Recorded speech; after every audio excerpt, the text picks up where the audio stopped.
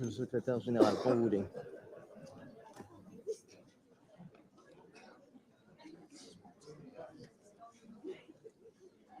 Merci de tous. Alors.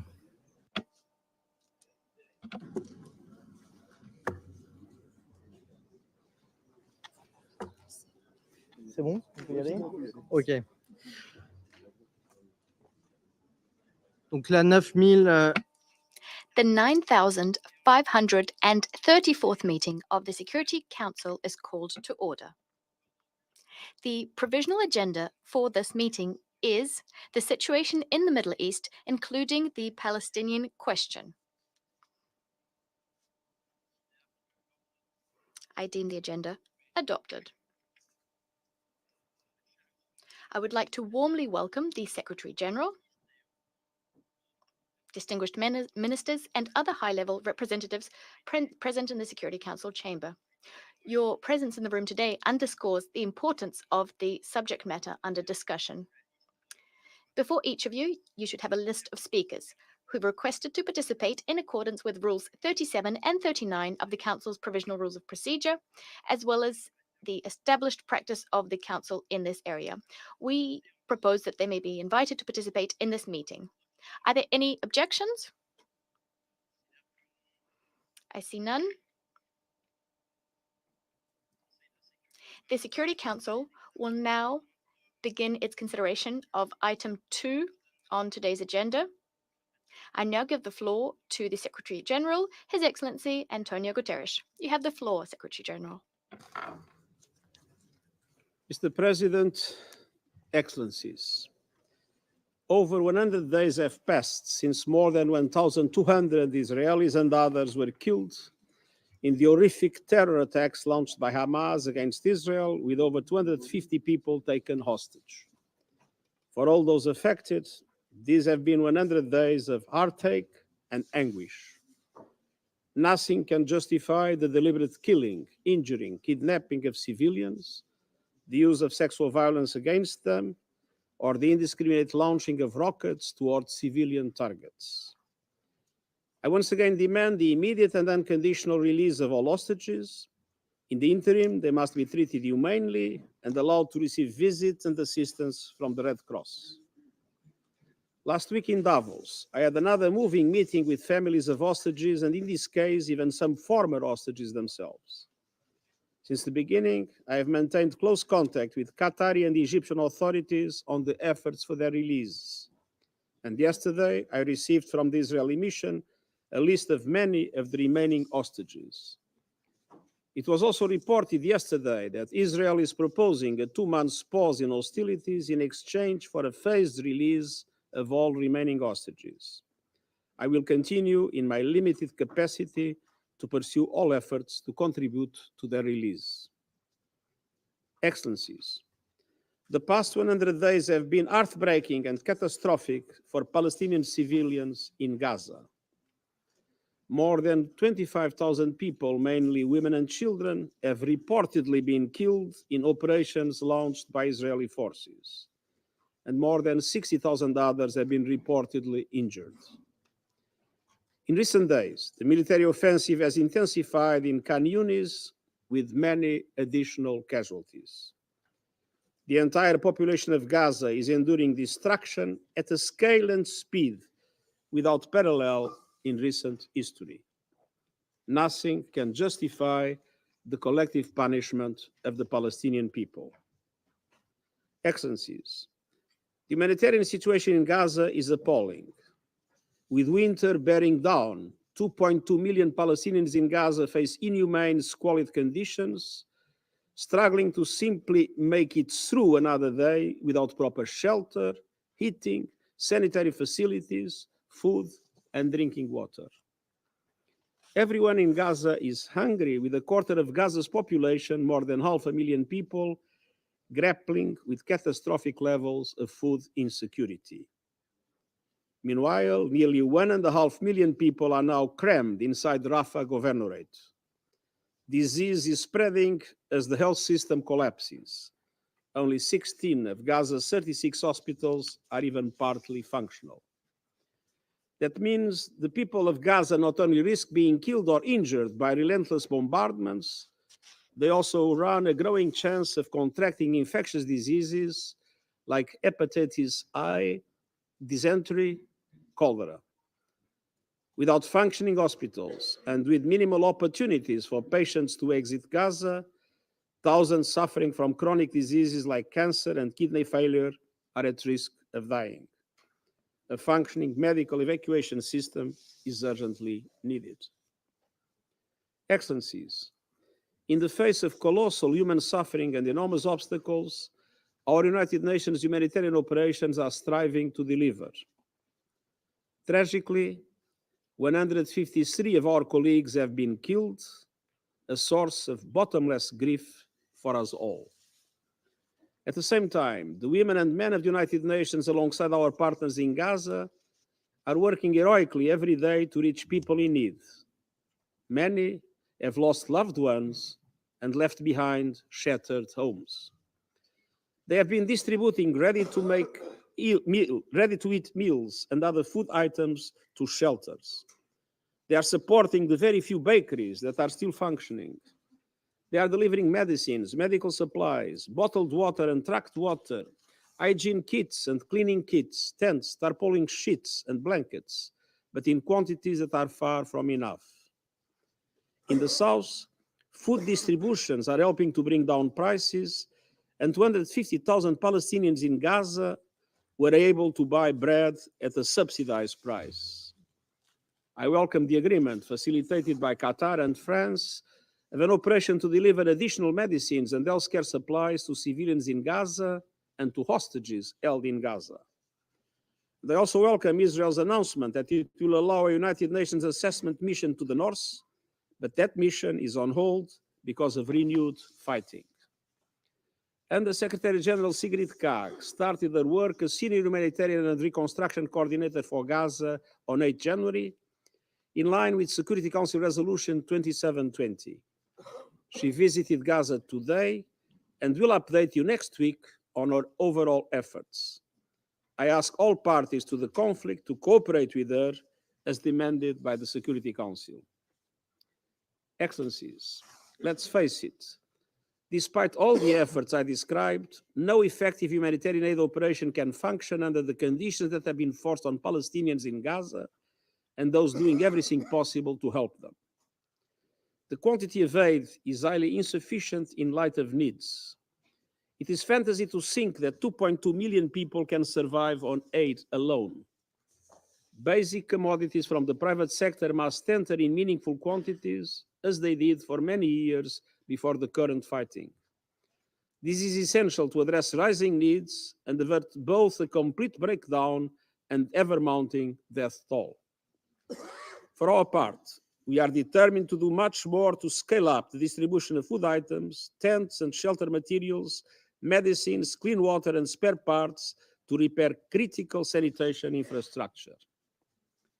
Excellencies, humanitarian delivery is not an exercise of counting trucks. It is about ensuring the right volume and quality of assistance reaches people in need in line with Security Council Resolution 2720. But to be able to do our work, a set of operational requirements must be met. We need safety. We are operating in a war zone. The current humanitarian notification mechanisms do not offer any real confidence for operations and planning humanitarian responses. A number of serious incidents have shown how these essential mechanisms need to be substantially improved. Safety also entails reliable and cleared roads inside Gaza and unimpeded crossings and checkpoints. We need to be equipped to do our job. This includes telecommunications equipment, so convoys can communicate with each other, armored vehicles and protective gear, given the ongoing hostilities and widespread contamination with explosives remnants of war, far greater logistical capacity, spare parts for infrastructure such as desalination plants and other critical humanitarian items. We are grateful to member states for their funding support. We are finally seeing a few signs of progress in the authorization of entry permits for certain goods and some measures to reduce screening and crossing times. But we still face a cumbersome process of verifications and multiple unjustified rejections of desperately needed items. We need more crossing points into Gaza to reduce congestion and avoid checkpoints. The provision of aid to Gaza via the Ashdod port in Israel must also resume. A first shipment of flour reached Gaza from Ashdod, but much more is required. We need access to the north. In the first 2 weeks of January, out of 29 planned humanitarian missions to deliver life-saving supplies north of Wadi Gaza, only 7 were accomplished fully or partially. The majority of missions were denied access by Israel. After over 100 days of operations in the north, insecurity and fighting has continued. And we need visas. Dozens of humanitarians have been waiting for months to receive their visas from the government of Israel. I call for rapid, safe, unhindered, expanded, and sustained humanitarian access throughout Gaza. And I repeat my call for an end to all violations of international humanitarian law. The use of human shields is unacceptable, as are the unprecedented levels of devastation and civilian killings. I'm also deeply troubled by reports of Israel's inhumane treatment of Palestinians detained during military operations. Excellencies, I renew my appeal for an immediate humanitarian ceasefire. This will ensure sufficient aid gets to where it is needed, facilitate the release of hostages, and help lower the tensions around the Middle East. War and misery in Gaza are fueling turmoil far beyond. We are seeing dangerous developments across the occupied West Bank, including East Jerusalem, where tensions are off the charts, with a dramatic increase in casualties. Dozens of Palestinians are being arrested daily. Over 6,000 Palestinians were detained since 7th October, with many subsequently released. And settler violence is also another major concern. The demolition and seizure of Palestinian-owned houses and other structures continues, and the Palestinian economy is in crisis. Israel's withholding of a significant portion of Palestinian tax revenues, the continued prohibition of nearly all Palestinian workers entering Israel since 7th October, and severe movement and access restrictions across the West Bank are all contributing to soaring unemployment and poverty. I hope that ongoing negotiations will allow for the full payment of employees of the Palestinian Authority. Excellencies, the risks of broader regional escalation are now becoming a reality. Turning to the north, daily exchanges of fire across the Blue Line, including strikes on civilian areas, have killed 6 Israelis and 25 Lebanese civilians and driven tens of thousands from their homes on both sides. The risk of miscalculation is dangerously high. I urge all parties to refrain from aggressive rhetoric and to immediately end activities that could further inflame tensions. My special coordinators and I continue our extensive outreach to all key stakeholders to reduce regional tensions, and I welcome the efforts of the United States and several European and Arab governments for a negotiated de-escalation. The situation in the Red Sea is also deeply worrying. Houthi attacks are disrupting global trade. These have been followed by airstrikes by the United States and the United Kingdom on Houthi positions in Yemen. De-escalation is essential, and all attacks on merchant and commercial vessels in the Red Sea must cease immediately. Meanwhile, there are almost daily attacks on facilities hosting US and international coalition forces in Iraq and Syria. In response, the United States has launched airstrikes targeting individuals and groups suspected of these actions. And in Syria, airstrikes that Iran and Syria have attributed to Israel have targeted officials of Hamas and the Islamic Revolutionary Guard Corps of Iran. I urge all parties to step back from the brink and to consider the horrendous human cost of a regional conflict. Beyond the need for immediate de-escalation, each situation demands the implementation of a clear political roadmap that would contribute to long-term regional stability. In Syria, that is the UN-facilitated political solution in line with Security Council Resolution 2254 that meets the needs of all Syrians. Along the Blue Line, we need full implementation of Security Council Resolution 1701. and Yemen, the establishment of a UN roadmap to implement the commitments made by the parties and prepare for a Yemeni-owned inclusive political process under UN auspices. Excellencies, a lasting end to the Israeli-Palestinian conflict can only come through a two-state solution.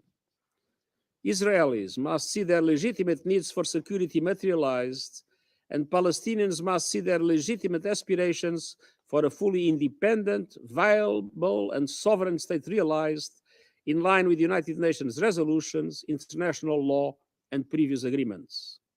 Israel's occupation must end.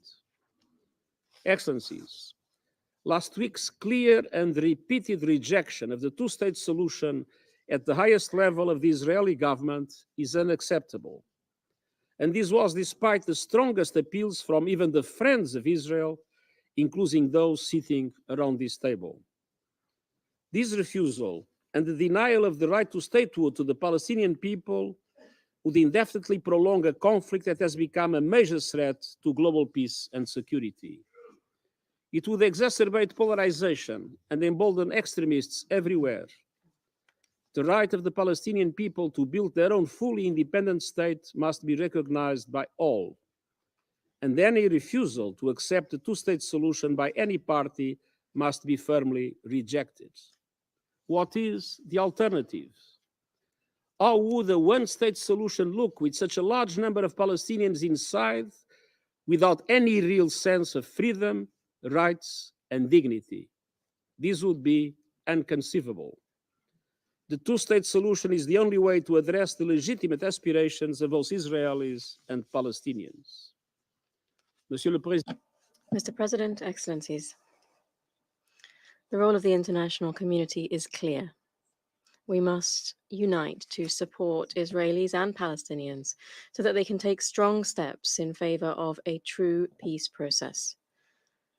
Over the last 2 decades, the two-state solution has been criticized, denigrated, and left for dead time and again. Nonetheless, it is and it remains the only way to achieve a lasting and equitable peace in Israel, in Palestine, and across the entire region. As we have tragically seen over the last 3 months, it's also the only way out of the endless cycle of fear, hatred, and violence. This terrible period for Israelis and Palestinians must encourage the parties to the conflict and the international community to act with courage and determination to achieve a just and lasting peace. Thank you. Je remercie. I thank the Secretary General for his briefing. I now give the floor to His Excellency Mr. Riyad al-Maliki, Minister of Foreign Affairs and Expatriates of the Observer State of Palestine. You have the floor, sir. Mr. President, allow me at the outset to thank France and you, Mr. Minister, for convening the Security Council at ministerial level as we meet once again in the shadows of the deadly Israeli aggression against the Palestinian people, which continues unabated, taking thousands of innocent civilian lives, destroying everything in its path, and threatening regional and international peace and security. Allow me also to thank the Secretary General for his briefing, but more importantly, for his relentless efforts in pursuit of an immediate humanitarian ceasefire, the protection of civilians, and the provision of desperately needed humanitarian assistance. Under his leadership, the United Nations agencies on the ground have persisted in their valiant efforts to perform their sacred mission in the most impossible of circumstances. These circumstances are impossible by design. They are not the result of a natural disaster or a regrettable consequence of the war, but rather a premeditated effort to inflict maximum pain on the Palestinian population by combining 3 factors. 1, the most savage and indiscriminate bombing campaign in the post-World War II era. 2, massive destruction and cruel siege, depriving the population of the essentials for its survival, leading to the spread of famine, dehydration, disease, destitution, and despair. 3, forcible displacement at a scale and speed not witnessed in modern history, with virtually the entire Palestinian population in the Gaza Strip, 70% of whom are refugees from the 1948 Nakba, displaced often multiple times in desperate search of safety anywhere, yet faced with death and devastation everywhere. No home, hospital, school, mosque, church, or UNRWA shelter is safe from Israel's bombardment. 2,000-ton bombs dropped with no care whatsoever for civilian lives, more than 25,000 of whom have been killed, including over 11,000 children, more than 63,000 injured, thousands permanently maimed and disabled, and more than 7,000 buried under the rubble. Dozens more will be killed in the hours that this council meets, and thousands more as the council continues being prevented from calling for an immediate ceasefire. This is an assault. This is an assault of atrocities that shock and shame the human conscience. In making this determination, the faith of the perpetrators is irrelevant. The faith of the victims is irrelevant. What matters only are the countless innocent lives destroyed and the valiant shattering of the laws enacted post-World War II to preserve humanity.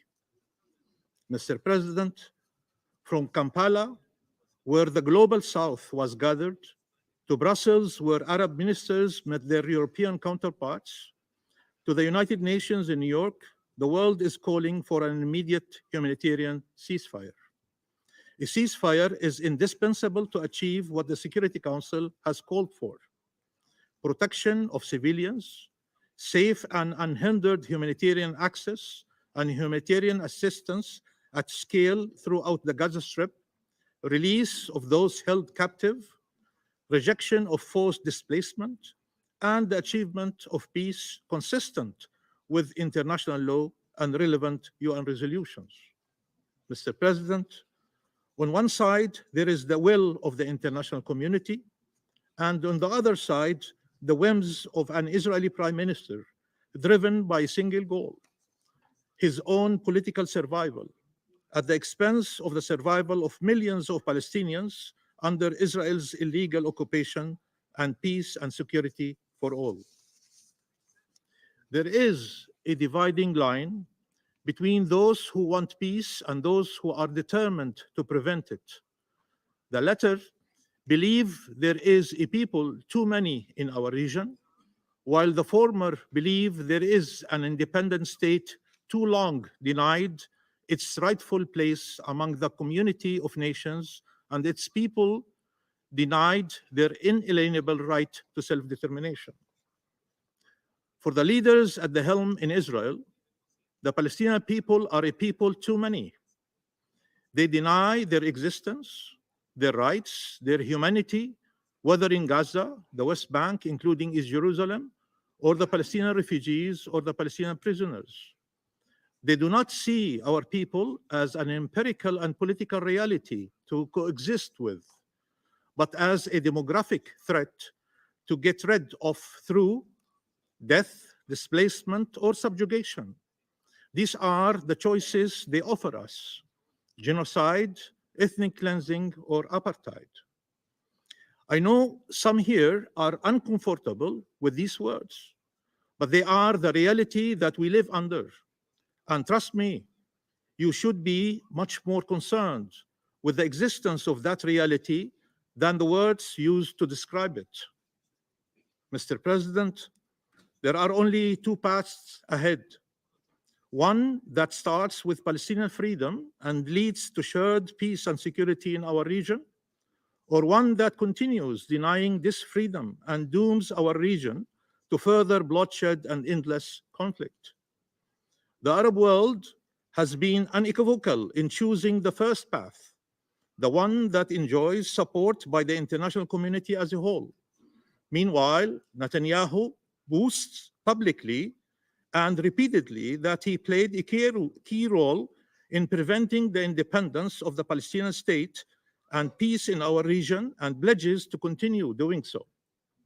Israel should no longer entertain the illusion that there is somehow a third path whereby it can choose continued occupation and colonialism and apartheid and somehow still achieve regional peace and security.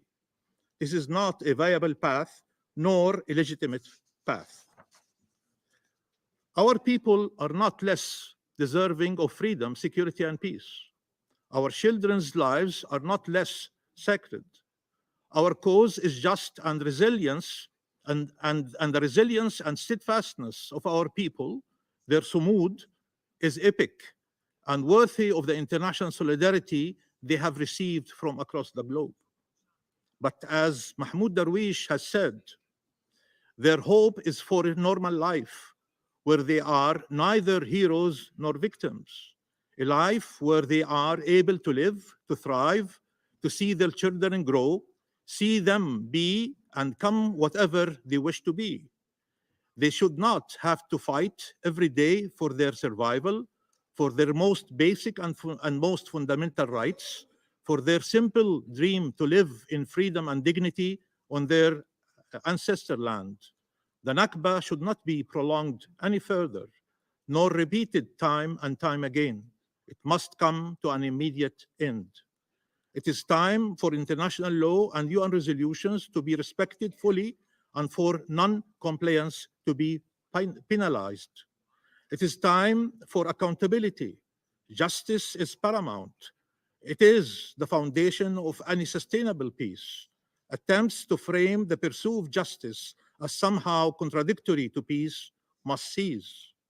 It is time to convene an international peace conference with a clear objective: upholding international law and implementing UN resolutions through resolute action by all states, organizations, and the UN.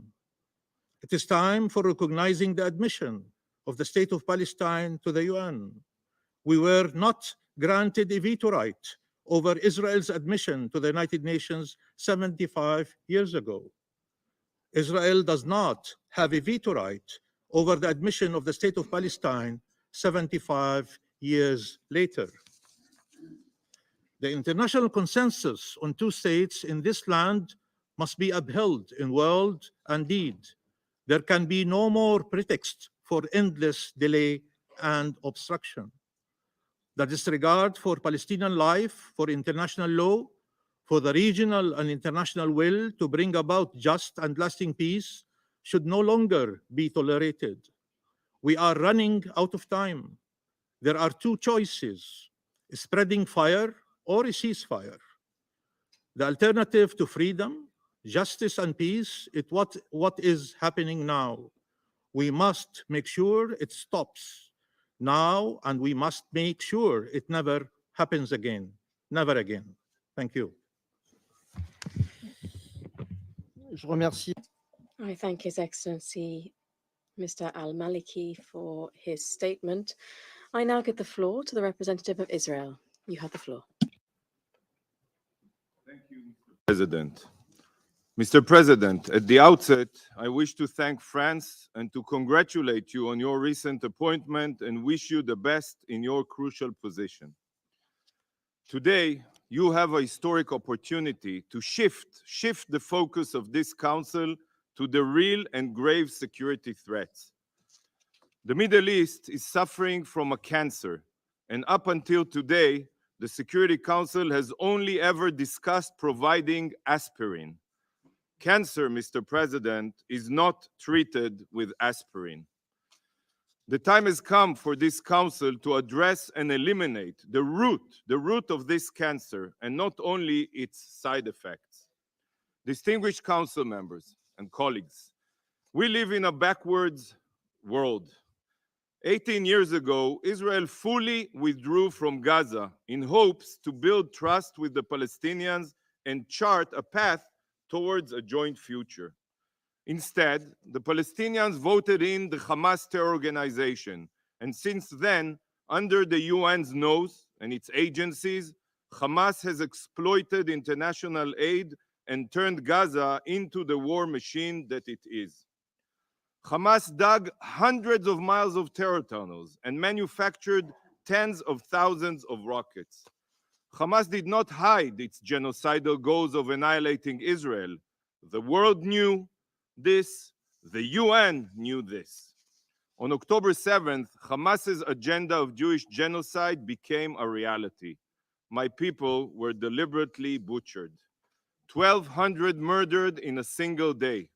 240 children, men, women, and the elderly taken hostage.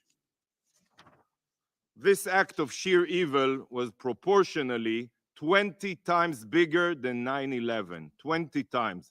And Hamas leadership have publicly sworn to commit such massacre again and again and again until Israel is destroyed. Yet shockingly, many here on the Security Council are advocating for a permanent ceasefire while giving no thought to the implications. What do you think will happen if there is a ceasefire? I will tell you what will happen. Hamas will remain in power, they will regroup and rearm, and soon Israelis will face another attempted Holocaust. Is this the outcome you seek for all of us? That once again Israel will be forced to carry out another defensive operation in Gaza? Do you truly expect us to leave our hostages in Hamas terror tunnels? As long as Hamas remains in power, a very dark future is inevitable for all of us. How can you call for a ceasefire and mention a solution to the conflict at the same time? This is a complete oxymoron. You cannot have both. It's impossible. Hamas seeks to annihilate Israel, and if you support a position that will leave Hamas in power, you cannot pretend to wish for a solution to the conflict. The past 18 years have proven this. But dear friends, there is a formula that can end the bloodshed. And if the Council stands united behind it, then it will materialize. Should Hamas turn in those responsible for October 7th, and should Hamas release all the hostages, this war would be over immediately. This is not a war that Israel chose, but we will defend our future just as each of you would defend the future of your country. Colleagues, today's meeting demonstrates the pinnacle of the UN's absurdity. Hamas and the Palestinian Islamic Jihad are vile terrorists, but these forces of terror are a mere symptom of the true security threat in the region and beyond. There is a regime responsible for sponsoring 90% of Hamas's terror budget, as well as arming them and training them. This is the same regime that supplies Hezbollah with precision missiles and provides the Houthis with ballistic missiles. And all this is carried out in order to wreak havoc and instability in the Middle East. And soon, these acts of terror will be carried out under a nuclear umbrella. Yet, the Council basically ignores this enormous threat, the threat that is the Ayatollah regime of Iran. How absurd is it that the foreign minister of the #1 state sponsor of terrorism that aspires to destabilize the Middle East is here today to address the Council? Can you imagine Hitler's foreign minister participating in a serious discussion on how to defend the Jews during the Holocaust? This is an upside-down world. The representative of a regime that publicly calls for the annihilation of the State of Israel publicly is advising on how to solve the Israeli-Palestinian conflict, a truly upside-down world. Colleagues, we hear calls to avoid a spillover of the conflict. I want to clarify. This spillover is not happening magically. It was planned and instructed. The person directly responsible for the terror attacks throughout the region for this spillover since October 7th will be sitting here soon. Minister Abdelhayan represents the regime that arms and instructs Hezbollah to target our civilians. He represents the regime that transfers weapons and intelligence to the Houthis. Without Iran, the Houthis would not have advanced cruise missiles or UAVs to target merchant vessels in the Red Sea. Look at this picture. These are Iranian weapons that were seized by the US Navy on their way to the Houthis. This is clear proof of who is masterminding this so-called spillover. Mr. Secretary General, has Iran's foreign minister come here to be held accountable? We all know the answer. Iran always stands in the shadows and pulls the strings. They always claim deniability, but the evidence is right here, just like in many other cases. Will the Council finally address the real threat to regional security? Mr. President, every country in the region has been affected by Iran's tentacles of terror. Saudi Arabia has been attacked with Iranian-supplied UAVs and ballistic missiles. The United Arab Emirates suffered several drone and missile attacks on its soil, including a strike on the Abu Dhabi airport. And recent Iranian strikes in Iraq, Syria, and Pakistan are further proof that Iran will stop at nothing to expand its Shiite hegemony. In Lebanon, just as in Yemen, Iraq, and Syria, Iran is the architect of instability. Even the people of Iran themselves suffer daily, and you know it. The Iranian regime murders women, murders innocent protesters, and just yesterday, another innocent Iranian, Muhammad Kubadlu, was executed. And while innocent Iranians swing from the gallows, Minister Abdelhayan will sit here and lecture us on the sanctity of human life. Iran is even responsible for arming and training the Polisario Front to carry out terror attacks in Morocco. And its hegemonic ambitions can be felt in Sudan, Mali, and Niger as well. But Iran's terror doesn't end only in the Middle East or Africa. Albania was hit with an Iranian cyber attack. And as we all know, Iranian drones are being used by Russia to kill civilians in Ukraine. Iran's terror will reach all of you. We all know this, even Russia, who collaborates with Iran. If the Council continues to focus only on providing aid to Gaza, which is truly important, it is important to provide aid to Gaza, but ignores the root of the dire threat to the Middle East and the world, the Iranian threat, then, Mr. President, our collective future will be a very dark, radical Shiite future. Thank you, Mr. President. Je remercie I thank the representative of Israel for their statement. I shall now make a statement in my capacity as the Minister for Europe and Foreign Affairs of France. Mr. Secretary General, ministers, ambassadors, ladies and gentlemen, all protocol observed. I took the initiative to organize this ministerial level Security Council debate under our presidency.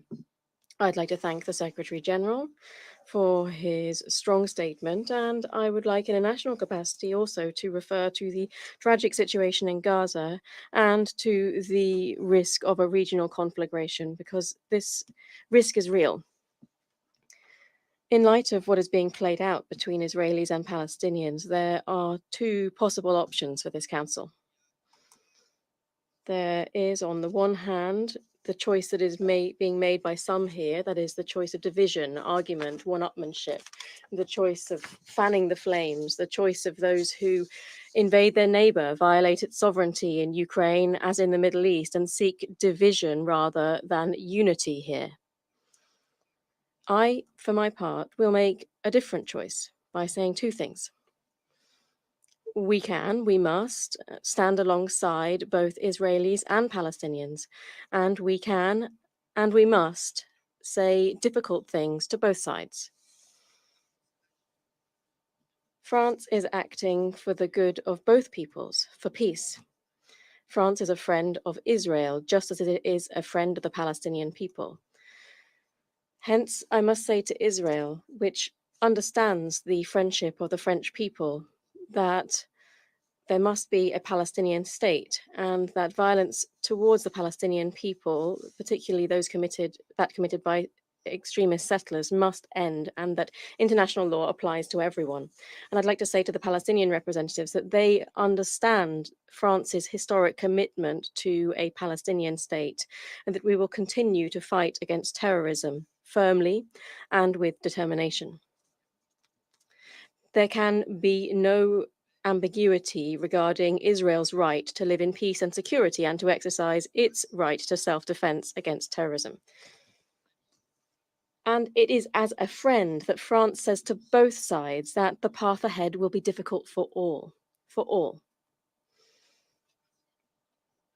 3 principles will guide France's action within this council in the coming days and weeks, and I will spell them out here. Firstly, the principle of humanity. All of the hostages must be immediately, unconditionally released. This is an urgent need. We've constantly called for it, and this council has also very clearly called for it. And through this principle of humanity, we must unequivocally condemn and without further delay the terrorist attacks of the 7th of October. These were massive, barbarous, heinous attacks. They were attacks committed by terrorists. Our council must also open its eyes to the sexual violence that these terrorists used as weapons of war. In the name of this principle of humanity, I say again, we must act in favor of the civilian population in Gaza, and we must establish a ceasefire. The suffering that they have experienced is appalling, and France is one of those within this council that is acting. The President of the Republic, Emmanuel Macron, took the initiative to hold an international humanitarian conference. 1 billion euros in humanitarian aid for civilians in Gaza was announced there. And once again, I'd like to appeal today to all international partners to remain mobilized. France is now one of the main supporters of civilians in Gaza, in particular because we have massively stepped up the French contribution to UNRWA. Of the 100 million in humanitarian aid that France announced for Gaza in November, more than half of it will be channeled through UNRWA. In 2024, we will further support Palestinians by mobilizing an additional 100 million euros. We're also taking tangible steps in the region. 1,000 tons of cargo have moved through Egypt. 1,000 medical interventions have been delivered in full cooperation with Egypt on the naval vessel Dixmude. We've also parachuted humanitarian cargo into Gaza with the assistance of Jordan. The Council, in its 2 humanitarian resolutions, set out some requirements, and they must be respected. We hear the suffering of the women, men, and the children of Gaza. We hear the powerlessness of humanitarian workers, civilians, civilian infrastructure, hospitals, and schools must be protected. Humanitarian workers, both of the United Nations, the ICRC, and other organizations on the ground must also be able to be protected. I'd like to pay tribute to their courage, their commitment, and their devotion. I'd like to say to them that France will continue to support them tirelessly, and we will not give up. I'd also like to say that they must be able to use all necessary crossing points and deliver vital supplies and up to the north of the Gaza Strip, beyond Wadi Gaza. We must immediately work on a lasting ceasefire, which alone will bring an end to this suffering. Ladies and gentlemen, the second principle that will guide France's action is justice. This war and this atrocious suffering obliges us and obliges this council to act. It is our duty to do our utmost to seek a political solution to the Israeli-Palestinian conflict. To do this, we must relaunch the peace process, and we must do so in a decisive and credible manner. We understand the parameters of the solution, that is, two states living side by side in peace and security within safe, recognized borders along the lines, 1967 lines, with each having Jerusalem as its capital. This is the framework set out in international law. It's also France's constant position. And it's also why it isn't for Israel nor for anyone else to decide for Palestinians how they will be governed tomorrow, nor the scope of their sovereignty. And in this two-state solution, we must also, starting now, think about the future of Gaza.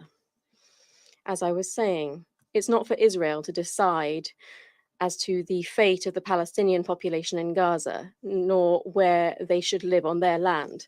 It falls to the Palestinian Authority that we support to be able to fully exercise its full authority.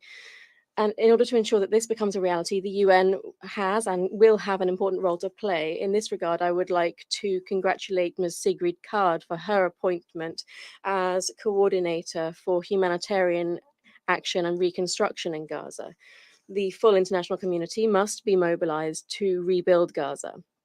The situation in the West Bank requires our full attention. The violence perpetrated by settlers against the Palestinian civilian population is unacceptable. Once again, we condemn this violence. It must immediately end. With its partners, France will, at the right time, take necessary initiatives so that this council is seized of all of these political issues. Finally, the third principle of our action will be the principle of responsibility in the light of risks of further escalation. We must do our utmost to avoid a regional conflagration and further expansion of the conflict. Some might be tempted to use groups subordinate to them to add to the chaos and to further undermine the stability of the region. We have a warning for them. We are particularly concerned by the heightening tensions around the blue line. We call on the parties to exercise strict restraint and to do their utmost to bring a definitive end to the escalation. UNIFIL must be allowed to exercise its mandate in good conditions. We're also concerned by the attacks committed by the Houthis in the Red Sea. These are extremely serious violations of international law and trade. France will continue to shoulder its responsibilities, and in the same vein, we condemn violations of Iraq's sovereignty. Ladies and gentlemen, France will continue to work and to take initiative to ensure that our council discusses all of the facets of this crisis so that it can finally condemn the barbarous attacks of the 7th of October, so that international humanitarian law is respected and responds to the needs of the Gazan civilian population. And to finally advance in the two-state solution, you can count on our commitment. Thank you. Je reprends donc mes... I resume my function as President of the Council. I now give the floor to His Excellency Mr. Ahmed Attaf, Minister of Foreign Affairs and National Community Abroad of Algeria. You have the floor. Bismillah ar-Rahman ar-Rahim. In the name of God, the merciful, the compassionate. Thank you, President.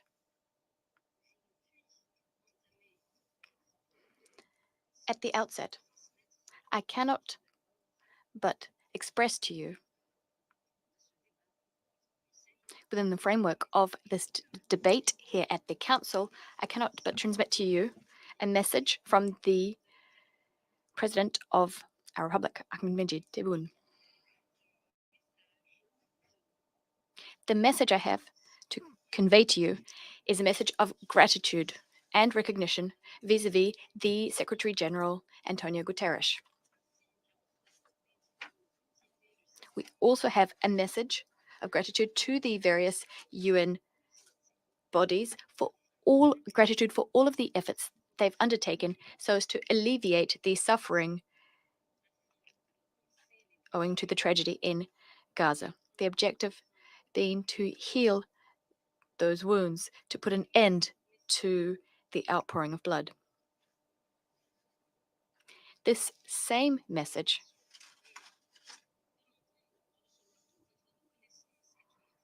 is also comprised of our recognition and our support as you continue efforts, despite attempts to dent your credibility and your standing.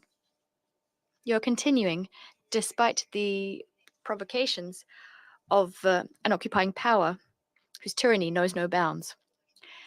Mr. Secretary General, you have our utmost respect and encouragement.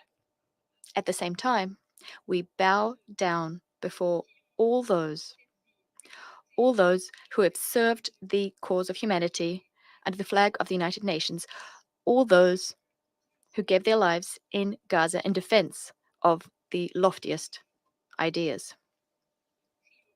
In a similar vein, we pray for martyrs to rest in peace. They fell for a particular cause. They fell for their motherland, and their cause is our cause.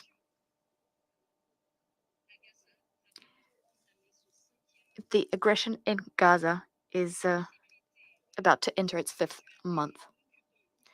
The possibility to dissuade the occupying power, Israel, to dissuade it from continuing this aggression seems very far off. This is why all of humanity must, meeting here in this chamber, must confront 3 key challenges. The first challenge is ensuring respect for resolutions, for laws, and other legislation.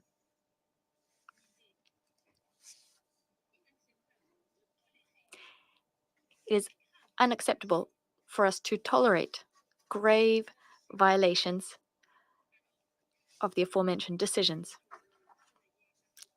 especially given that United Nations members have worked to ensure peaceful and civilized coexistence between the members. The second challenge is the following. We need to ensure that no member believes that they deserve better treatment than others. None should receive special treatment. Exemptions, exceptions, selective privileges, and unjustified and unacceptable immunities. That is the second challenge. The third challenge is the need to compel Israel,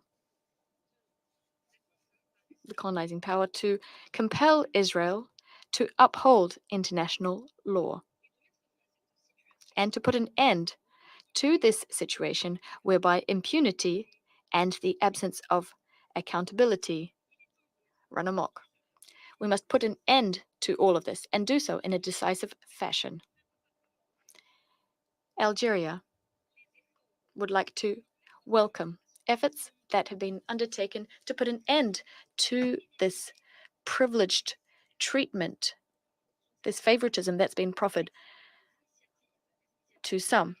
We welcome the excellent, the valiant initiatives that have been put forward. The objective being to put an end to this situation, to compel the occupying power, Israel, to shoulder its responsibilities. I am referring to the initiative of the President, His Excellency Abdelmajid Tebboune, to bring together lawyers as well as various organizations, international judicial bodies, so as to bring to justice the occupying power, Israel, and to do this in international bodies. I'd also like to refer to South Africa's initiative in particular. South Africa has petitioned the International Court of Justice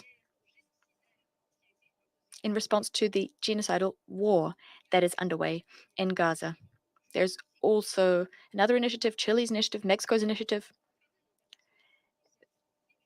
They have filed a complaint with the ICC, the International Criminal Court, given the very serious crimes being committed by Israel in Gaza. All of these initiatives deserve recognition and support because they represent a step in the right direction. we call on these various bodies, these international judicial bodies, to uphold their responsibilities and to implement their mandate. We insist that everyone, in particular all Security Council members, must shoulder their political and security responsibilities. Indeed, the Security Council is the primary body tasked with upholding international peace and security. Given the responsibilities and duties that are invoked, given the situation in Gaza, there can be no doubt that what is of utmost priority is ensuring an immediate ceasefire.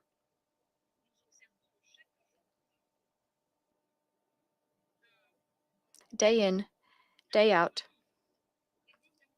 we see attempts to find justifications for what is happening.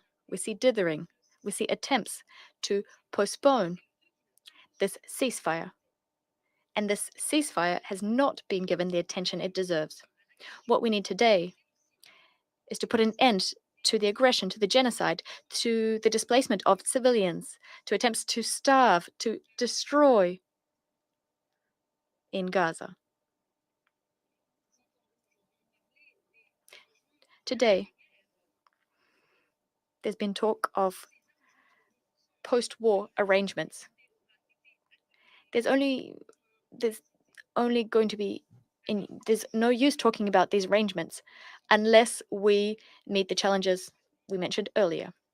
Diplomatic efforts are being made to put an end to the Arab-Israeli conflict in an effective fashion. There can be no doubt about it. What is happening in Gaza today compels us to act, and to do so swiftly, so as to address the root causes of the conflict and to collectively achieve a two-state solution within the collective framework of the international community to ensure just, lasting, and comprehensive peace. We've heard Israel reject this solution, and it is therefore incumbent upon the Security Council and UN agencies, the UN, to respond and to do so firmly. Israel's position is a sign of flagrant disrespect for international law. This is why today we call for Palestine to accede to the United Nations as a fully fledged member.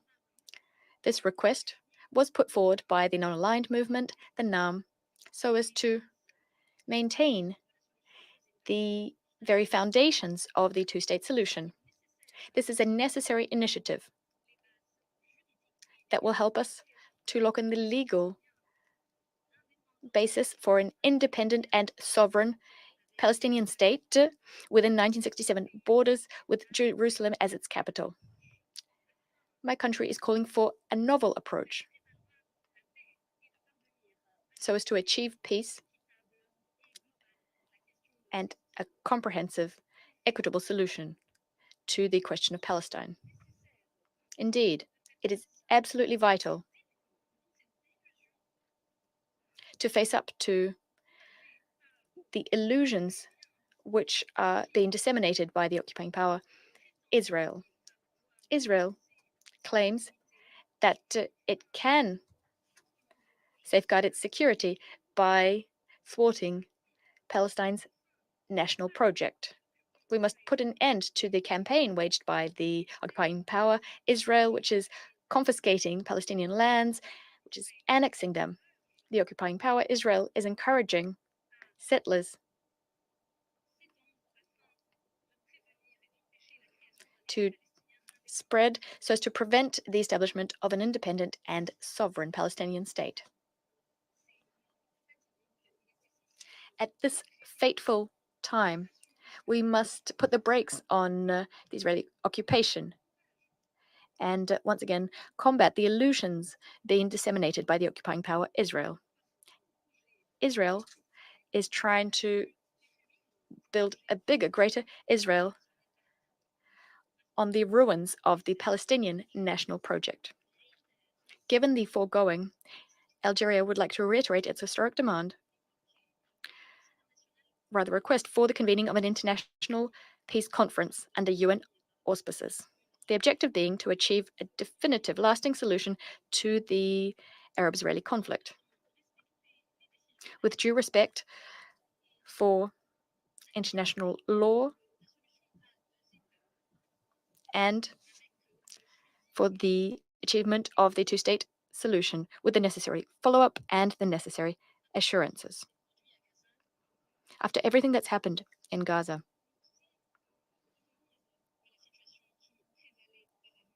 we can't go back to the situation that prevailed before. After everything that's happened in Gaza, we cannot simply manage the ramifications of this war without any regard for the root causes for this war. In particular, it's unacceptable for peace and security in the Middle East for this objective to be held hostage by the occupation, the Israeli occupation. Israel is doing whatever it wants. This objective, peace and security, is being used by Israel to exert pressure. It's being used by Israel to get the results it wants. This means that there are lessons to be learned in Gaza, and this is what should prompt us to act. Thank you, President. Thank you very much, Your Excellency. Thank you for your statement. I now give the floor to Her Excellency Ms. Tanja Fajon, Deputy Prime Minister and Minister of Foreign and European Affairs of Slovenia. You have the floor. I would like to start by thanking the Secretary General for his briefing and to you, Mr. Minister, for organizing this high-level debate. My message today is clear and it is only one. We need an immediate ceasefire in Gaza and in the region. So let me try to explain our reasoning behind the call for a ceasefire. Only a ceasefire respected by all parties to the conflict will bring about the protection of civilians. Over 100 days of the conflict have led to too many civilian casualties on all sides. 1 in every 100 Palestinians in Gaza has been killed. And enough is enough. The vast majority of those killed in Gaza are women and children. They are starving in overcrowded and unsafe shelters with a collapsed health system. Only a ceasefire will enable the delivery of humanitarian assistance at the scale required. The humanitarian community has an impossible mission while facing a multitude of challenges. If we want humanity to prevail, we must lay the foundations for a meaningful humanitarian action, and it's our collective responsibility. Only a ceasefire will provide for creating the conditions for the safe return of displaced people. Let me be clear that we reject and condemn statements by Israeli officials proposing the mass displacement of Palestinians from Gaza. However, we are also deeply concerned about the conditions internally displaced Palestinians in Gaza are living in. People are forced to flee and flee again, being pushed to safe zones which are later bombed. We need conditions for safe returns on all sides in Gaza, the West Bank, Israel, and Lebanon. Only a ceasefire and a renewed vision of a two-state solution will prevent the proliferation of extremism and extremist ideologies. Slovenia condemns all forms of terror, and Slovenia condemns the terrorist attacks of Hamas on 7 October, their continuing attacks on Israel, and we repeat our call for the immediate and unconditional release of all hostages and for granting the ICRC access to them. A ceasefire has to bring them home. And only a ceasefire will bring about the conditions for peace. The current hostilities and decades-long tensions are providing neither peace nor security for anyone in the region. There is no military solution to the conflict, and the only way to peace is a two-state solution. I therefore repeat my call to start preparing an international peace conference to address all the puzzle pieces of a two-state solution in a comprehensive manner. We have to be serious about that. We, as the Security Council, need to push forward discussions about the day after. Gaza and West Bank belongs to Palestinians. A ceasefire will also enable accountability. We cannot turn a blind eye to all the violations which have taken place in recent months. From the terrorist attack on 7th of October and accounts of sexual violence by Hamas to all violations of international law, including international humanitarian law and human rights law.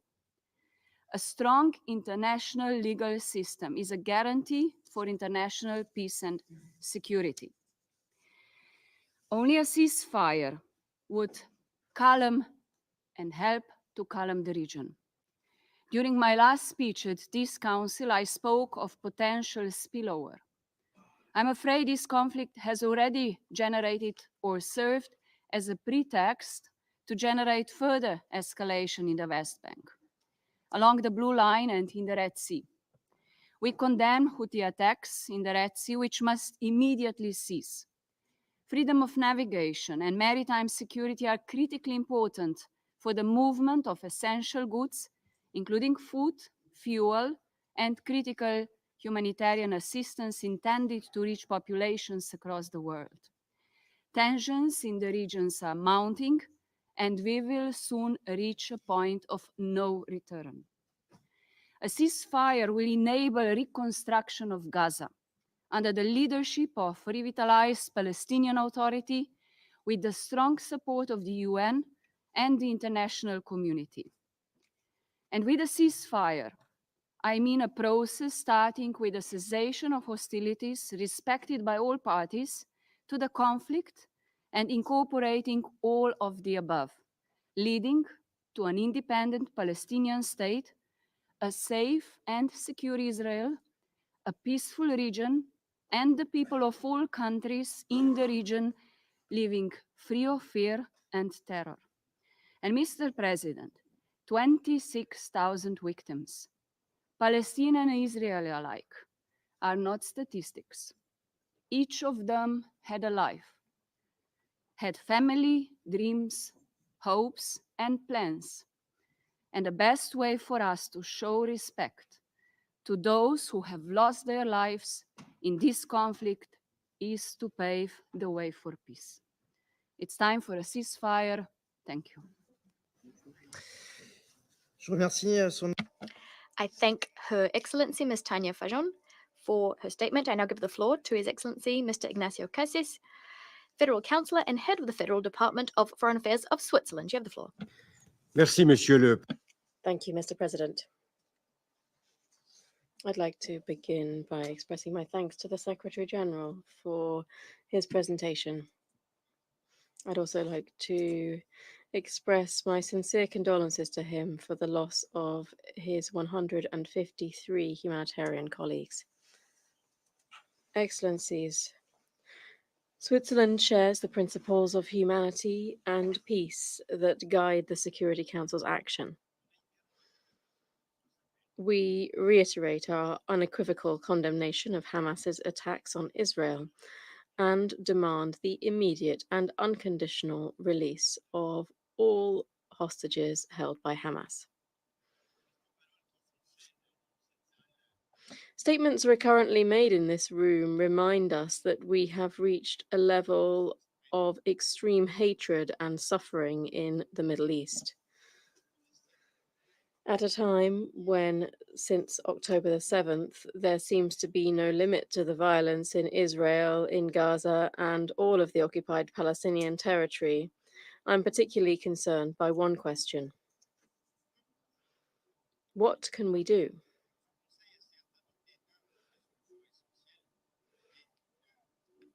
This council has, of course, adopted 2 essential resolutions, yet we have not managed to implement them.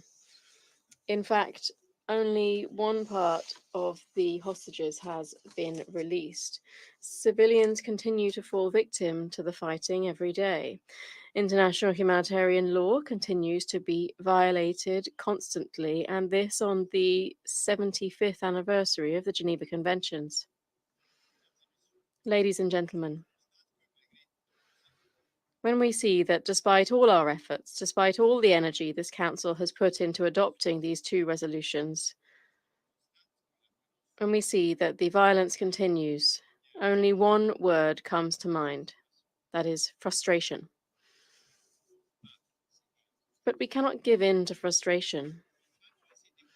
We cannot let ourselves be discouraged. In the face of such a degree of inhumanity, we have no right to do so. If we are to work together to find a solution and to be able to shoulder our responsibilities, we need to take a step back and confront without taboo the obstacles that are preventing this council from fulfilling its mandate. I'd like to emphasize 3 key points that must be taken into account on the road leading to a lasting peace in the Middle East. First, the world has changed. The Middle East is no longer what it was at the time of the Camp David or Oslo agreements. States in the region have notably evolved. They are expressing legitimate aspirations. These states today want to play a key role. No lasting peace in the Middle East will be possible, therefore, without a regional political consensus. Second, Israel has developed a new regional diplomatic dynamic.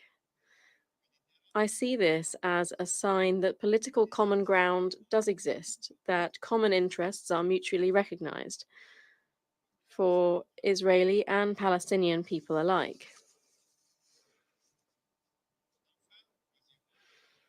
Finally, the foundation of a lasting peace remains the creation of a 2-state solution.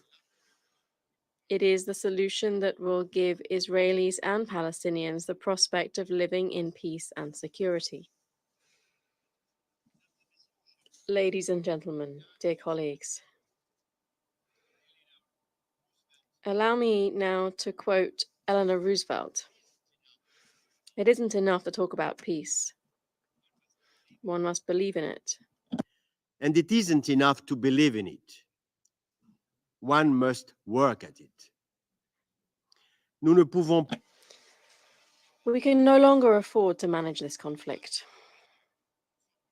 The current impasse in Gaza is proof of this. We've reached a tipping point.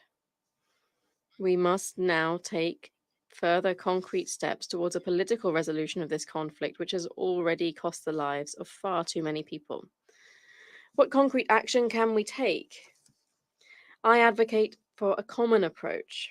We must all work towards it. That is, the parties to the conflict, the states in the region. I'd underscore that, and the members of this council. Together, we must imagine the future on the basis of a comprehensive approach that includes all the key drivers of the conflict. By this, I mean the release of the remaining hostages, a humanitarian ceasefire, unimpeded access for humanitarian aid, unimpeded respect for international humanitarian law. All this against the backdrop of a political solution. I'm well aware that these elements are part of the concerns of this council, but we need to work on them as part of a new peace geography. Mr. President, your country, France, is the cradle of the Lumière. I'm sure that you'll understand my approach, which sees critical thinking and questioning as important drivers motivating us to move forward beyond the obstacles to reach the light, which is peace. I'm convinced that all of us here at the United Nations have the capacity to come together, to change our perspectives. Some might think this is utopian, but I prefer utopia to dystopia. Together with you, with the Israelis, the Palestinians, and the states of the region, Switzerland is ready to play its part in this difficult but vital process towards peace. We stand ready to bring together the key actors in this conflict and to support every effort paving the way to peace, which includes, for instance, the peace plan announced yesterday by the European Union. Thank you. Je remercie I thank His Excellency Mr. Kassi for his statement. I now give the floor to His Excellency Mr. Sergei Lavrov, Minister for Foreign Affairs of the Russian Federation. Mr. Lavrov, over to you. Благодарю вас, господин. Thank you, Mr. President. Your Excellency, Secretary General, ladies and gentlemen, today we're holding a meeting about the situation in the Middle East, specifically on the Palestinian question. Our meeting, our discussion, is taking place at a truly dramatic time, not just from the viewpoint of geopolitics, but from the viewpoint of the morality of humanity, which compels us to take urgent measures to ensure a ceasefire and to end the suffering of people in Palestine. What's equally needed is steps towards avoiding a further destabilization of the situation in other parts of the Middle East. To date, the Council has not managed to mount an appropriate response to this truly fateful challenge, and we know the reason. It's the position of the US. The US has blocked all efforts and initiatives geared towards ending the bloodshed on occupied territory. What's shocking is just how wily American diplomacy is. It oscillates between vetoing resolutions about the ceasefire and calling, at the same time, calling for a reduction in the intensity of hostilities in Gaza. Without a doubt, this serves as carte blanche for the ongoing collective punishment of Palestinians. The day before this meeting, we made yet another attempt to achieve a response that stands in solidarity, a response on the part of the Council. We suggested adopting a presidential statement demanding an immediate humanitarian ceasefire, and yet the US and their allies blocked this document as well, thereby confirming that saving the lives of Palestinian civilians is not among their priorities. The humanitarian consequences of this policy are truly horrific. Almost 30,000 civilians have perished, including a large number of women and children. Northern Gaza has been practically entirely destroyed. It's practically uninhabitable. 80% of people in the Gaza Strip are IDPs. It's a true humanitarian tragedy, and there's no end in sight. There are shortages of all basic essentials on an abhorrent scale. I'd also like to draw your attention to a Jerusalem Post article dated 5th January 2024. It was penned by a professor from Ben-Gurion University, Ms. Meksan.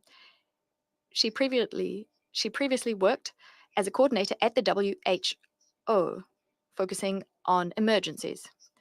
The article draws on assessments from environmental experts, including Israeli experts. And according to these assessments, there are doubts that Gaza will be inhabitable one day after the conflict ends as a result of the bombardments, the soil, the subsoil, coastal waters, the air. All of them have been polluted on an unprecedented scale by the bombardments, by the chemicals that have been released, by the biomass, which is now rotting, as awful as that sounds, as well as other waste and sewage. There are no more natural, non-artificial water sources. Practically all of the sanitation infrastructure is gone. Roughly 20% of agricultural lands in Gaza will never be restored.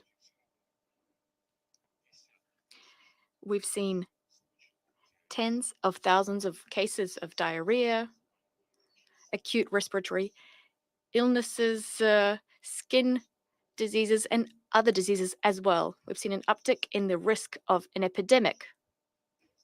No humanitarian access. The lack of humanitarian access has been recognized by the WHO as the main obstacle to the delivery of humanitarian assistance.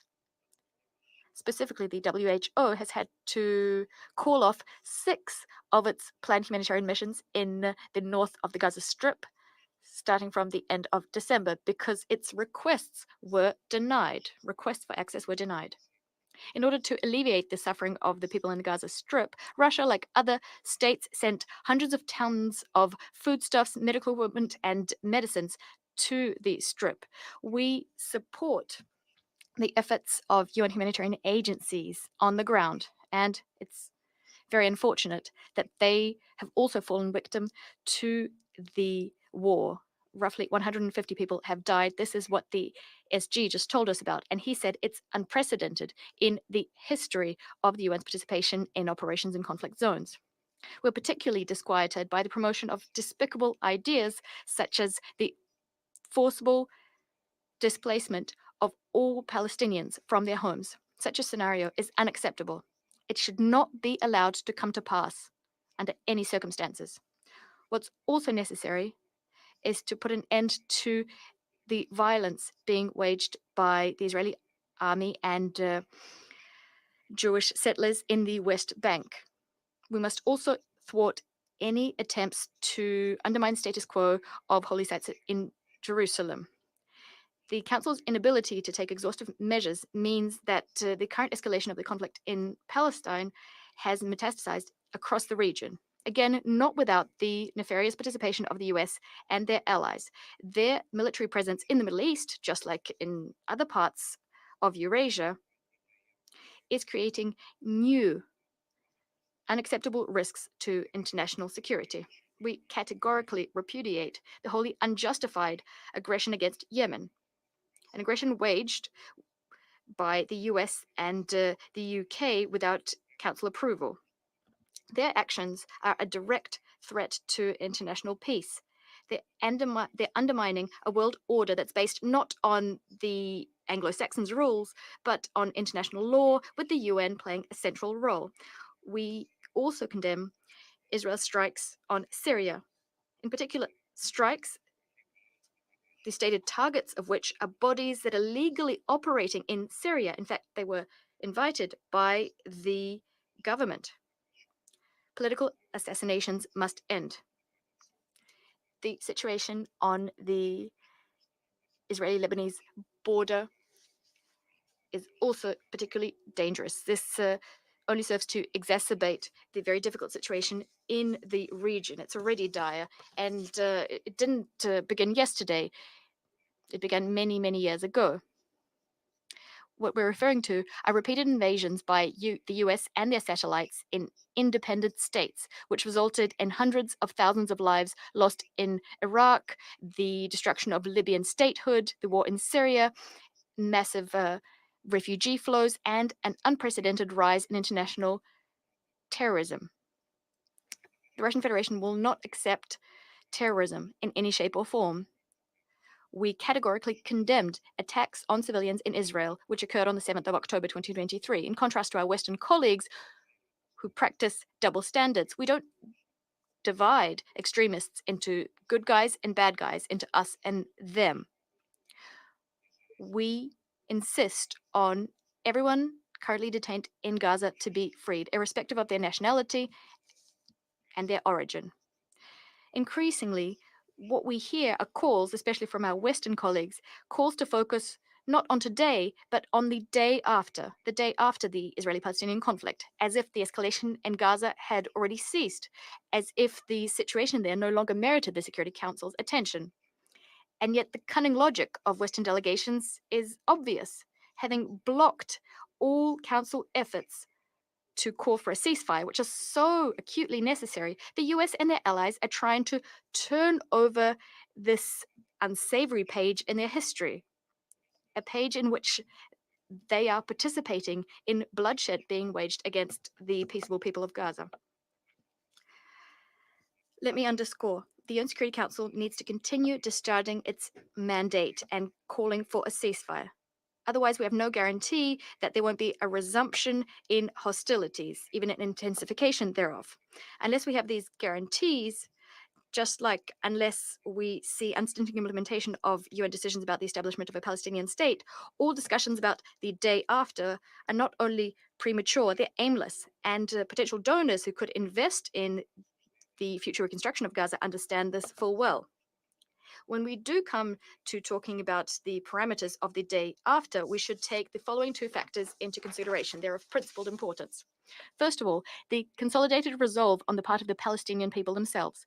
Palestinians have not had the opportunity to establish a state for decades, and they now deserve for this issue to be resolved.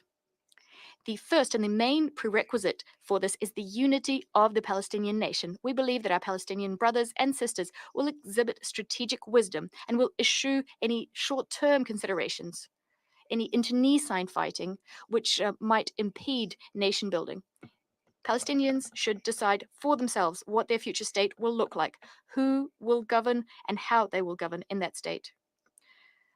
I think that's what our Western colleagues call democracy.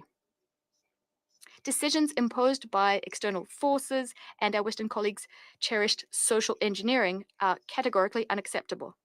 And yet, what's just as important is the unity of all external players. They should be guided not by their political interests in the region.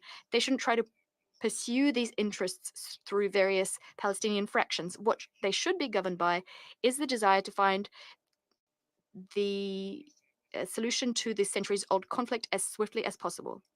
The Russian Federation has made a contribution to achieving this objective. They could become part and parcel of a new effective mediation mechanism, which could enjoy the trust of Palestinians and Israelis alike, and we'll continue working on that. Another key factor is the unshakable nature of the two-state formula for settlement of the Israeli-Palestinian conflict. It's imperative that we implement it as soon as possible. We're concerned by the Israeli leadership calling this formula into question. We'd like to draw your attention also to nebulous statements on the part of the State Department about this topic. It seems that Washington is once again relying on its supposedly effective, but in practice defeatist, bilateral diplomacy, hoping to somehow fix favorable parameters of the Middle Eastern settlement in the run-up to the November elections, without any regard for the long-term consequences. We've seen this time and time again. Each time the US pursues its overconfident unilateral policy in the Middle East, their separate shuttle negotiations with regional players, together with the financial promises the US makes, all of this always ends in ever bloodier escalation. We're seeing this time as well. Washington buried the Middle Eastern Quartet, and since then it has been consistently blocking all international efforts to de-escalate the situation at the Council.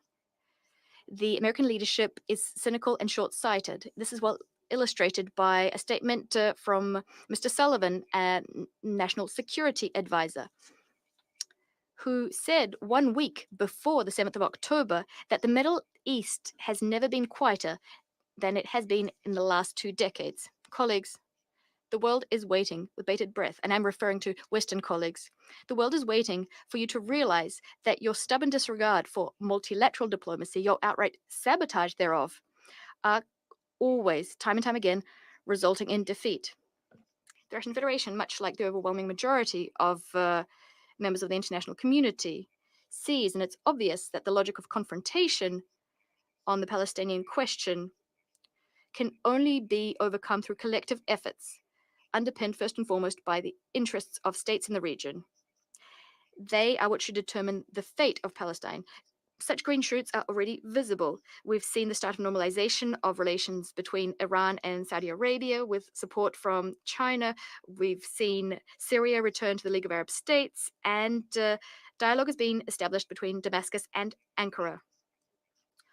Any international mediation efforts should be geared towards not interfering in these processes, not into turning the region into a forum for an international geopolitical battle. It should be geared towards creating the most conducive conditions for restoring trust between countries in the region.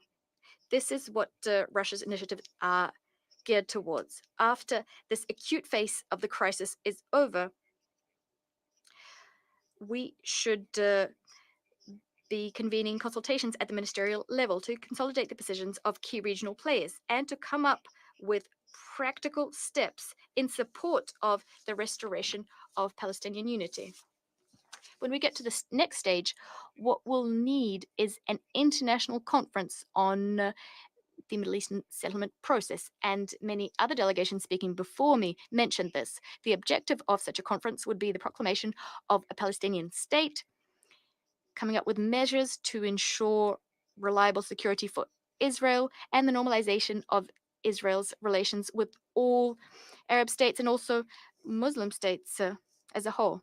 And in fact, Russia put forward the idea of convening such a conference, if my memory serves me well, 15 odd years ago. I hope that this idea will get the attention it deserves. What also remains on the table is a broader initiative, the initiative to set up a collective security zone in the Persian Gulf and in the Middle East as a whole. This system would entrench confidence building measures and assurances of equal security for all states in the region. As you know, the Russian Federation has some concrete proposals on this, and we're discussing them with all interested parties. The foregoing is how we see the way forward. But first of all, and I'd like to repeat this, we need to achieve an immediate ceasefire on Palestinian territory. By way of conclusion, I'd like to call on Council members once again not to fall for the US's assurances. They're saying that purportedly everything is under control, that the US is dealing with the situation on the ground. We call on members to not put off the question of the establishment of a Palestinian state. Do not postpone this. What's important is for the Council not just to reaffirm that there is no alternative to the existing international legal framework on this issue, the most acute of issues. The Council must also chart the specific way forward and a time frame for its implementation. This is not just a political duty stemming from General Assembly resolutions, Security Council resolutions, the Madrid principles, and other decisions. This is a moral duty incumbent on the international community. We call on the Security Council to implement it. President, today some delegations deemed it acceptable to rattle off accusations leveled at the Russian Federation because we are conducting a special military operation to combat Nazism in Kiev. Colleagues, your conscience is very heavy, weighed down by these statements, but that's your problem. However, let us underscore that we cannot bury the idea of Palestinian statehood, just like we buried the Minsk agreements dated 2015. The guarantors of those agreements were France and Germany. Subsequently, France and Germany admitted that they didn't even think that they would implement them. We cannot accept such illegal actions to be taken vis-a-vis the Palestinian people. Thank you. I thank His Excellency, Mr. Lavrov, for his statement. I now give the floor to His Excellency David Moinyasinge, Chief Minister of Sierra Leone. Mr. President, I thank you for convening this very important ministerial level meeting. I also want to thank the Secretary General, Mr. Antonio Guterres, for his important briefing. Thank you. The situation in the Middle East Palestine question continues to be a long-standing issue on the agenda of this Council. The recent escalation since 7th October 2023 indicates that a definitive solution is required as a matter of extreme urgency. It is therefore very clear that this situation continues to have far-reaching implications for regional stability, global peace, and security. Excellencies, global peace is possible, and we have to work together for it. This protracted conflict must be analyzed in the context of the continuing occupation by Israel of the Palestinian territories.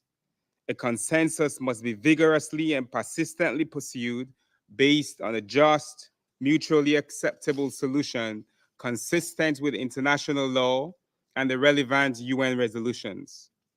Mr. President, on the current escalation, Sierra Leone continues to express in the strongest terms its condemnation of the heinous attack on the 7th of October 2023 on Israeli civilians by Hamas, which according to OCHA led to the killing of over 1,200 Israelis and foreign nationals, including 36 children, with reported perpetration of sexual violence and the taking of civilian hostages.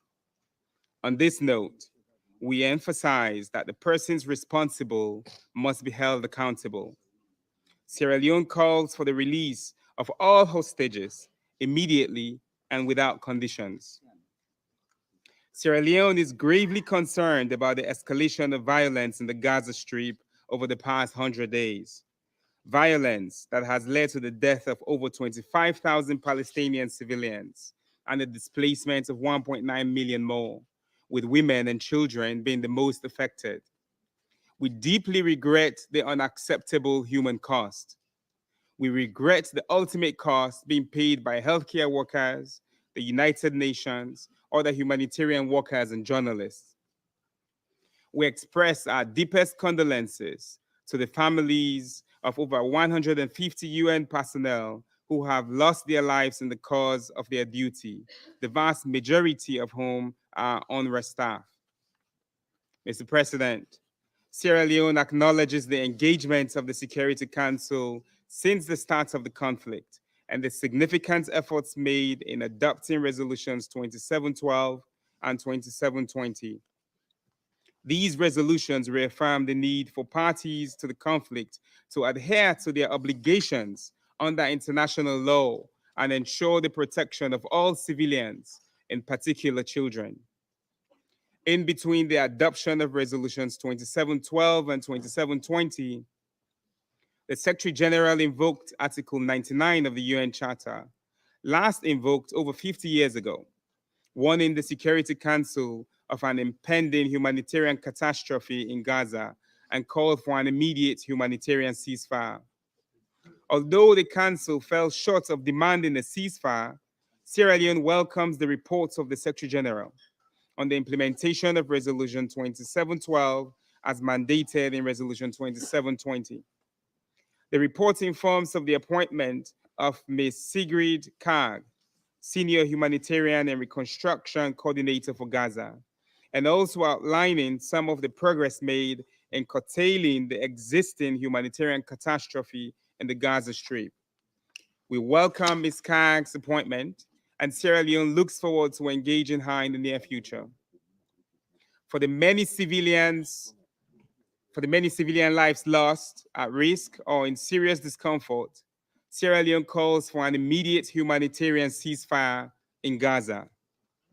This will guarantee the safety of all civilians, protect civilian objects, and allow for the flow of unimpeded humanitarian assistance to those in need. For any humanitarian operation to be effectively successful in the Gaza Strip, securing a full and comprehensive ceasefire is the minimum required. Mr. President, before I close, and in addition to calling for an immediate humanitarian ceasefire, Sierra Leone wishes to make the following critical observations.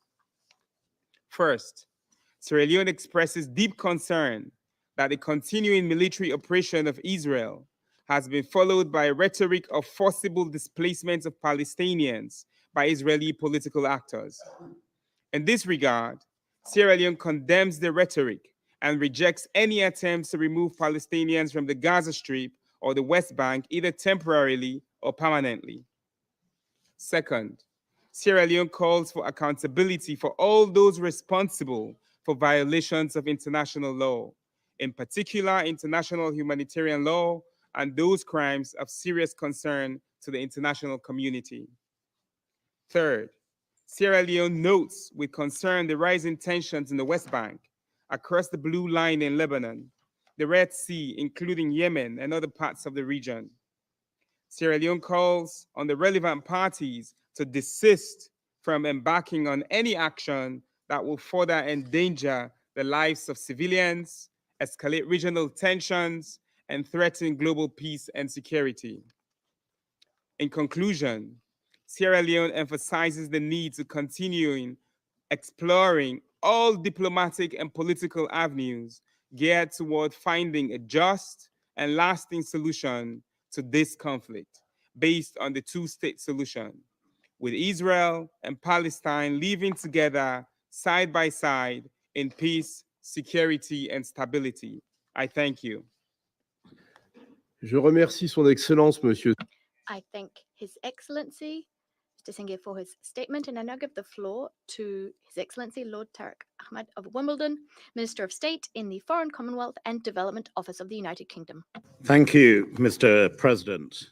And may I begin by also thanking the Secretary General for his very detailed introduction to today's very important debate. What is very clear is the humanitarian crisis in Gaza is worsening daily. People have lost their families. People have lost their homes. Hundreds of thousands of Palestinians are now facing the risk of famine. Their suffering, frankly put, is unacceptable, and our priority must be to alleviate it. Last month, together with the Foreign Secretary, Lord Cameron, we both visited Al-Arish near the Rafah crossing. Amongst other engagements, it was a privilege to meet Egyptian Red Crescent Society staff, who, along with others, including UNRWA and many other international organizations, are working tirelessly to get life-saving aid into Gaza. May I put on record that we sincerely commend all UN and humanitarian teams for their ongoing work amid hugely difficult conditions on the ground. Many, as we've heard already, have paid with their lives.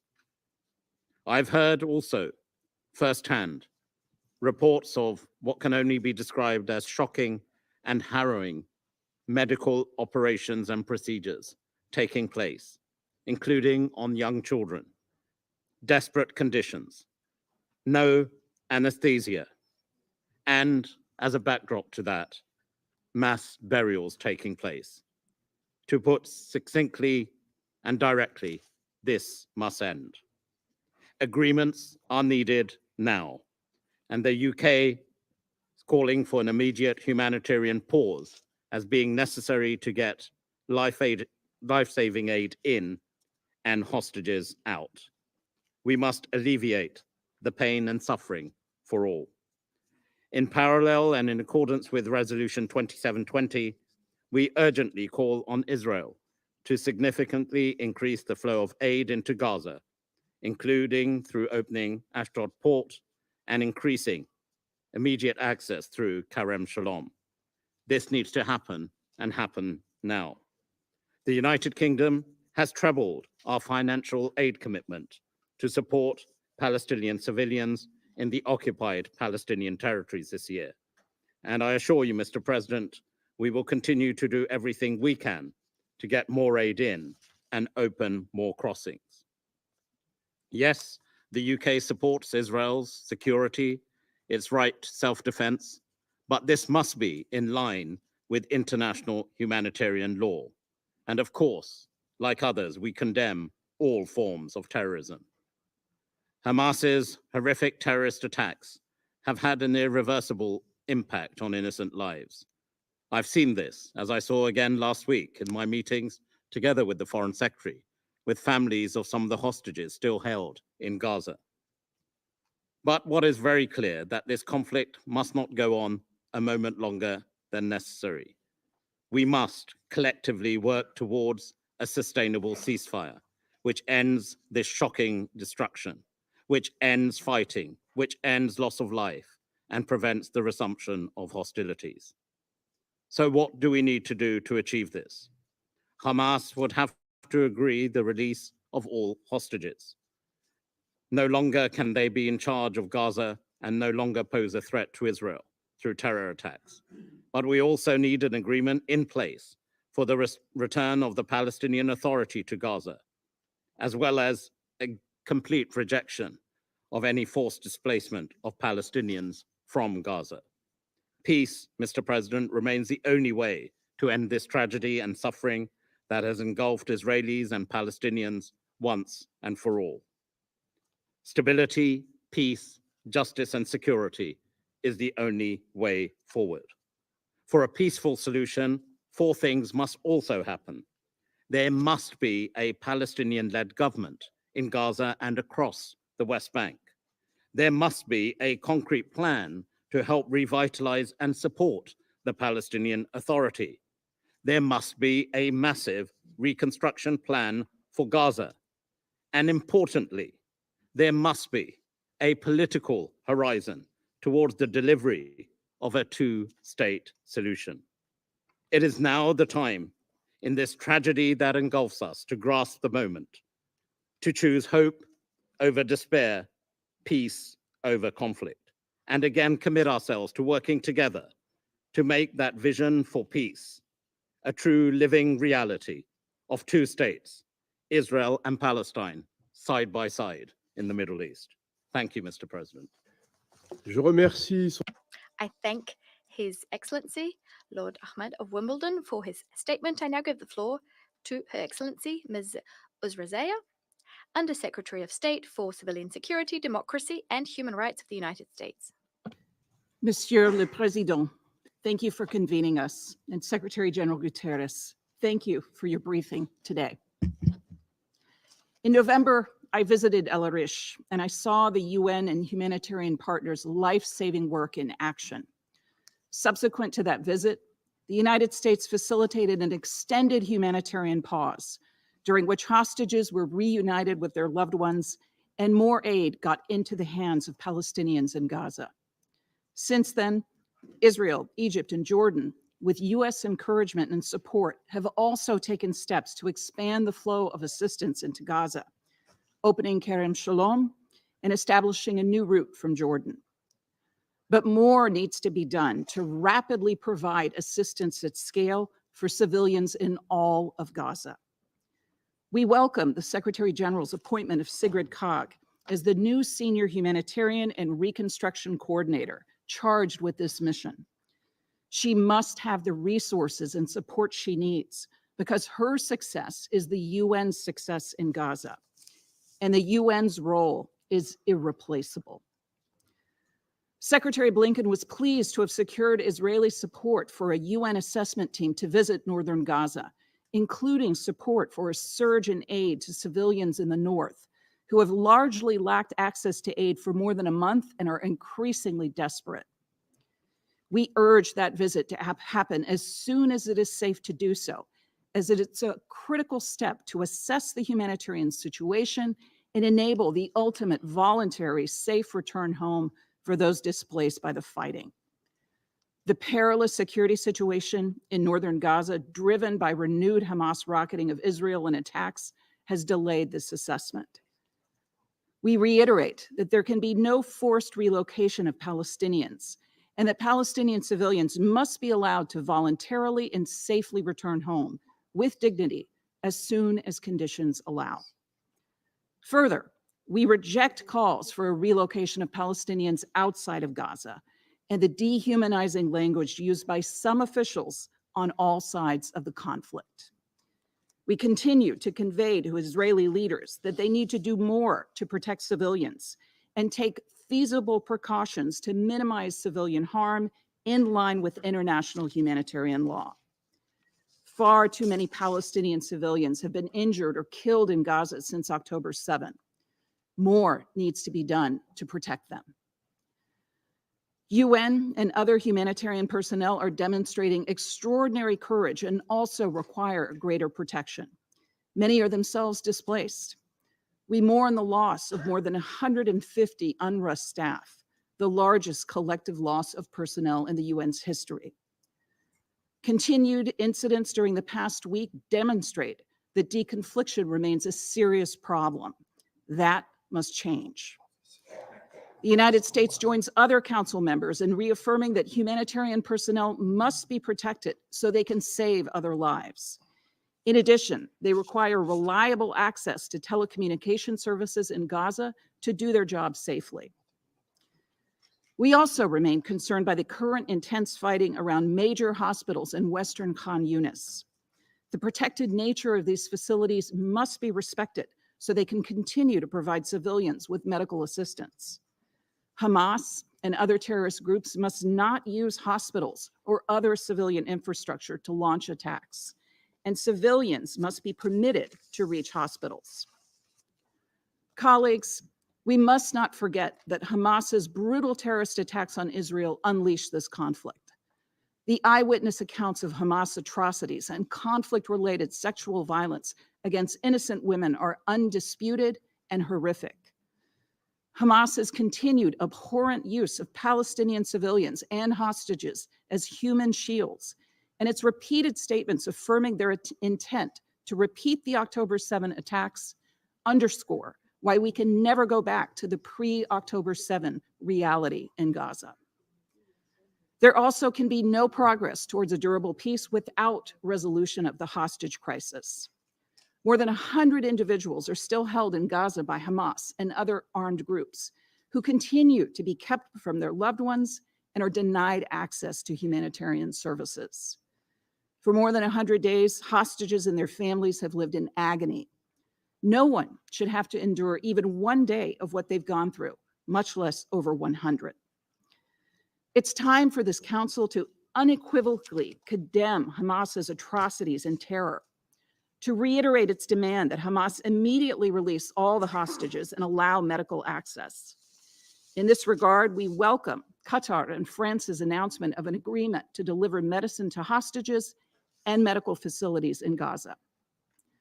Colleagues, the United States has repeatedly warned Iran and its proxies not to engage in opportunistic attacks that risk instigating a wider conflict. We condemn Iran's attacks on locations in Iraq and Pakistan, which harmed and killed civilians. We also condemn the Houthis' attacks on commercial vessels in the Red Sea, which Resolution 2722 rightly demanded must cease.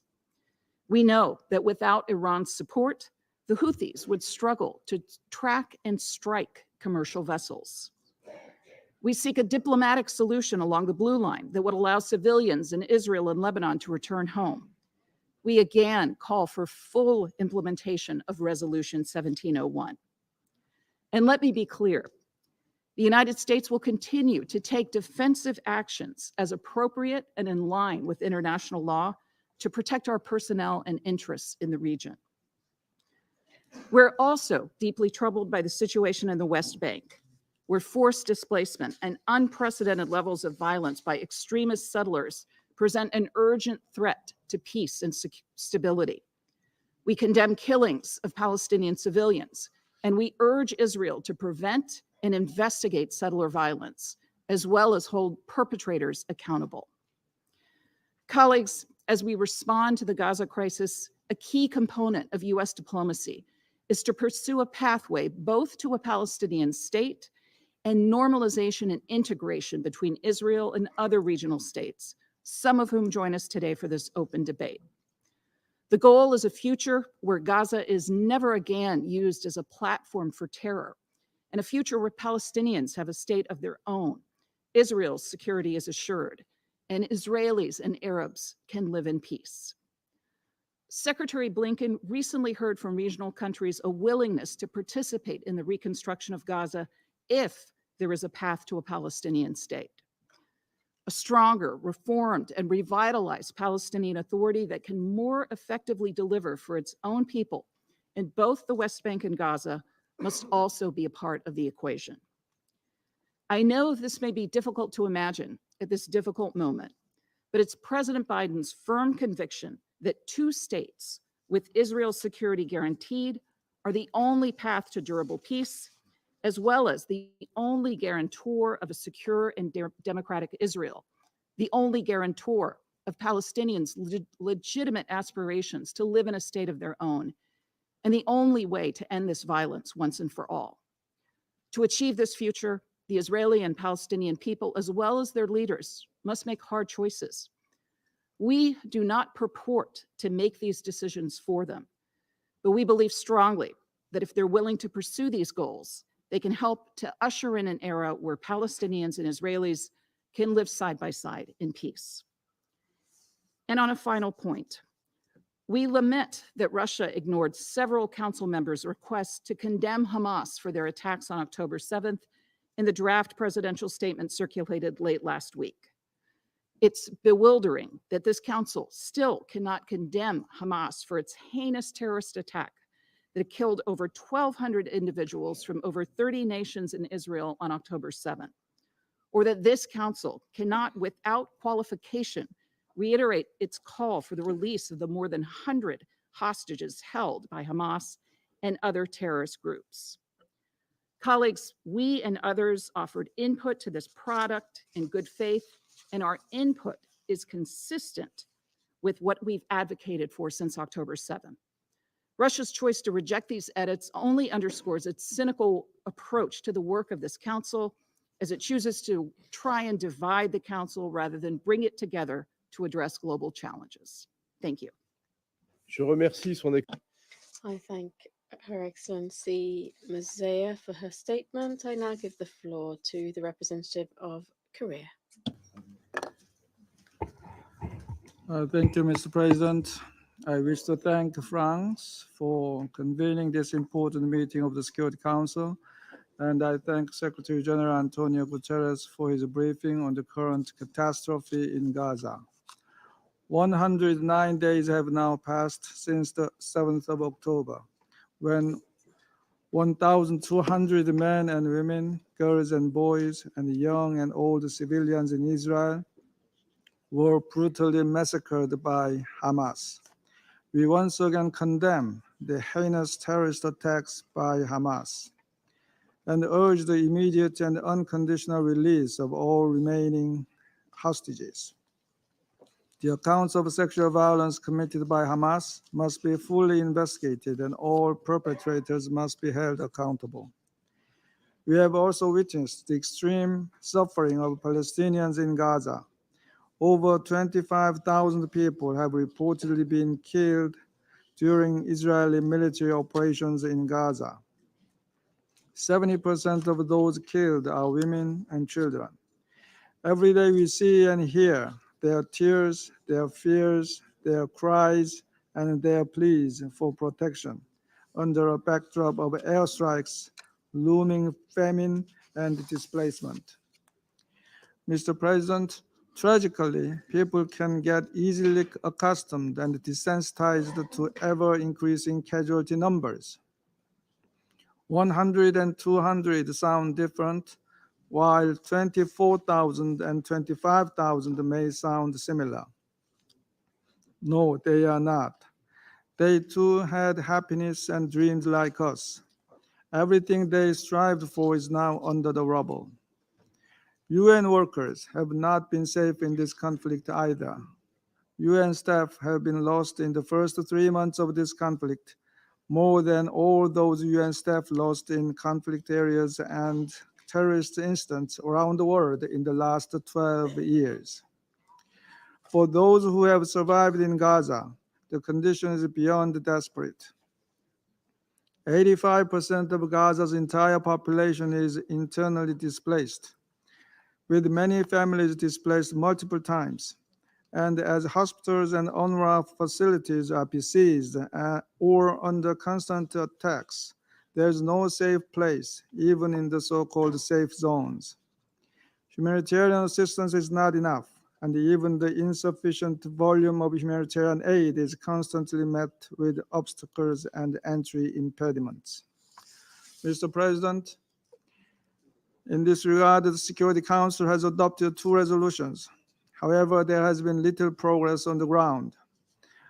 Once again, we call for rapid, safe, unhindered, expanded, and sustained humanitarian access into and across Gaza, in line with Security Council Resolution 2720.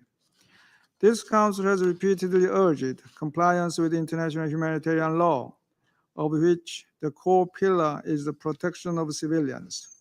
However, this call has not been heeded during this conflict. As such, we call for a sustainable humanitarian ceasefire. All hostilities by all parties must be ceased. All hostages must be released, and sufficient humanitarian aid and commercial goods must be able to enter Gaza. Only based on these conditions can the ongoing agony of Palestinians and the insecurity of Israelis be resolved, and sincere talks for the realization of the two-state solution can begin. To achieve this goal, all non-state actors in the region should also cease their provocative actions. Any action that hinders navigational rights and freedom by the Houthis must immediately and unconditionally stop. At the same time, parties across the blue line between Israel and Lebanon must exercise the utmost restraint and heed to the ongoing diplomatic efforts. Mr. President, Israel's right to security and the Palestinian people's right to live on their own land are inherently interconnected.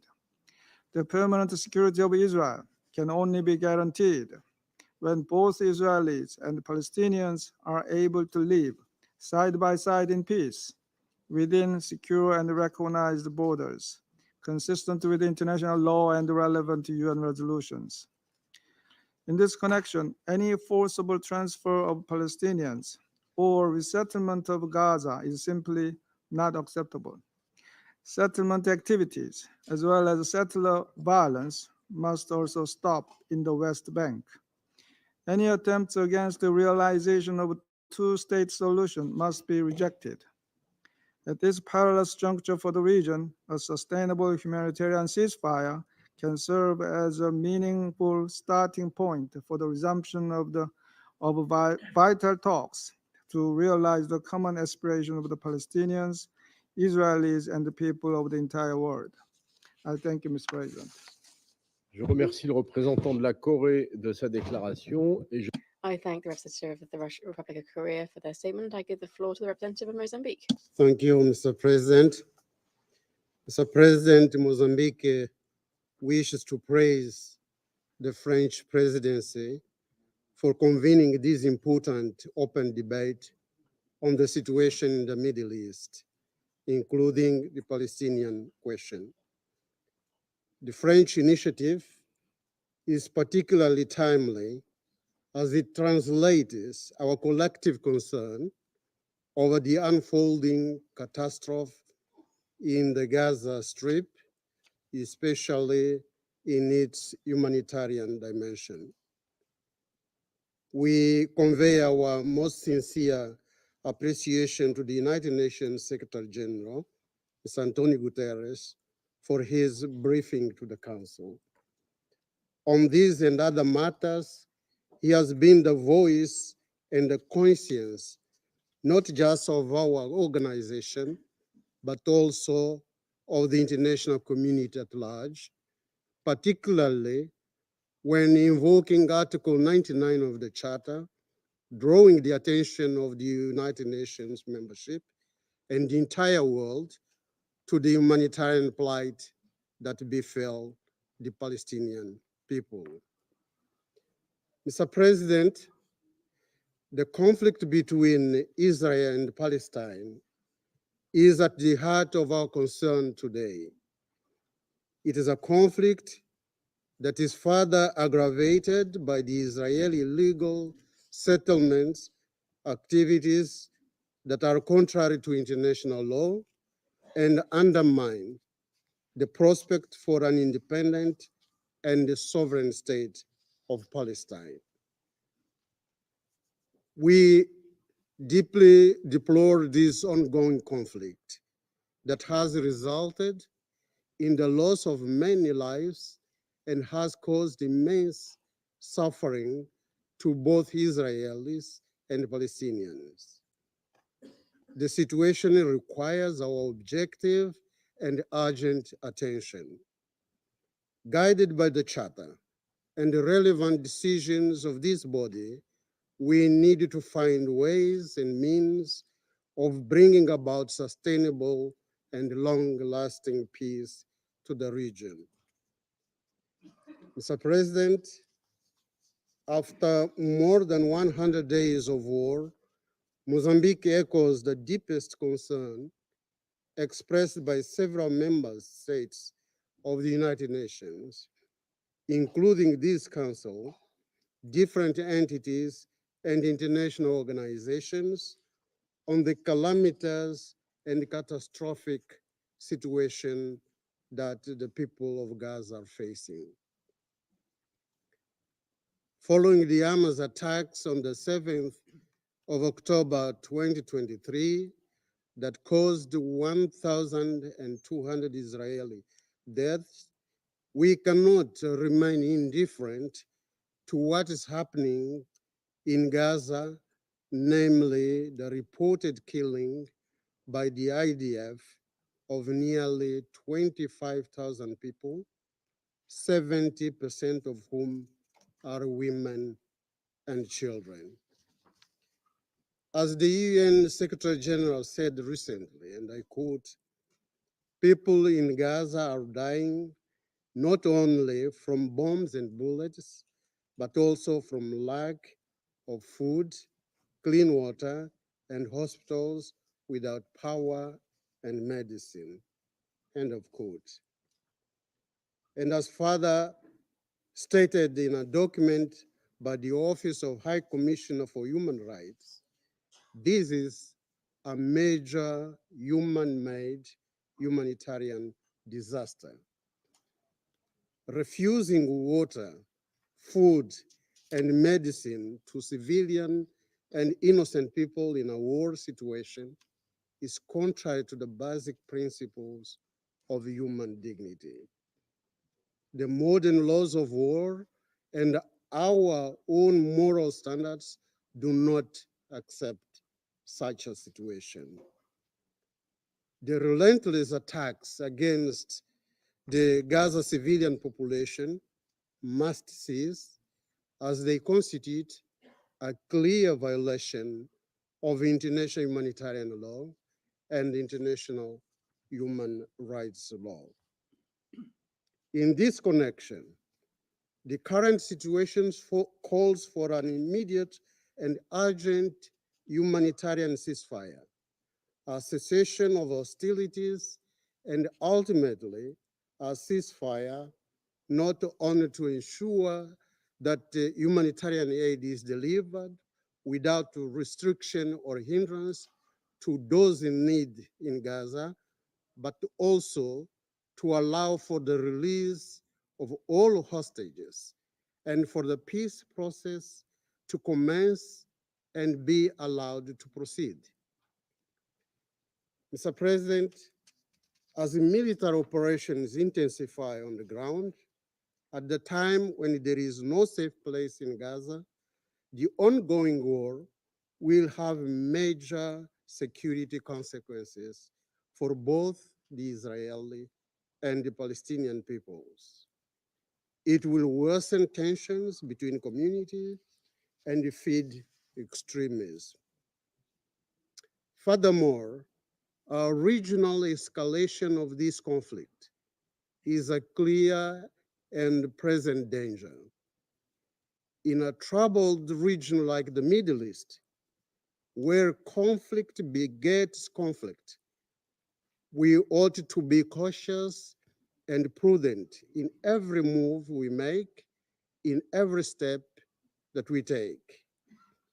We need to avoid unimaginable political and security consequences that can jeopardize global peace and security. We are therefore duty-bound as members of the Council to pull together our efforts in order to maintain peace and international security and bring to an end the catastrophe in Gaza. Our action and influence on the parties to the conflict is of extreme importance. To the extent of our individual capacity, we need to contribute to peace, security, and stability in the Middle East. Mr. President, towards the end of 2023, this Council adopted two humanitarian resolutions of crucial importance that need to be respected and observed. In this context, we reiterate our call for an immediate and sustained humanitarian truce and cessation of hostilities so that the United Nations Security Council resolutions 2712 and 2720 can be implemented with the collaboration and the monitoring of the United Nations and other relevant bodies. We take this opportunity to reaffirm our recognition of the inalienable right of the Palestinian people to self-determination, national independence, and sovereignty. This is a right that is inherent to each and every people and nation on earth. It is also enshrined in the Charter, and it constitutes the bedrock of the present international legal order. May I conclude my statement by reaffirming Mozambique's principled position. We strongly believe that the foundation for a lasting peace and security in the region resides in a two-state solution for Israel and Palestine, with both states living side by side in peace and security as good neighbors in accordance with the United Nations Charter, Security Council, and General Assembly resolutions. I thank you, Mr. President. Je remercie le I thank the representative of Mozambique for their statement. I now give the floor to His Excellency Mr. Uemura Tsukasa, Special Envoy for the Middle East Peace of Japan. I thank His Excellency Monsieur Séjourné, Minister for Europe and Foreign Affairs of France, for his initiative. My appreciation also goes to the Secretary General for his comprehensive briefing. Mr. President, more than 100 days have passed since October 7th. First and foremost, I'd like to extend my heartfelt condolences to all the victims who have lost their lives in this conflict, including UN staff members and their families. As a result of this conflict, which began with Hamas' heinous attack, what has been left to us? Many innocent people have been taken hostages, and their families and loved ones are still spending sleepless nights hoping for their release. Countless children and women in Gaza have lost their lives with fears in their hearts as they hear the ceaseless sound of air raids and bombings. This is a cruel reality of Gaza that we must face. What is the most realistic action we can take to change the situation? Mr. President, the Security Council adopted 2 resolutions after intense negotiations to improve the humanitarian situation in Gaza. These resolutions are the result of the toil and sweat of Council members who desire to end the cycle of sorrow and hatred. We do not want more blood nor tears, and so these resolutions must never end up as mere pieces of paper. And we must foster the serious negotiations that are underway by several countries concerned outside this chamber. We must think tirelessly of what we should do to ensure that an increased supply of humanitarian aid reaches the Gaza Strip and that UN humanitarian staff can work in a safe environment. In this regard, the Council should provide its utmost support for the work of UN Senior Humanitarian and Reconstruction Coordinator, Ms. Card, who just began her mission this month in line with Resolution 2720. Mr. President, Hamas must release all hostages immediately and unconditionally. This is the starting point for everything. The terrorist acts are unacceptable for any reason. At the same time, let us imagine more for the lives and livelihoods of people inside of Gaza. If one's son or daughter is killed, or if one's parent is killed, All that remains within the hearts of the bereaved is deep grief and hatred that cannot easily heal. This humanitarian catastrophe must be stopped, and all parties to the conflict must comply with international law, including international humanitarian law. Mr. President, I hope that today's debate will lead to action. We have an undeniable responsibility for many fragile lives and our history as well. We are witnessing the spillover to the West Bank, Lebanon, the Red Sea, Yemen, and even more areas, which is seriously concerning. We are at the crossroads of whether these conflicts turn into a more large-scale regional confrontation. We must stop it. In order to tackle all these serious challenges, a two-state solution has even more importance than ever. For the people of both Israel and Palestine to lead a normal life without any fear for their own safety and survival. That is the key. Japan will continuously work to build confidence between the parties through its own initiatives. Lastly, I would like to reiterate what I said here 45 days ago. Japan is, in good times and bad times, an escort runner for Palestine, Israel, and all the people and the peoples living in the region. Thank you. Je remercie. I thank His Excellency Mr. Tsukasa for his statement. I now give the floor to the representative of China. Thank you, Mr. Chair. Mr. Chair, first of all, I want to thank Minister Leone for coming to New York specifically for chairing today's meeting. I also want to thank Secretary General Mr. Guterres for his briefing earlier. China welcomes the participation of foreign ministers of Palestine, Arab countries, and other countries. Over 100 days have passed since the outbreak of the new round of the Palestinian-Israeli conflict. The international community has made unremitting efforts on reaching a ceasefire, stopping the hostility, protecting the civilians, releasing hostages, and averting the humanitarian disaster. And the Security Council adopted resolutions 2712 and 2720 successively. However, unfortunately, the war in Gaza continues unabated, with the number of civilian casualties rising every day. The suffering of the Palestinian people continuing, and the risk of a further escalation of tension in the region still existing. Undoubtedly, the tragedy in Gaza violates the conscience of humankind and the bottom line of international law.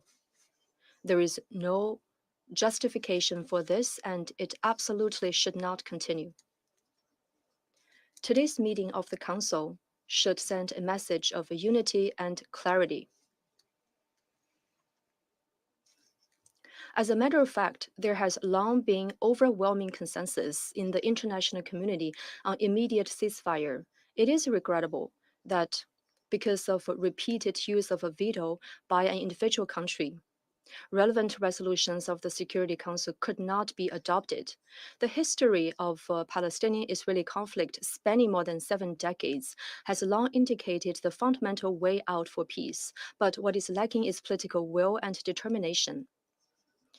As of now, the international community, especially the United Nations and the Security Council, needs to demonstrate the strongest will, take the most vigorous initiatives and most effective actions with the greatest sense of urgency, and take practical actions to stop the flames of war and restore peace. Immediate ceasefire must be considered the highest priority. Protracted war will only cause more deaths and make the prospect of peace even more distant, instead of bringing higher sense of security for any party. Immediate ceasefire which is not just restrained on one particular party. Instead, it is a requirement for all parties. It is the basic prerequisite for saving lives, rescuing hostages, expanding humanitarian assistance, and realizing peace. Israel should immediately reverse its course and stops its indiscriminate military attacks on and destruction of Gaza. All parties in the international community should make diplomatic efforts to promote immediate ceasefire. While pushing for a ceasefire in Gaza, all effort should be made to prevent the spillover of the situation in Gaza to the Red Sea and the wider region. We call on all parties to exercise restraint and to avoid any actions that will lead to escalation of the tension. We must clear all obstacles to the expansion of humanitarian assistance. As the Secretary General Guterres has pointed out, people in Gaza are not just dying from bombardment, but also from hunger and accelerated spreading of infectious diseases, which are claiming more lives, especially those of children. Security Council Resolutions 2712 and 2720 must be fully implemented, and Israel must cooperate fully to that end. The obstacles to humanitarian assistance through Rafah and Keren Shalom crossings should be removed as soon as possible. On top of that, direct crossings from Israel to northern Gaza should be open as soon as possible as well. Resolution 2712 calls for the establishment of a deconflict mechanism to protect humanitarian organizations. There should be concrete arrangements for this as soon as possible as well to ensure that, as a matter of a priority, that hospitals and UN agencies do not become targets of military operations.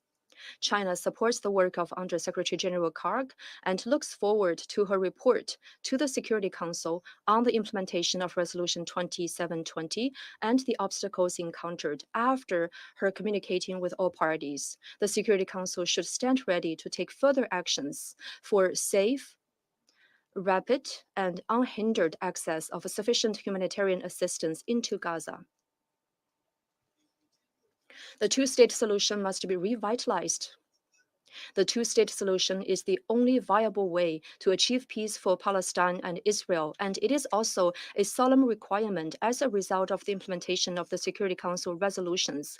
We are gravely concerned about the statements made by Israeli leadership last week, rejecting the two-state solution and denying the right of Palestine to statehood, and this is not acceptable. Any discussion of post-war arrangements for Gaza that deviates from the two-state solution is tantamount to building a house on quicksand. The most important thing right now is to stop further eroding the foundations of the two-state solution, which first and foremost requires an end to Israel's forced transfer of the Palestinian population in Gaza, an end to the expansion of settlements in the West Bank, and an end to searches, arrests, and attacks against the Palestinians. China calls for intensified diplomatic efforts to convene international conference and launch meaningful multilateral processes as soon as possible so as to revitalize the political prospect for the two-state solution. Independent Palestinian statehood must be an irreversible process, and we support, as a first step of the process, Palestinians' full membership in the United Nations as soon as possible. Under the current circumstances, the Security Council needs to send clear and unequivocal signal reaffirming the urgency of the two-state solution as the sole feasible way out. In November last year, China submitted a draft presidential statement on the two-state solution to the Security Council. The draft presidential statement proposed by Russia last week also included important elements of following the two-state solution. It is regrettable that the drafts were not adopted. However, this will not stop us from continuing to push the Council to take due actions. We will continuously work tirelessly in this direction. Thank you, Mr. President. I thank the representative of China for that statement, and I now give the floor to the representative of Guyana. Mr. President, thank you for convening this very important and timely meeting on the situation in the Middle East, including the Palestinian question. I wish to also thank the Secretary General for his briefing on the situation in Gaza and for the update on the implementation of Resolution 2712. The information provided painted a stark picture of the brutal reality that Palestinian men, women, and children are living, a reality which has progressively worsened since the events of 7th October. Guyana unequivocally condemns the violent, subhuman treatment to which the Palestinian people continue to be subjected. Mr. President, the desperate humanitarian situation in Gaza has rightly attracted worldwide outrage and condemnation, and Guyana underscores our collective responsibility as members of this Council to respond in adequate measure for the protection and relief of Palestinian people. In this vein, Guyana welcomes the Secretary General's appointment of Ms. Sigrid Kaag as Senior Humanitarian and Reconstruction Coordinator for Gaza, pursuant to Resolution 2720. We look forward to the urgent establishment of the United Nations mechanism to accelerate humanitarian relief consignments to Gaza. We urge all stakeholders to cooperate fully with the coordinator and the mechanism once established. While Guyana acknowledges these as important steps for the relief of the Palestinian people, we emphasize that the impacts of these interventions will not be sustainable outside of a lasting ceasefire. Guyana has taken note of the Secretary General's observation that an effective aid operation requires, and I quote, security, staff who can work in safety, logistical capacity, and the resumption of commercial activity, end of quote. These conditions do not exist currently and can never be met amidst constant and unrestrained bombings. Guyana therefore urges intensified efforts towards the achievement of a ceasefire and is prepared to work with fellow council members, and indeed all, to this end. Mr. President, the continued violations of international law, including international human rights law and international humanitarian law in the Gaza Strip and in the occupied West Bank, should never be met with silence.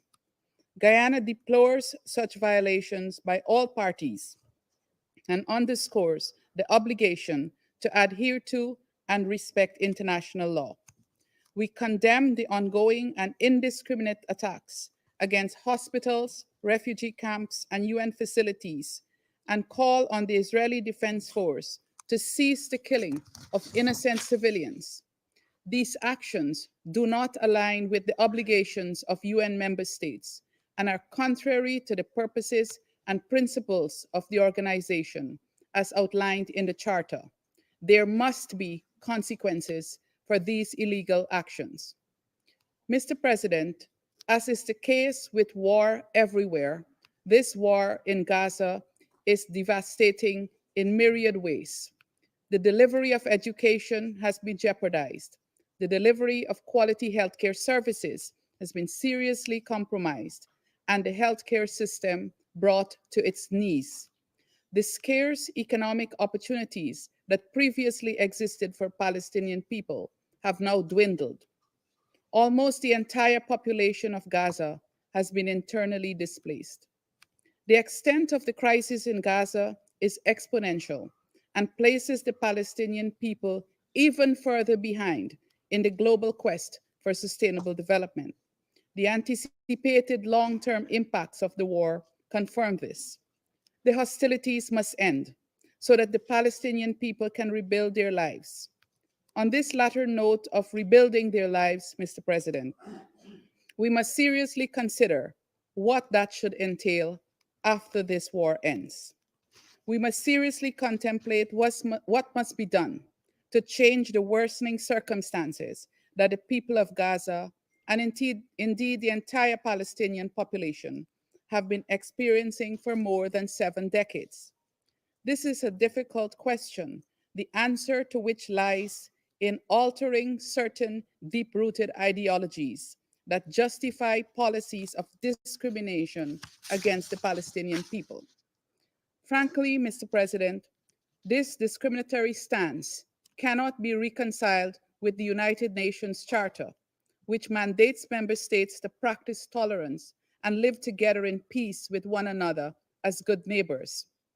Let me also underscore Guyana's rejection of any plans for the forced resettlement of the population of Gaza to foreign countries.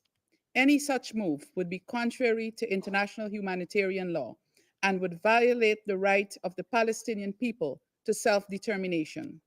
Guyana therefore urges this Council and the international community to do all in their power to prevent such an occurrence. Mr. President, allow me to conclude by reiterating the need for an immediate ceasefire in Gaza. We also need meaningful actions geared towards improving the standard of living of the Palestinian people, facilitating the enjoyment of their human rights, including their inalienable right to self-determination, and most importantly, achieving the two-state solution. Peace can never be carved out through violence and conflict. Security can never be achieved through insecurity and chaos. The instruments of war must be set aside, and we must work to implement a peaceful and lasting solution to the Palestinian question. We cannot miss the opportunity that this moment provides to advance the two-state solution. Guyana is ready to contribute constructively to genuine efforts to this end. I thank you. Je remercie la I thank the representative of Guyana for that statement. I now give the floor to the representative of Ecuador. Gracias. Thank you, Mr. President. I'd like to thank the Secretary General, Antonio Guterres, for his briefing. I reiterate Ecuador's thanks for his work and the work of all United Nations staff. And we also reiterate our condolences for the numerous officials of this organization that have lost their lives over the last few months. This open debate is a good opportunity for the Council to listen to the views of United Nations members. For that reason, I'll be brief. Mr. President, more than 100 days have passed since the unspeakable terrorist attacks perpetrated by Hamas on the 7th of October 2023. Ecuador takes this opportunity to once again condemn these attacks in the strongest and most unequivocal terms. We haven't forgotten the horrors of that day, the massacre of innocent civilians, the indiscriminate rocket launches and sexual violence, nor have we forgotten the hostages that still have not found their freedom. For this reason, we insist on our demands that they all be immediately and unconditionally released. Furthermore, after more than 100 days of war, the humanitarian situation in Gaza is heartbreaking. We've just heard in the briefings bearing this out, the numbers of dead and wounded continue to rise. Hunger, overcrowding, and illness are gaining ground as humanity loses it. The full implementation of Resolution 2712 and 2720 is very important to alleviate the conditions faced by the civilian population in Gaza. It's crucial to enable the safe delivery of sufficient, timely humanitarian aid to all those who need it. For this reason, a humanitarian ceasefire is unavoidable. Mr. President, avoiding the suffering and death caused by wars is the reason why this organization was established more than 78 years ago. This must be the last war in this long conflict. Our aim must be to establish the conditions that make it possible to move towards a peaceful, negotiated, definitive, and just solution for the parties with the existence of two states, Palestine and Israel, on the basis of the 1967 borders and on the basis of relevant resolutions, including Resolution 2334. Every word or action that undermines the possibility of the two-state solution contributes to perpetuating the conflict and does nothing to improve security. This should be evident to all after so many years of violence and death. For this reason, I conclude with an appeal to all actors to demonstrate restraint, to avoid exacerbating tensions, and to prevent a greater expansion of the violence to other areas. It's time to focus on achieving once and for all the so yearned for peace. Thank you very much, Mr. President. I thank the representative of Ecuador for their statement. I now give the floor to the representative of Malta. Thank you, President. I also thank the Secretary General for his valued insights. Over 100 days have passed since Hamas launched its brutal and deadly attack on innocent civilians in Israel, during which hundreds were taken hostage. Many Israelis are still living the nightmare of knowing that their loved ones continue to suffer in captivity. It has also been over 100 days of intolerable and perilous conditions for millions of civilians in Gaza, who continue to live under a relentless siege. Over 24,000 Palestinians have been killed and over 60,000 wounded during Israel's military campaign, 2/3 of whom are women and children. An entire generation of Palestinian children will be physically and psychologically marred by this war. Malta has consistently condemned the Hamas terrorist attacks of 7th October and the continued barrage of rockets fired at Israeli population centers. We are also gravely concerned at reports of sexual violence committed on 7th October and call for them to be thoroughly investigated. We repeat that terror has no justification. Malta will continue to call for the immediate and unconditional release of all remaining hostages held by Hamas. However, the collective punishment of the entire population of Gaza equally has no justification.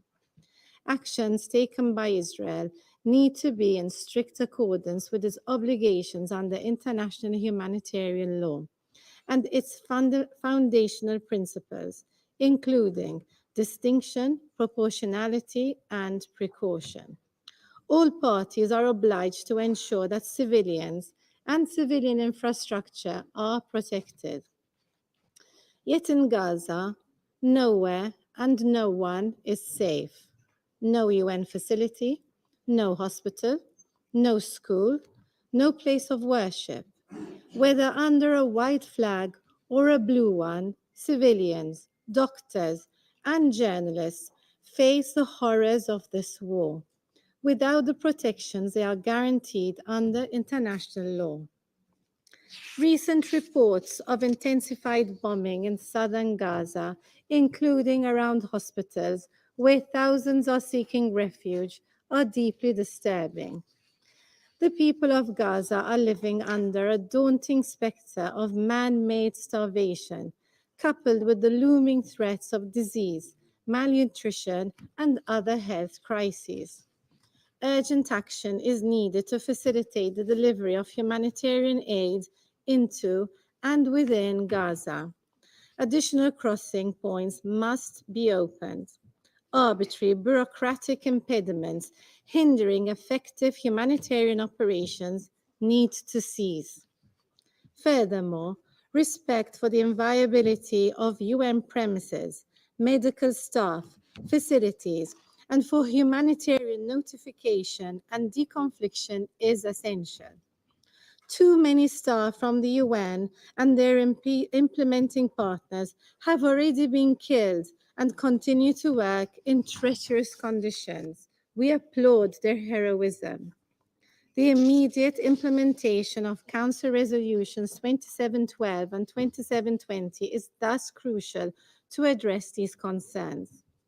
President, Malta remains convinced that only a humanitarian ceasefire can ensure that a sufficient and effective humanitarian response operation can be properly executed.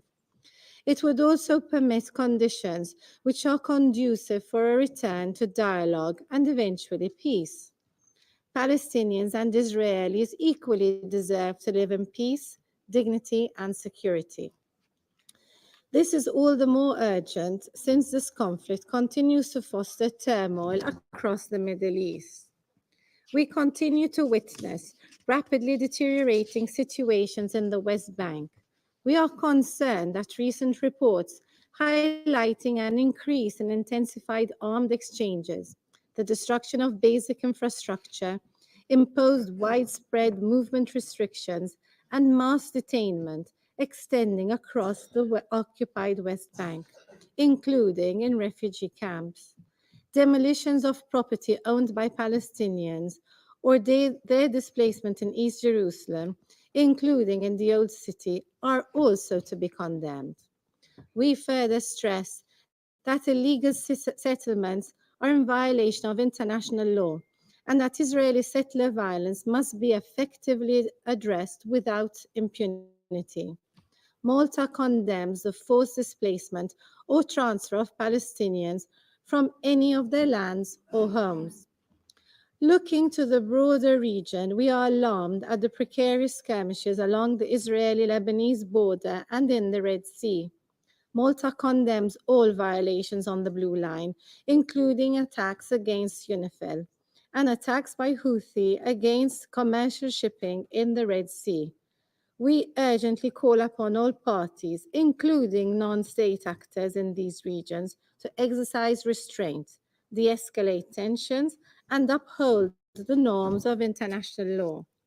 It is in times like these, when the threats of war loom large, that we must work together towards a more stable and peaceful future for the Middle East.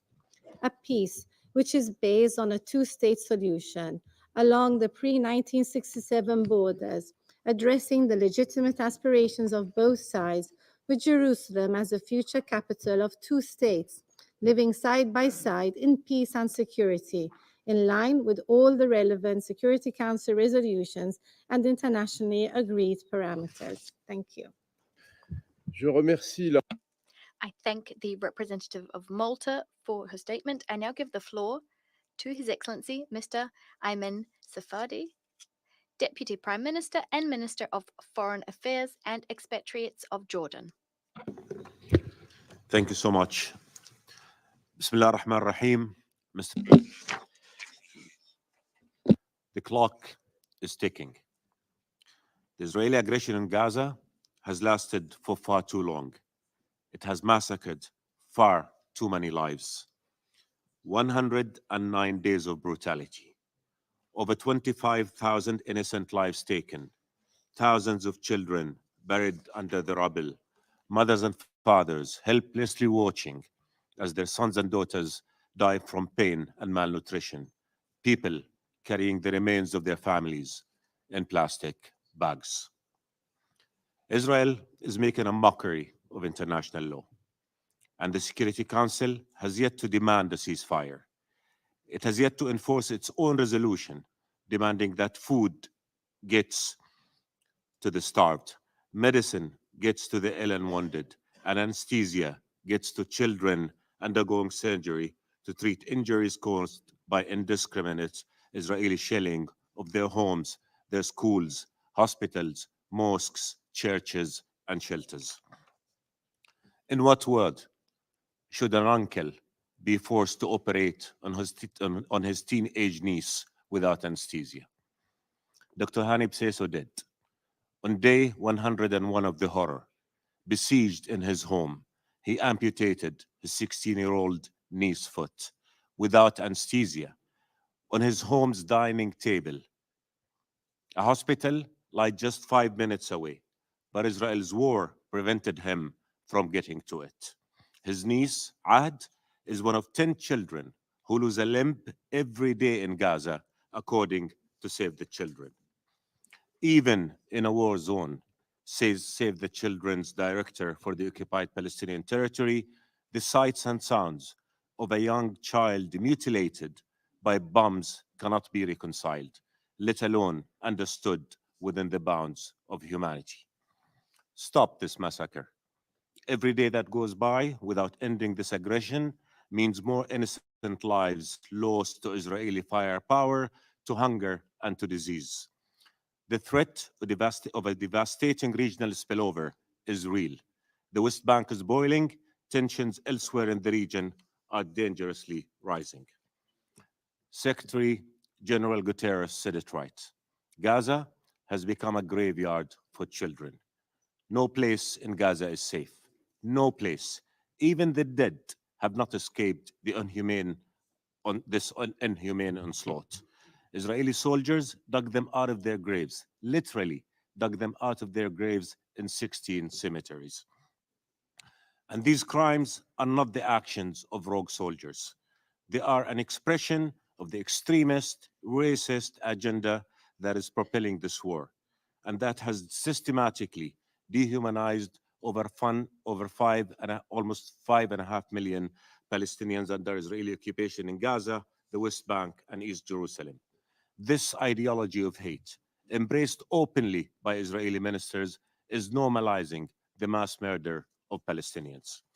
Excellencies, Israel has destroyed a whole community. It has displaced more than 2/3 of Gaza's population, 1.9 million people who now suffer the indignity of overcrowded shelters, denied access to water, to food, and to medicine. It has starved civilians by deliberately impeding humanitarian assistance. The Integrated Food Security Phase Classification IPC assessment for Gaza, released last month, confirmed that the entire population of Gaza is facing acute levels of hunger. Of these, more than 500,000 people are enduring the most extreme stage of hunger, IPC level 5. That means 500,000 Palestinians are starved by Israel. The number of people in this category in Gaza is 4 times that in the rest of the world. No IPC analysis has ever recorded such unprecedented levels of food insecurity anywhere in the world in recent history. This brutality cannot be allowed to continue. You must stop it.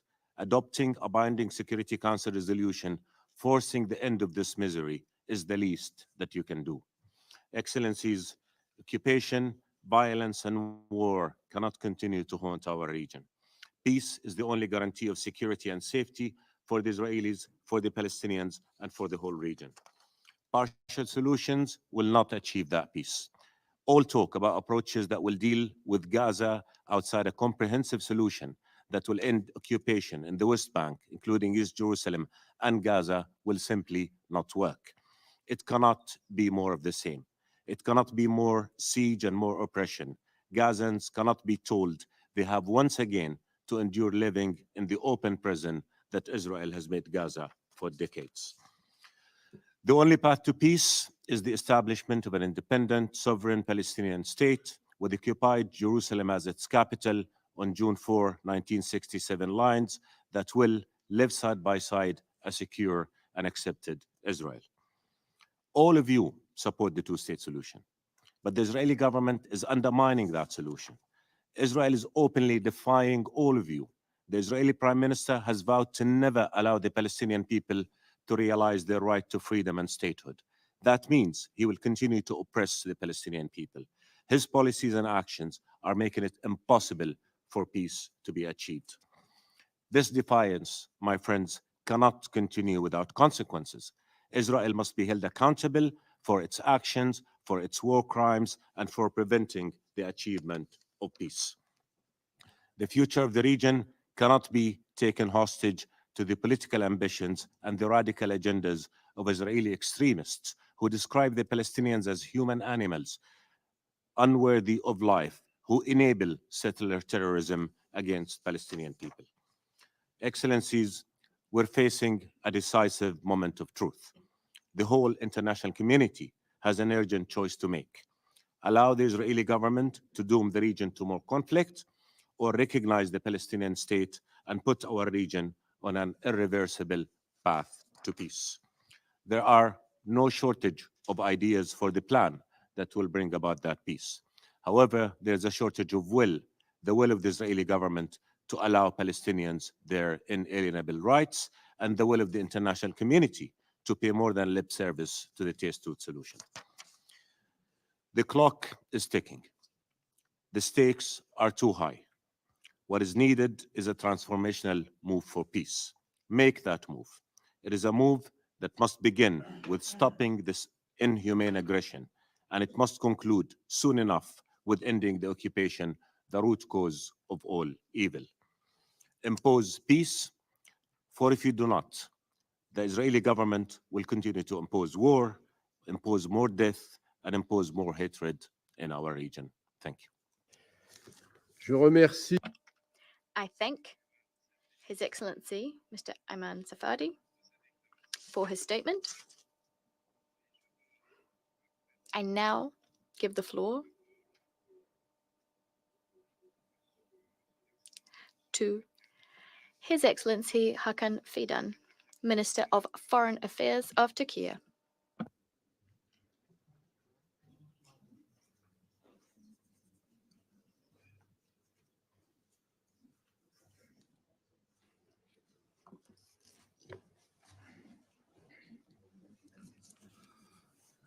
Mr. President, we met in this chamber almost 2 months ago. We warned about the risks of Israeli attacks to the regional and global peace and security. 109 days into the conflict, it's a shame that the international community is still unable to stop the bloodshed in Gaza and the West Bank. Gaza used to be an open prison. Now it's a battleground where the Israeli Prime Minister runs military operations for killing civilians to extend his political life. The argument that the current war is about providing security for Israel is far from being convincing. Yet, the proponents of this argument never talk about the security of Palestinians nor the Palestinians' right to self-defense. The situation in Gaza and West Bank clearly demonstrates who needs security and the right to self-defense most. Israel commits serious war crimes. Those responsible must be held accountable to restore faith in international law and the rules-based order. We are seriously concerned with the reports that Israel's war crimes in Gaza may amount to genocide. We welcome the application before the International Court of Justice concerning the violations by Israel of its obligations under 1948 Genocide Convention. It's a timely attempt to protect the Palestinian people against further harm.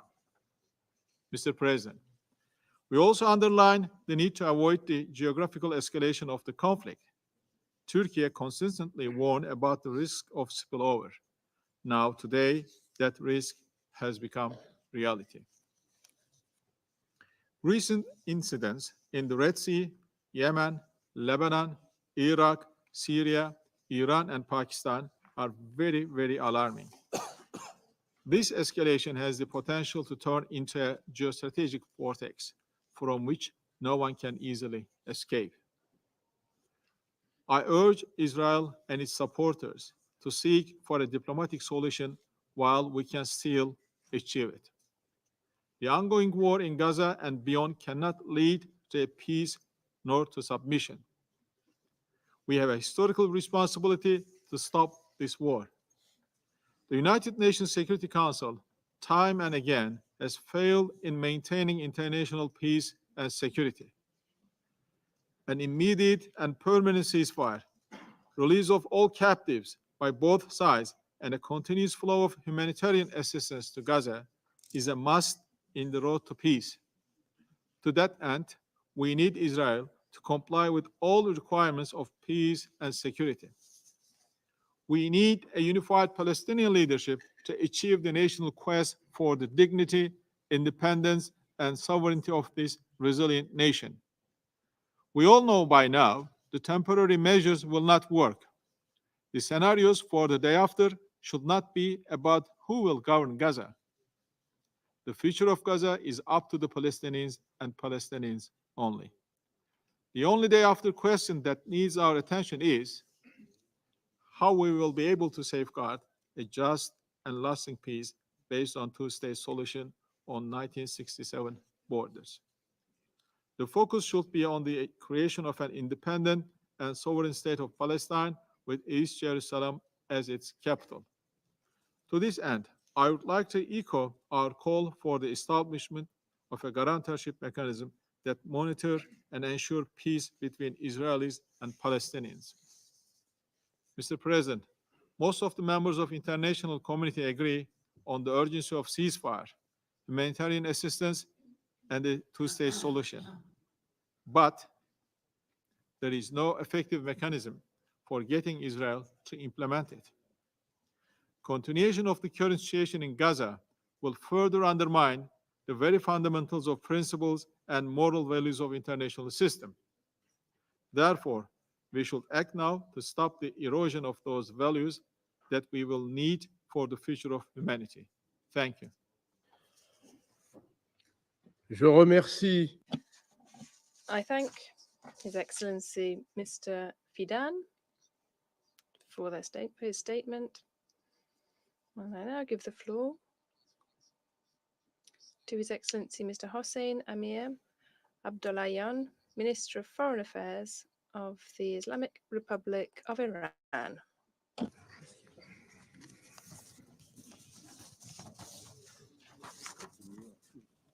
Bismillah ar-Rahman ar-Rahim. Mr. President, I thank you for organizing this timely meeting. Mr. President, Your Excellencies, we have all gathered today in the Security Council in a situation where the occupying and apartheid regime of Israel does not observe any red line in the genocide against Palestinians in Gaza and the West Bank. The United States, as the practical supporter of the Israeli regime in its crimes, has prevented this body from effectively fulfilling its inherent duties in stopping the overt genocide of a nation and establishing a ceasefire in the Gaza Strip. On the other hand, the United States repeatedly expresses its grave concern about the spillover of tension in the region, and yet continues its full support to the Israeli regime, war machine, and even violates the sovereignty of Yemen and expands the scope of the conflict. The United States must bear the responsibility for its consequences. Instead of calling on others to exercise restraint, the United States must compel the Israeli regime to stop the war and pull itself out of the trap that the Israeli regime has set to drag the United States into direct conflict. Mr. President, Your Excellencies, we believe that the future of Palestine belongs to all Palestinians. I stress that the killing of innocent civilians, especially women and children, must be stopped immediately. War is not the solution. Security cannot be achieved by resorting to the use of force and committing the crime of genocide in Gaza. The killing of civilians in Gaza and the West Bank cannot continue until the so-called total destruction of Hamas, because that time will never come, and because in the past 80 years, these nations will of still has not weakened.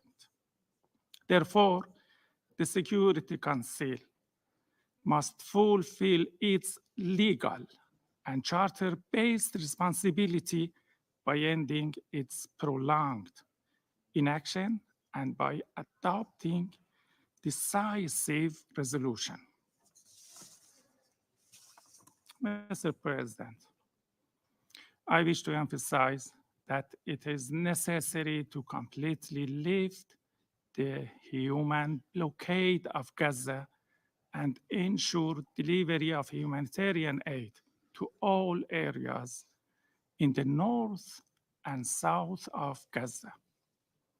I should also underscore the urgent need to provide the necessary facilities for the return of the people of Gaza to their own areas and the settlement of displaced and homeless people and the help of the international community for the reconstruction of infrastructure.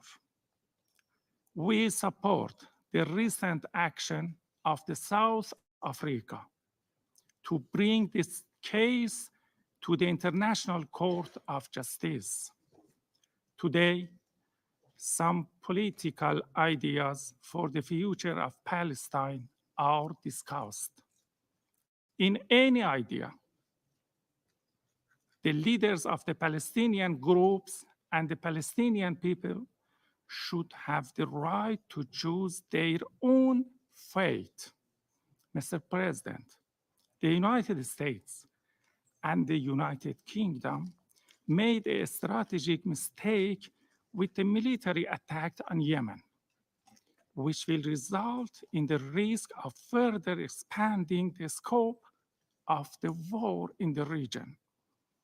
We all consider maritime safety and security to be vital for global trade and energy security. However, security is an interconnected concept. The course of developments shows that stopping the genocide in Gaza is the main key to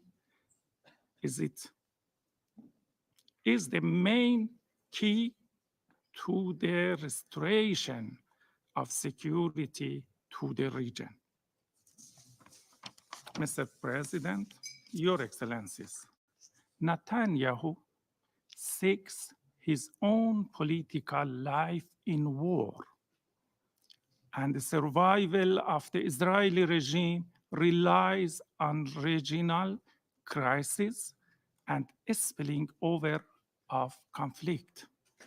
Islamic Republic of Iran strongly supports security in the region. Thank you, Mr. President. Je remercie. I thank His Excellency Mr. Abdullahian for his statement. And I now give the floor to His Excellency Mr. Abdallah Abu Habib, Minister of Foreign Affairs and Immigrants of Lebanon.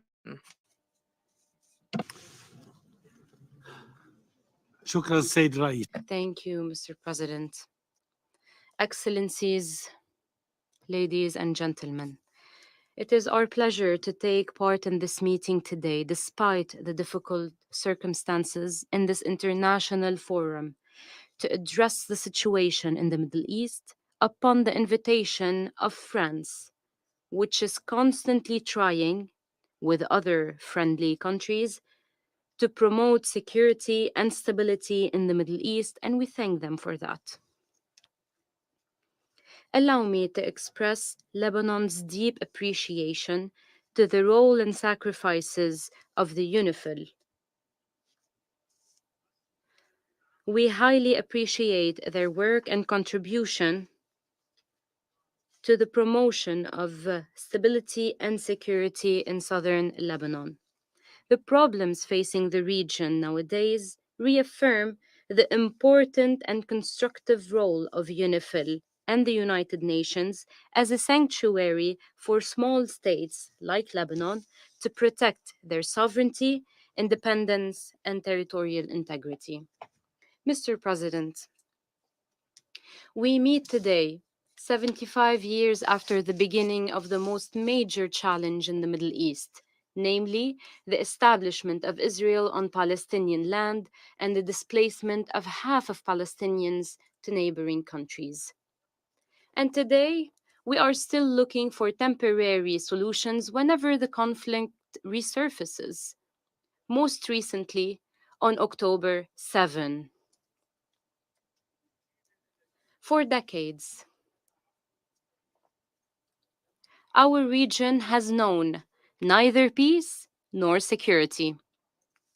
This conflict became a heavy legacy of hatred and growing violence passed from one generation to the other.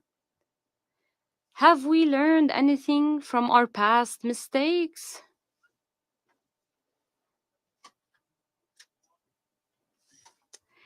Isn't it high time we acknowledged that we cannot cancel each other out? When will we start to actually work on a sustainable solution for this conflict? Will we leave it to the next generation? Constant wars, grudges, and woes have proven, at least for the past 75 years, that we must find a final solution to the Palestinian question because it is the key for peace and security in the Middle East. This is what will open the door for security in the Middle East. From this rostrum, I would like to call upon the wise men and women of this world to bring pressure to bear on Israel to end its occupation of our land, of Palestinian, Lebanese, and Syrian land, so that we can live together and recognize each other in line with the resolutions of international legitimacy and the Arab Peace Initiative adopted in 2002 in Beirut. This initiative proposed the recognition of Israel in exchange for ending the occupation and implementing the two-state solution based on the right of the Palestinian people to establish its own independent state with East Jerusalem as a capital. There can be no sustainable peace without justice to the Palestinians. Piecemeal solutions and temporary settlements breed further wars and destruction. We meet today as Israel continues to threaten to keep waging its reckless war without any clear political opportunity or vision for a sustainable peace. Israel is turning Gaza into ashes to eliminate Hamas, but this will only breed more extreme and persistent groups seeking to annihilate Israel. Was the killing of more than 25,000 people in Gaza, mostly women, children, and elderly, not enough? This is around 1% of Gaza's population, which is equivalent to 3.5 million American citizens or 4.5 million Europeans.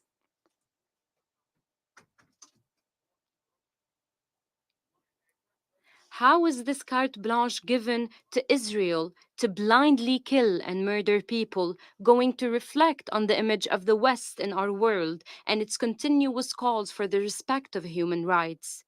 In the eyes of many people around the world, the West became the biggest loser in its defense of human rights when it turned a blind eye to the mass killing of women, children, and elderly in Gaza.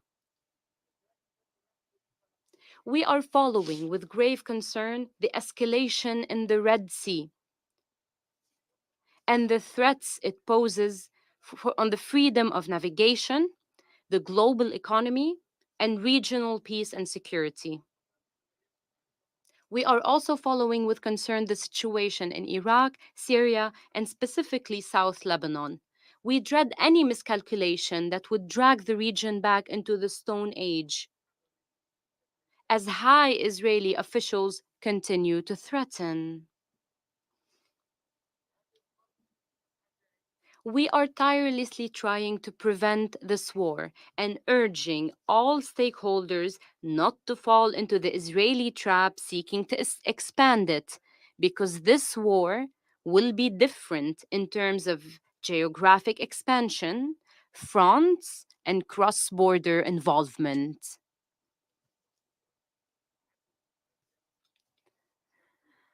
We fear that this war will drape the entire Middle East. This war will not be a walk in the park for Israel, as some of its protectors believe.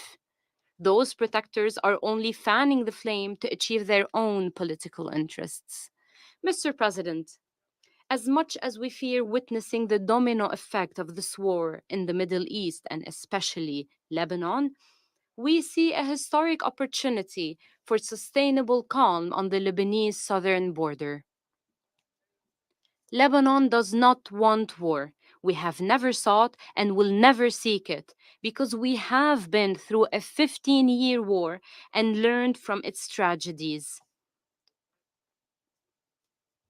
Israel's invasions led to destruction and thousands of dead and injured people. So today, we choose peace and stability because this is the shortest and better way towards prosperity. Security Council Resolution 1701 ensured relative stability since the end of the 2006 August war. Until October 7, no military operations were carried out to threaten regional peace and security around the Blue Line.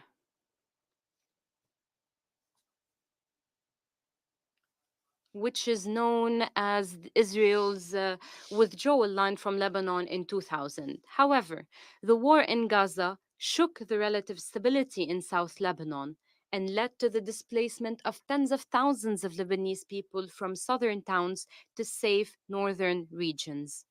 Mr. President, our vision to achieve sustainable peace, security, and stability in southern Lebanon is based on the comprehensive and full implementation of Resolution 1701 as part of a comprehensive solution with clear international guarantees to promote sustainable and comprehensive security as follows.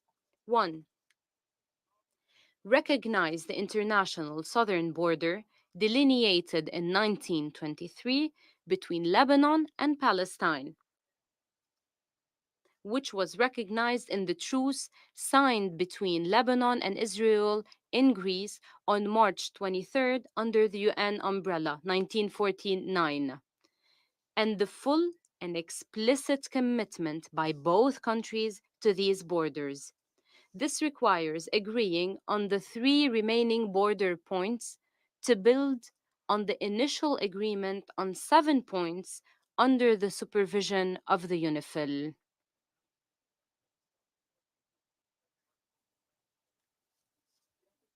This will lead to Israel's withdrawal to its internationally recognized borders, starting from the point B1 in Ras al Nakura, which is part of the Lebanese border, towards the town of Al Mari, which is in part an urban expansion of Al Gajar town. Israel should also fully withdraw its forces from the Sheba farms and Kfar hills. 2. A final end to the Israeli air, land, and sea violations of Lebanon's sovereignty and internationally recognized borders. Such violations are estimated at 30,000 since 2006. Israel should not use the Lebanese airspace to target Syrian territories. 3. The UN and friendly countries can support the Lebanese government in extending its authority over all Lebanese territories by strengthening the armed forces, promoting the Lebanese army deployment south of Al-Litani River, providing all the equipment needed to the army in cooperation with the UNIFIL so that there can be no weapon outside the government's approval and no authority beyond the authority of the Lebanese government. 4. Facilitate the safe and dignified return of the displaced people who crossed the border on October 7. 5. Stop the war on Gaza to facilitate the implementation of these proposals and launch a fast mechanism to find a long-term solution to the Israeli-Palestinian conflict in line with the relevant UN resolutions. Mr. President, ladies and gentlemen, in conclusion, let us give peace a true chance before it is too late. We have had enough with wars, conflicts, killing, and destruction. Let us stop working on piecemeal solutions, which have only led to the tragedies we are living today. What happened on October 7 did not happen in a vacuum. These tragedies will only happen again. but they will be even more violent and terrible if we do not reach a comprehensive, just, and lasting solution whereby Israel implements all the relevant UN resolutions. Despite the difficult times in the Middle East, we have a historic opportunity today to establish peace, security, and prosperity. Let us seize it, since it may not come again. This is a historic opportunity. If we fail to do so, what happened on October 7 and before will happen again, but it will be even worse until Israel accepts that the Palestinian people will not vanish, will not disappear, or even drown in the sea. They will establish an independent state. Let us save ourselves the time and effort and pave the way towards a better future for the people of our region. Let us rid the world and the future generations of this heavy conflict. Thank you.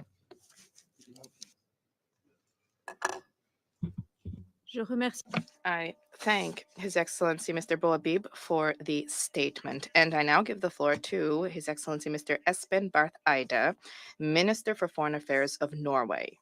Thank you, Madam President, and thank you to France for convening us today at this crucially important moment for the Middle East.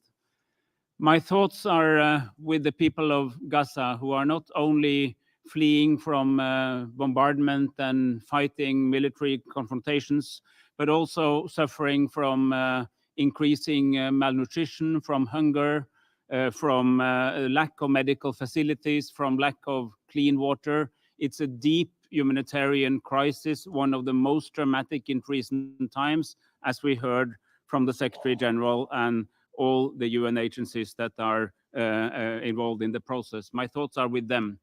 My thoughts are also with the people of Israel who suffered the horrible, heinous attack of Hamas on the 7th of October, including the use of sexual and all other types of violence, and the people who are hostages or relatives of hostages, and I call on the hostages to be released immediately.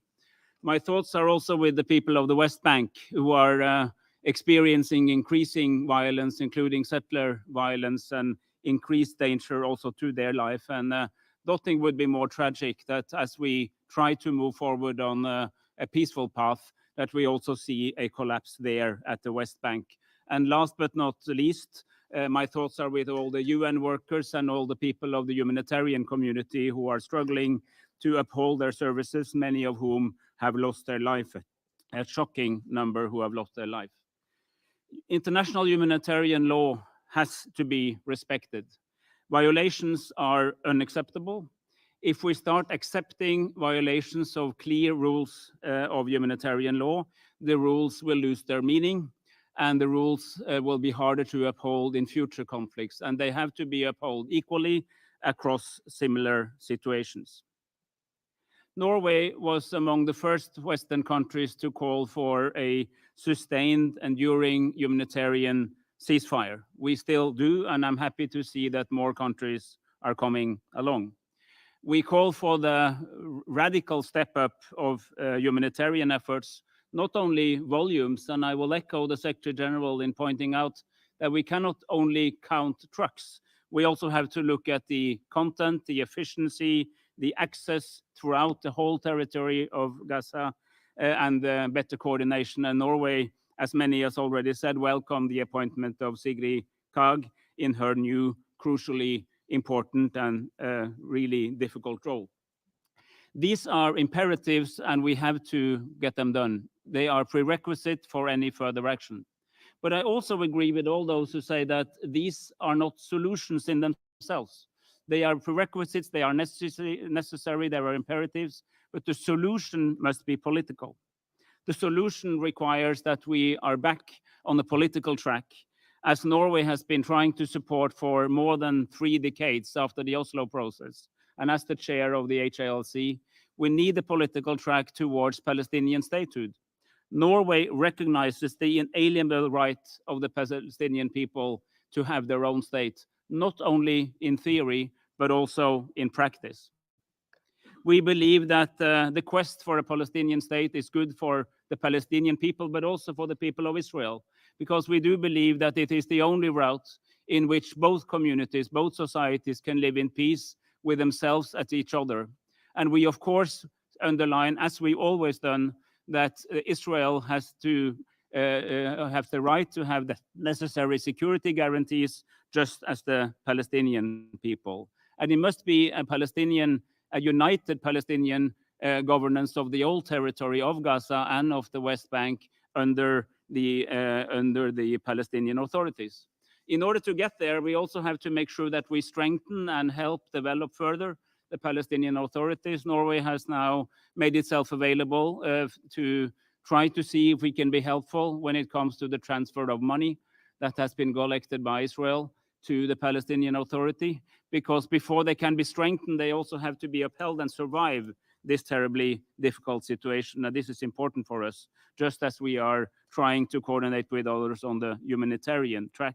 We need legitimate, credible institutions to run the entire Palestinian territory in the future. And I want to commend the good work that is being done by several ministers, many of whom are in this room, from Arab countries and other OIC countries, in trying to develop a comprehensive plan. Because I think it's very important that we think about the immediate, the near future, and the longer future, and we cannot jump either, because we need to have a credible vision, a credible horizon towards Palestinian statehood. And I believe, and Norway believes, that connecting a path to Palestinian statehood has to be and should be connected to the idea of a broader regional peace and a broader regional settlement with the necessary and legitimate security guarantees for both Israel and Palestine. Ladies and gentlemen, this council was set up to deal with exactly these issues, exactly these kind of challenges that the founding fathers of the UN set up. I really call on all those members of the council to act and to take that responsibility seriously, because in the midst of this deep crisis where we're seeing immense suffering in Gaza, we've seen the terror attacks on Israel, we see the rising tide of violence in the Middle East and the risk of spreading to the Red Sea, to Lebanon, and to other parts of the region. This is also an opportunity. This is a moment of a chance, an opportunity for the international community to come together and stop the immediate fighting, deal with the legitimate security concerns of all sides, help building a Palestinian state, and then take us all to a two-state solution, which would solve many of the challenges of Israel, of Palestine, and of the neighborhood. So I call on you to take on yourself the responsibility that was entrusted with you and for whom we voted when we elected the members of the Security Council. This is really a moment to grasp the opportunity. I thank you for your attention. I thank His Excellency Mr. Haide for his statement, and I now give the floor to Her Excellency Madam Retno Marsudi, Minister for Foreign Affairs of Indonesia. Bismillahirrahmanirrahim. Madam President, I'm here today for the third time in 3 months, joining the Council debate on Palestine to reaffirm Indonesia's unwavering commitment to stand with Palestine, to declare that Indonesia will not rest until we see justice and dignity restored for the Palestinian people. I'm also here to remind Council members that you have a great mandate to maintain international peace and security, not to tolerate wars, and especially not genocide. Madam President, the UN Charter is clear. The Security Council resolutions are binding and must be enforced. My question today, how many resolutions been adopted on Palestine? How many are enforced? Where must Palestine go when for decades the Council fails to act on its own resolution while Israel kills Palestinians with impunity? Once again, I urge Council members to stop the everyday horrors faced by the Palestinians in Gaza and the West Bank. It's over 25,000 people dead, with increasing numbers dying from hunger and the freezing cold including babies and children, too little for us to act? We all have the responsibility to uphold the international humanitarian law without exception to the situation in Gaza. Madam President, on 18 January, Prime Minister Netanyahu openly declared he would not allow a Palestinian state to exist. Indonesia strongly rejects this statement. This statement is unacceptable. This confirms Israel's ultimate goal to wipe Palestine from the world map. Will this council remain silent in the face of such intention? A threat of a full-blown war in the Middle East is a real and present danger. In this context, I emphasize the following. First, we demand an immediate and permanent ceasefire. This will be a game changer for everything. Most importantly, it will provide space to address the humanitarian situation in Gaza, begin work on post-conflict reconstruction and the process for the two-state solution.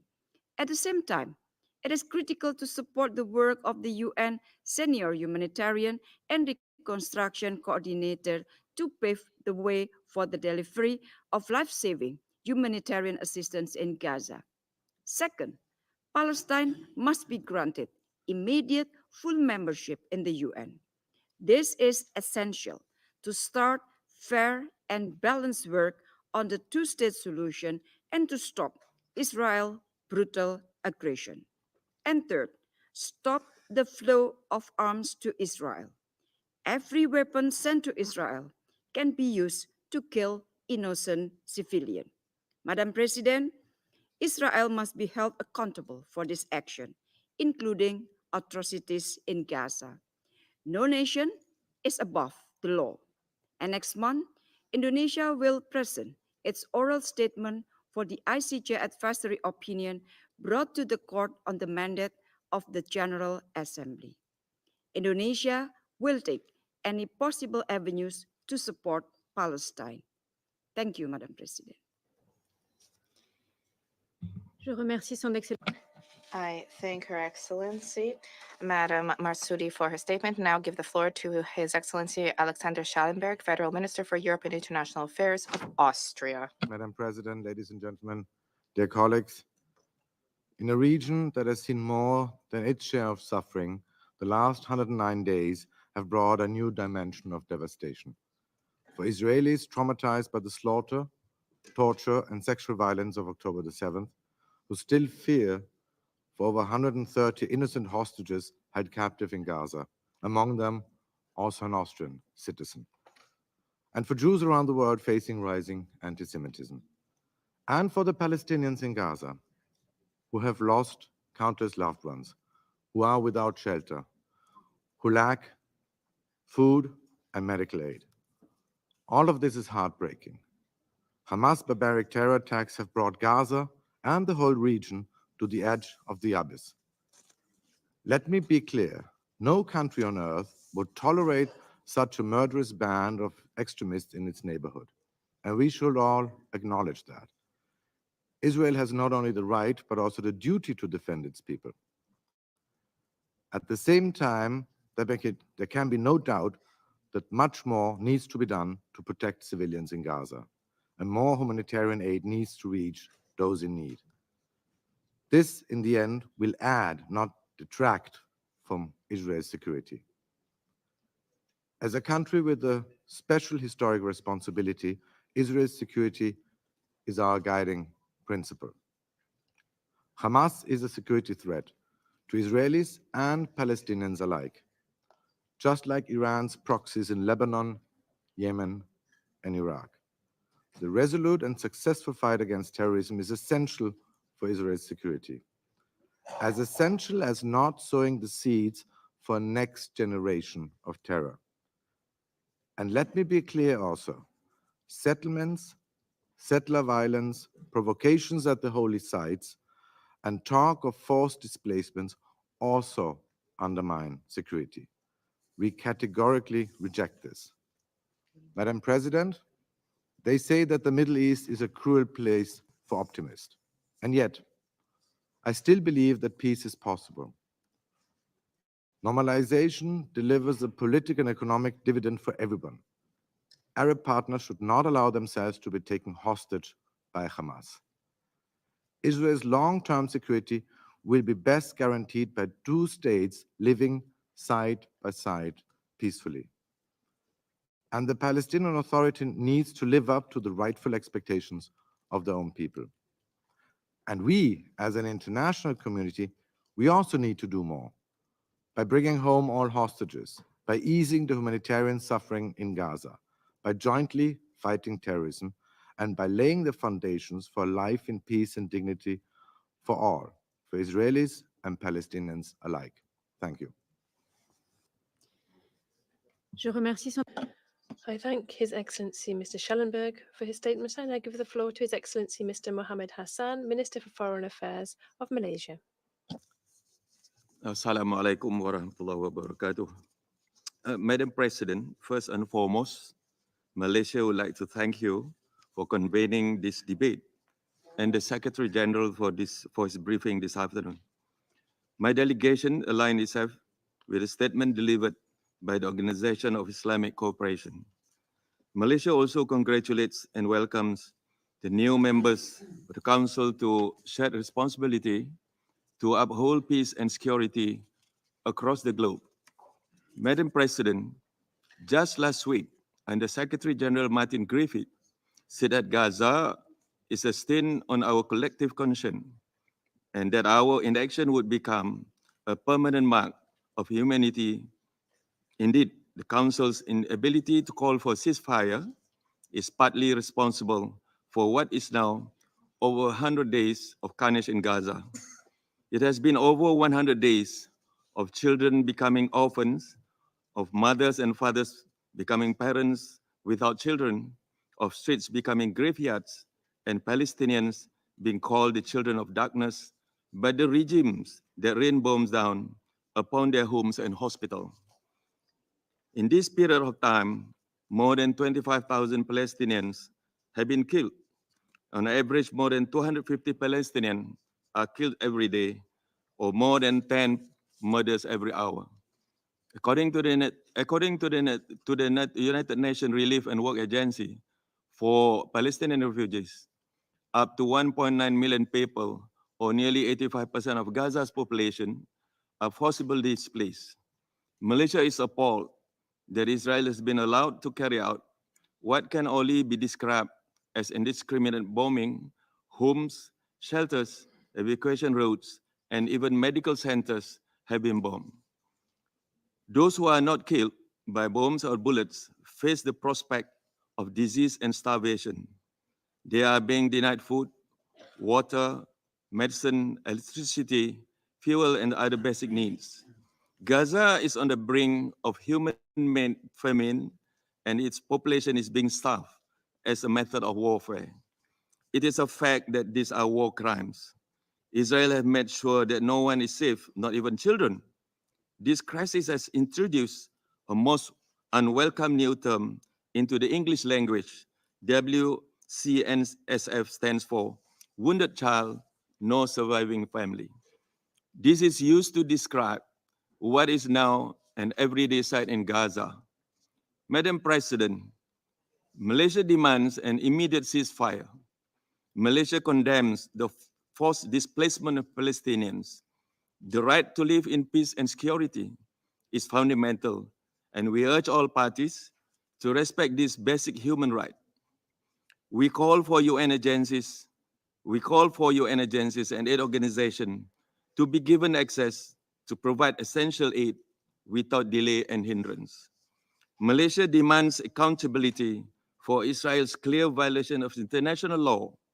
We welcome and support the decision by South Africa to institute proceedings against Israel before the International Court of Justice.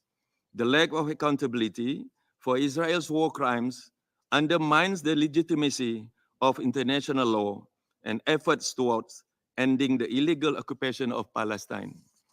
In upholding the international law, Madam President, and the rights of the oppressed Malaysia on 23rd July 2023, along with 56 other countries, submitted a written statement for the advisory opinion on the legal consequences of Israel's ongoing violations in the Palestinian territory at ICJ. Malaysia will now also participate at the public hearing on 19th of February this year. We condemn Israel's apartheid practices and persecutions against the Palestinian people in the occupied Palestinian territories. As a member state of the United Nations, Israel must respect and implement the relevant resolution of the Security Council. The Council cannot allow Israel to behave like the exceptions to the rule. Madam President, the international community must prioritize the upscaling of all necessary amenities for the Palestinian people. Access to basic services is a human right which should not be compromised. Israel's collective punishment of the entire population of Gaza is illegal, immoral, and must immediately cease. Our stance is clear. There should not be reduction in Palestinian territory. Any attempt to grab their land violates international law and further undermines the prospect of peaceful coexistence. Malaysia calls for the full and swift implementation of Security Council Resolution 2712 and 2720. In October and December last year, we joined the overwhelming majority of member states in voting for 2 General Assembly resolutions demanding the protection of civilians and the upholding of legal and as well as humanitarian obligation in relation to Gaza. The majority have spoken, Madam President, and their demand should not be ignored. Malaysia welcomes the appointment of Ms. Sigrid Kaag as Senior Humanitarian and Reconstruction Coordinator for Gaza, pursuant to Security Council Resolution 2720. We hope that Ms. Kaag, who has vast experience, especially in Lebanon, will be given the support needed to effectively discharge her mandate and alleviate the humanitarian catastrophe in Gaza. We encourage collaboration among the parties concerned for a just and lasting solution to this bloodshed. Madam President, we are witnessing a great historical irony in Gaza. The state of Israel was born from horrors of the Second World War, and yet for the past 75 years, it has been inflicting the same deliberate destruction on the Palestinian people and now pursuing it to its premeditated end. This illegal and immoral pogrom of total annihilation should bring us to a single decision by members of this council. It is time to recognize what Israel has been doing as genocide. And it is time to accept the state of Palestine as a full member of the United Nations. No nation, no people should be meant to suffer the prolonged indignity of being mere observers of their own slow, painful, and humiliating demise. Here, of all places, Palestine should be given the right to face the occupiers, not as second-class citizens, but as equals, as legitimate voice and an equal vote. We have failed them for far too long. We must stop this charade. The Palestinians deserve nothing less than a free and independent Palestine on the basis of two-state solution based on pre-1967 borders with East Jerusalem as its capital. Malaysia will continue to do all what that is within our means and within our rights to bring an end to this injustice and illegality. The state of Palestine must be admitted as the 194th member of the United Nations. We urge the Council to act now. The Council must take a united and decisive action to stop the war, save civilian lives, end collective punishment, stop the killing now. Thank you very much. Je remercie Son Excellence. I thank His Excellency Mr. Hassan for his statement. I now give the floor to His Excellency Mr. Walid El-Khareji, Minister of Foreign Affairs of Saudi Arabia.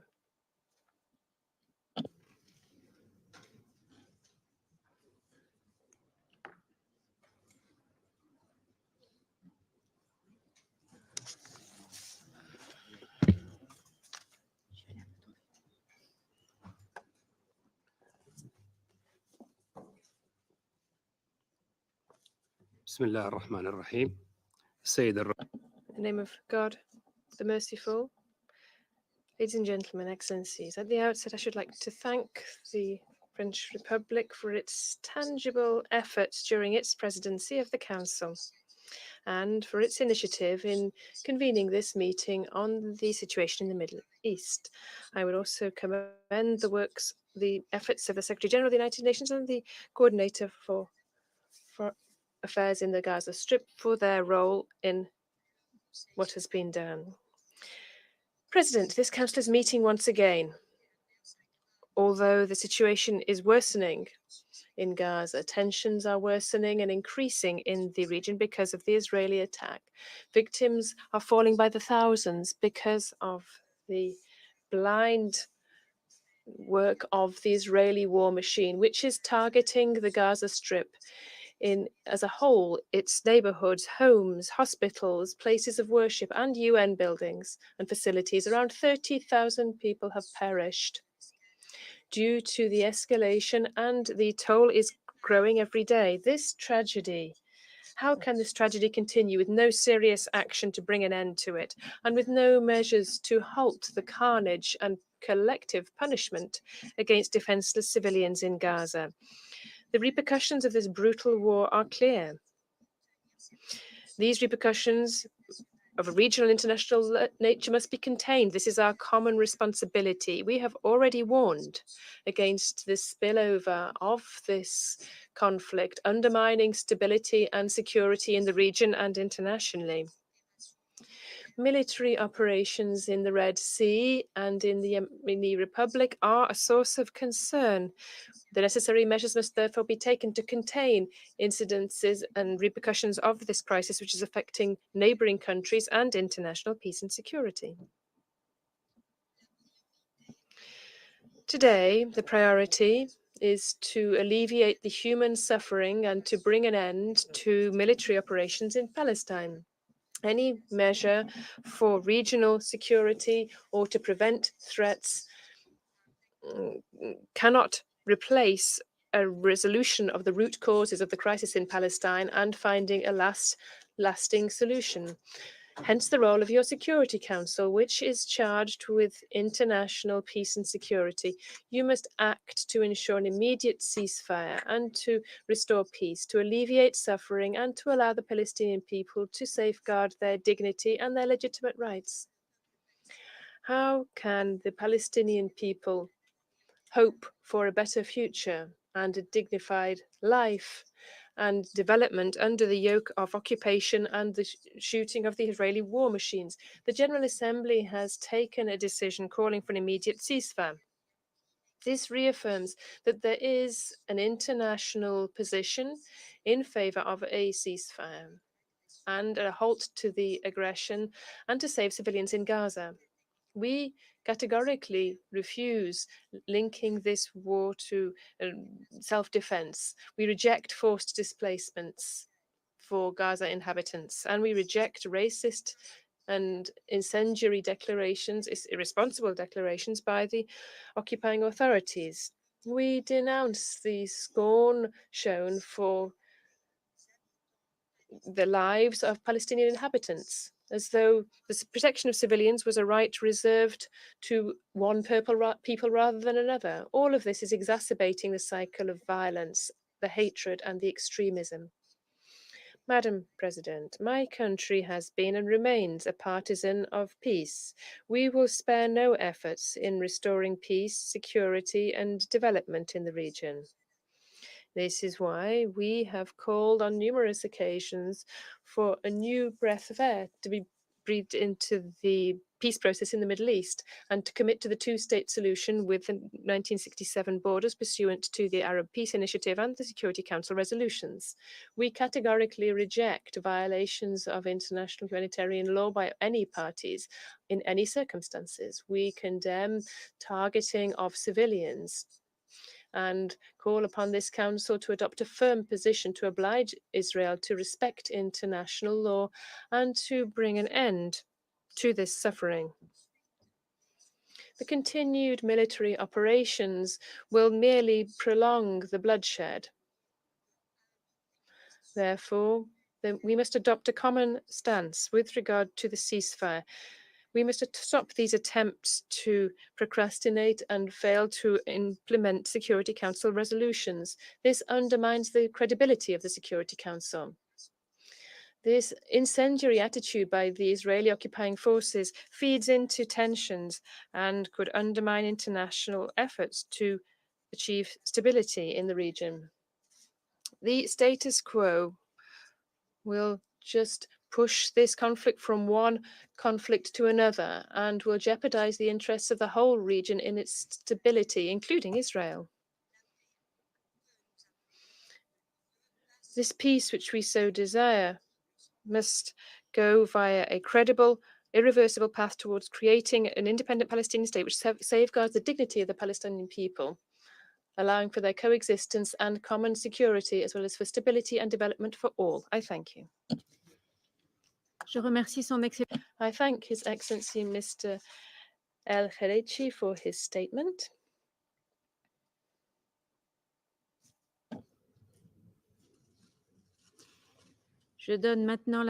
I now give the floor to His Excellency Sheikh Jarrah Jabal Al Ahmed Al Shabab, Deputy Minister of Foreign Affairs of Kuwait.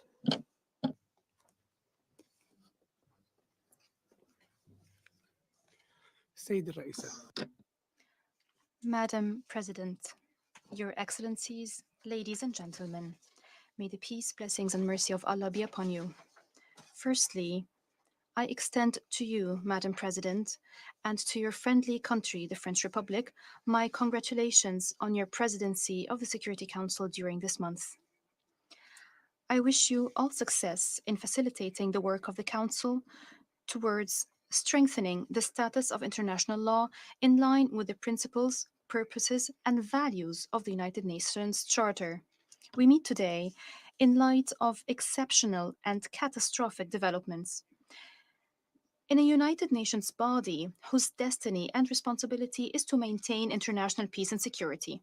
But it has become clear after what we witnessed in the Gaza Strip of unspeakable crimes and human suffering which shocked our conscience that the Security Council is unable to carry out its political, legal, and humanitarian responsibilities. This is nothing but the result of double standards, as the Council failed to take a principled position in the face of the Israeli aggression on the Gaza Strip. It stood idly by while occupation forces persisted with gross violations of international law, international humanitarian law, and international human rights law, in addition to international resolutions, including resolutions of this Council. The Council was also unable to adopt a resolution demanding the immediate cessation of Israeli crimes.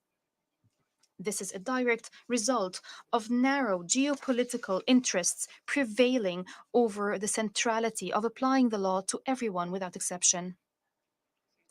Madam President, the Gaza Strip has been witnessing collective punishment, indiscriminate bombing, the killing of innocent civilians, whose number exceeded 25,000, including children and women, the destruction of infrastructure, the demolition of homes, the targeting of journalists and relief workers, the killing of more than 150 UN staff, in addition to the continued targeting of hospitals and places of worship.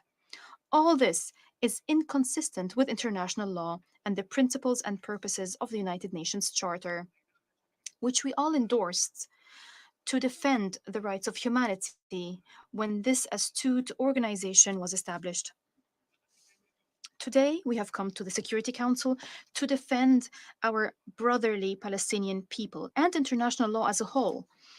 We have no choice but to resort to international law and the UN Charter to preserve our dignity and rights as individuals and our security and stability as member states of this esteemed organization. Madam President, from this rostrum, the state of Kuwait reaffirms its firm and historical position in support of Palestinian rights and stresses that the main reason for the conflict is the existence of the occupation with no end in sight. If we want sustainable peace and security, this issue must be resolved in accordance with the agreed upon terms of reference and international resolutions, especially relevant Security Council resolutions, the Arab Peace Initiative of 2002. To ensure that the brotherly Palestinian people obtain all its legitimate political rights and its right to self-determination, and to establish an independent sovereign Palestinian state with East Jerusalem as its capital on the borders of June 4th, 1967. Madam President, the state of Kuwait reiterates its strong condemnation of the continued blatant aggression against the Gaza Strip by the Israeli occupation forces. This devastating war must end immediately. Humanitarian and relief aid must reach the wounded and injured Palestinians without obstacles. In implementation of international law, accountability for crimes against humanity which were committed and continue to be committed against the defenseless Palestinian people must be ensured. In this context, my country welcomes the step taken by the Republic of South Africa, which filed a case before the International Court of Justice against the Israeli occupation for committing the crime of genocide against the brotherly Palestinian people. In conclusion, the state of Kuwait once again calls upon this council to assume its responsibilities and to provide international protection to the Palestinian people. We appeal to the international community to support the resilient Palestinian people on its land. We warn against any attempts to displace the Palestinian people and to exacerbate the issue of refugees whose rights must be fulfilled. The passage of time and waves of forced displacement cannot deprive the brotherly Palestinian people of the right to return to its homeland. I thank you, Madam President.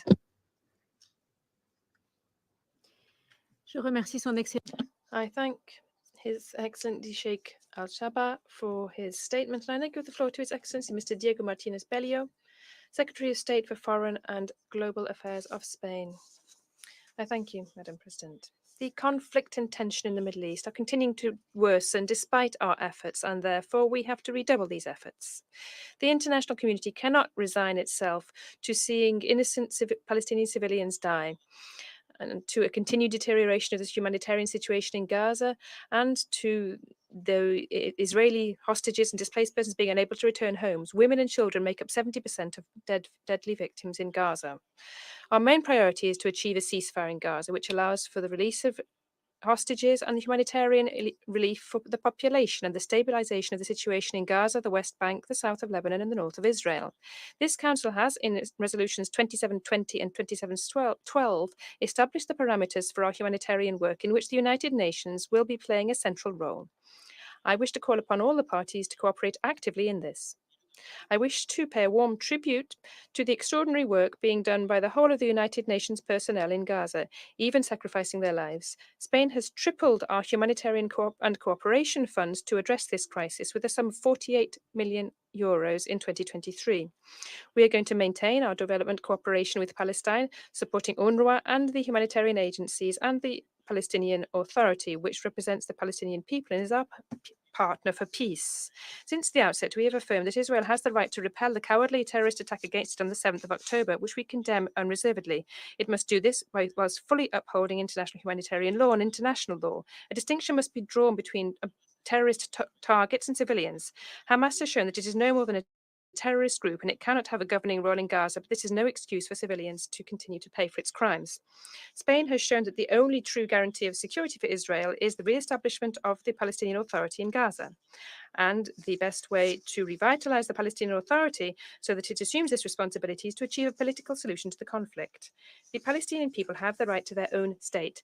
a sovereign, viable state with its capital in East Jerusalem. The international community must assume its responsibility and provide the framework to achieve this two-state solution without further delay. To this end, Spain has proposed convening an international conference as soon as possible, and 84 countries have formally endorsed this idea at the highest level. All members of the European Union, those of the League of Arab States, and the Islamic Organization for Cooperation. In order to achieve this agenda for peace, we must avoid spillover of the crisis to the region. In Lebanon, the full implementation of all elements of Resolution 1701 provide a clear roadmap, and Spain is firmly committed to this and has been since the outset. We call upon all regional and international protagonists to become involved constructively to reduce tensions and prevent further bloodshed. The international community must be consistent through all of this. The value of human lives and respect for international norms and principles must be universal and be affirmed equally in all international crises and in all circumstances. The events since the 7th of October cannot recur. The region needs more than ever to turn a new page based upon the implementation of the resolutions of this Security Council and upon the achievement of the two-state solution and a mutual recognition as a path to global peace. Out of the urgency to bring an end to the current crisis and to prevent its spillover must arise a fresh mobilization, and this time a definitive one for peace. I thank you. I thank His Excellency Mr. Martinez Bello for his statement, and I now give the floor to Her Excellency Ms. Lana Zaiki-Nusseibeh, Assistant Minister for Political Affairs of the United Arab Emirates. Madam President, we have all heard today how the scale of suffering in Gaza competes with some of the darkest periods in our history. This moment can be an inflection point, or it can be a point of no return. We are seeing the conflict spill over in the Middle East. The Houthis are holding maritime trade hostage by their opportunistic attacks in the Red Sea. Militias and other armed groups are saber-rattling, risking increased instability in our region. And over a week ago, the world was engrossed by the proceedings at the International Court of Justice in The Hague. That such a case has been initiated and generated such international interest and support underlines the gravity of the situation. The United Arab Emirates would like to define 3 steps to bring these crises in the Middle East to an end. First, as has been said, we need an immediate humanitarian ceasefire in Gaza. The overwhelming majority of the international community has called for this repeatedly, and it is time that the minority view stop obstructing it from happening. We cannot wait another 100 days. The unbearable impacts of the ongoing Israeli bombardment on Gaza has resulted in what the UN has described as the worst humanitarian crisis in the history of the organization. More than 25,000 people have died so far in Gaza, in addition to the 1,000 Israelis who died in the October 7th attack. But today, Gaza is also being starved. 1 in 4 people are now experiencing famine-like conditions. The humanitarian imperative at this moment must be our top priority in addition to the ceasefire, so that life-saving aid can enter at scale and hostages can be allowed out and return to their families safely. The UAE will never tire in calling for such a humanitarian ceasefire. Second, and even as we continue to push for a ceasefire, shorter truces would allow for urgent humanitarian aid and services to reach those in need and for hostages to be released in parallel. The truce at the end of November allowed for additional assistance and humanitarian activities in Gaza, and we need more of them to start tomorrow. Finding pathways to similar agreements is essential. Security Council resolutions 2712 and 2720 must be fully implemented. This includes ensuring that the UN Senior Humanitarian and Reconstruction Coordinator is able to fulfill her crucial mandate, including through the establishment of the UN mechanism. Sigrid Kaag has hit the ground running, and we urge the United Nations and its member states to give her their full support, including for any recommendations that she makes to this council in her first report next week. We also stress the need to end the so-called dual-use restrictions that are seeing trucks containing basic medical supplies being turned away. Humanitarians describe this as a cruel policy that inflicts enormous suffering on the population in Gaza. We need to see the full opening of the Karam Abu Salam, Karam Shalom border crossing to both humanitarian flow and commercial trade. The opening and facilitation of new routes, as well as the resumption of the port of Ashdod, the removal of restrictions on the movement of humanitarian workers, and the full guarantee of safety for those accessing and distributing aid must all be prioritized. Third, any resolution to this conflict must be anchored in the two-state solution. The UAE will not support a return to the failed status quo. Before, the two-state solution was the end point to where we envisioned our diplomatic efforts would lead us. Today, it must be our starting point. On both sides, the future must be led by those who speak responsibly, those who understand that peace demands dignity and equality for both peoples, and begin negotiations on that basis. There are those who resist the two-state solution, even now, without a viable alternative. We ask what they propose as a just and sustainable path to peace in the absence of that two-state solution. What is needed is a valid, defined, benchmarked, and agreed upon way towards the two-state solution, and one that includes a workable governance structure.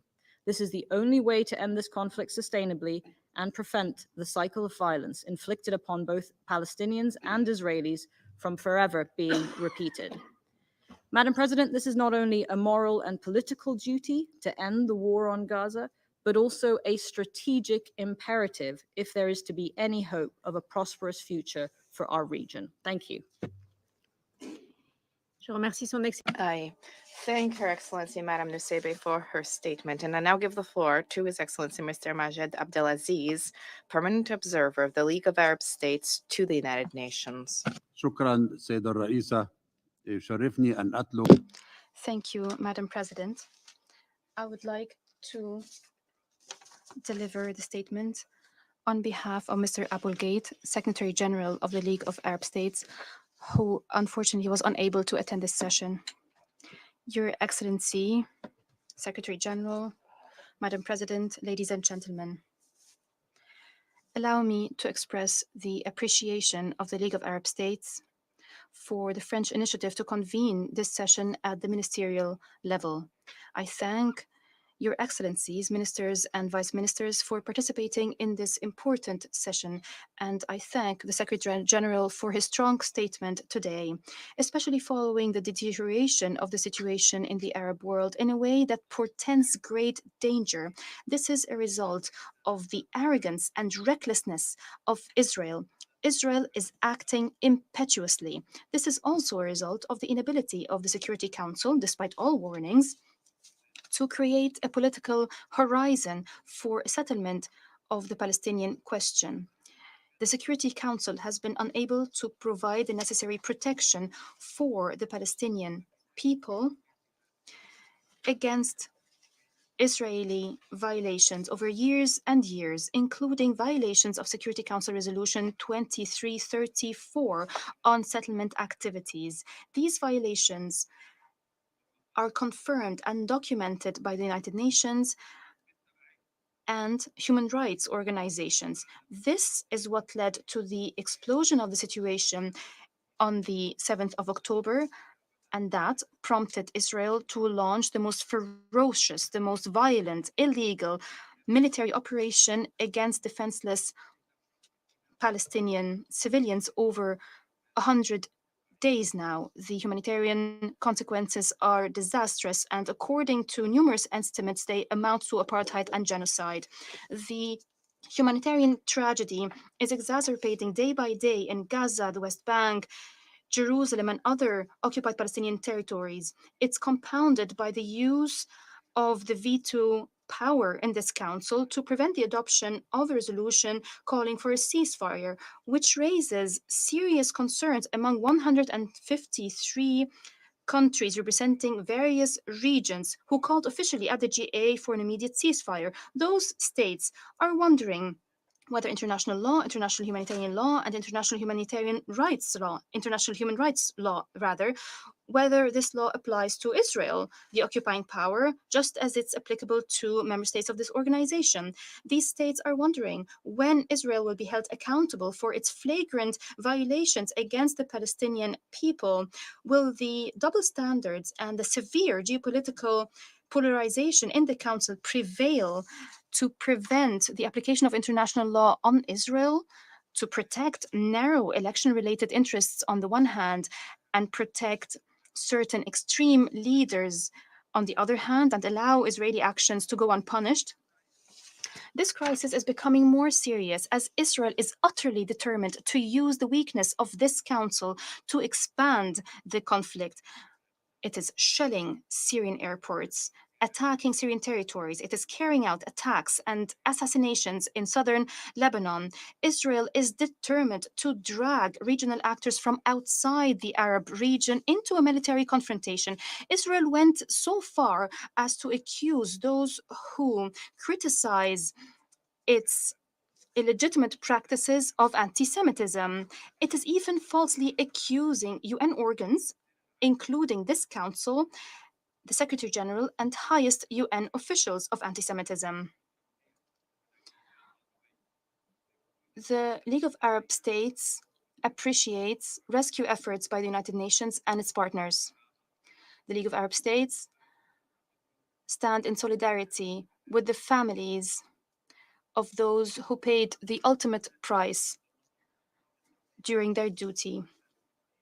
Much has been said about diverging points of view between major powers supporting Israel on the one hand and right-wing extremist Israeli leadership on the other hand regarding strategies, Israeli strategies in this war, unjust war on Gaza and the Palestinian people and other Arab states. Nevertheless, we haven't seen any change in the official positions in the Council as a result, despite the fact that this Israeli escalation will lead to a regional spillover, will lead to the eruption of a new regional war.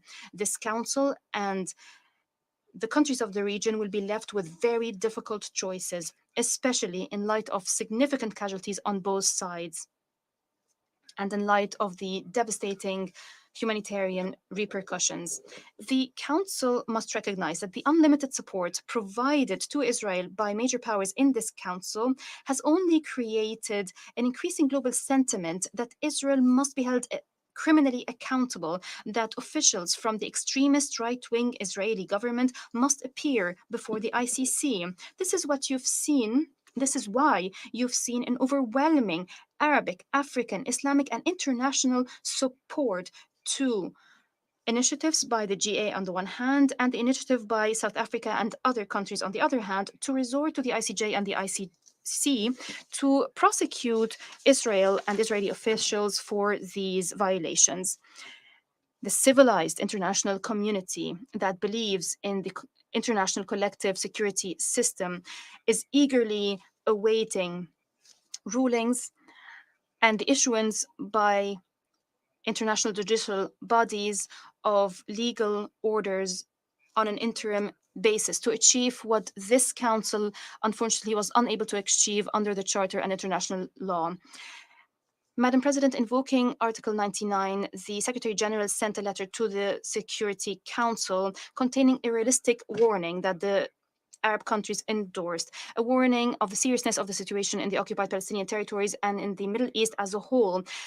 The letters by the Secretary General in December 2023 and January 2024 confirmed the grim picture that is resulting from the Israeli military escalation. Israel is chasing this delusion that it is able to eliminate Palestinian resistance and Hamas. Despite regional and international warnings and warnings by the EU, the Non-Aligned Movement, the OIC, the African Union, and the League of Arab States and other organizations, despite these warnings, the Council has been unable to adopt a resolution to call for a ceasefire, even on humanitarian grounds. It has been unable to ensure practical guarantees to facilitate the unfettered flow of humanitarian aid to Gaza. At the meeting requested by Algeria on behalf of the League of Arab States on Friday, the 12th of January 2024, members of the Council were unanimous in their categorical rejection of declared Israeli intentions to internally displace Gazans or to forcibly transfer them to countries of the region. Nevertheless, the Council has not taken any practical measure to stop these plans. This is why the League of Arab States is looking forward to this council adopting as soon as possible a clear resolution that calls for an immediate ceasefire that includes specific executive measures to stop the forcible transfer of Palestinians as part of the full implementation of Security Council Resolution 2720 on mechanisms to ensure the delivery of humanitarian aid. This resolution should include innovative mechanisms that ensure the effective protection of the Palestinian people and its inalienable rights from attacks by the Israeli army and hordes of settlers until it can establish its sovereign independent states. In parallel, the Security Council must confront any Israeli attempts to destroy the two-state solutions. Most recently, the Prime Minister told the press last Friday that he was opposed to the two-state solution and to the establishment of an independent Palestinian state. The Council must respond with practical steps by pushing for creating a clear political horizon to launch direct negotiations between Israel and the state of Palestine to pave the way for the establishment of an independent Palestinian state. That would also include the organization of a high-level international conference to reach this goal. Immediate action must be taken to ensure that the state of Palestine becomes a fully fledged member of the United Nations. In conclusion, the League of Arab States is making tireless efforts with the European Union and other peace-loving nations in the East and the West to create the necessary political horizon to implement the two-states solution and to establish an independent Palestinian state. But achieving this goal requires an immediate ceasefire. Also, Israel must immediately refrain from provoking Syria and Lebanon with military operations against these two countries. Israel should stop expanding this conflict. It should stop to seek altering the geographic and demographic reality in Gaza or in any of the occupied Palestinian territories. Israel must recognize that establishing relations with Arab countries and living in peace with Arab countries will not be achieved solely by the so-called Abraham Accords. It will remain contingent on reaching a comprehensive and just settlement of the Palestinian question, the central question for the whole Arab world. And at its core lies the establishment of an independent Palestinian state along the lines of June 1967 with Jerusalem as its capital.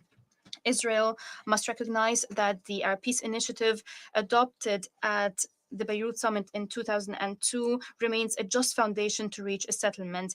If Israel truly wishes to achieve peace, security, and stability to all nations of the Middle East, without exception, including the Israeli people. I thank you, Madam President. I thank His Excellency Mr. Abdelaziz for his statement, and I now give the floor to the representative of Bahrain. Bismillah ar-Rahman ar-Rahim. In the name of God, the merciful, the compassionate, Madam President, it is my pleasure to deliver the statement on behalf of the Arab group.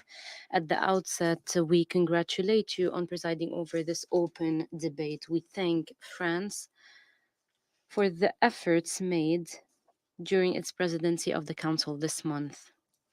We congratulate the newly elected members of the Council, Algeria, Guyana, the Republic of Korea, Sierra Leone, and Slovenia, for starting their mandate in the Council. We wish them all the success in their endeavor.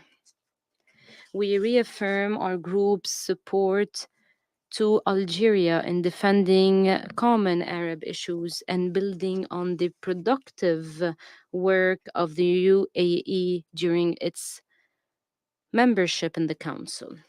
I would like to welcome all ministers to this session. This attests to its importance given the continuing systemic Israeli aggression perpetrated against the brotherly Palestinian people for the past 100 days in the Gaza Strip. This has led to a growing number of people killed and injured because of the ongoing aggression on the Palestinian people, especially in the Gaza Strip under blockade. This has also led to the systemic destruction of civilian infrastructure and facilities. This exacerbated the suffering of Palestinian civilians who are going through horrific humanitarian conditions due to this aggression, which is also threatening stability and security in the region.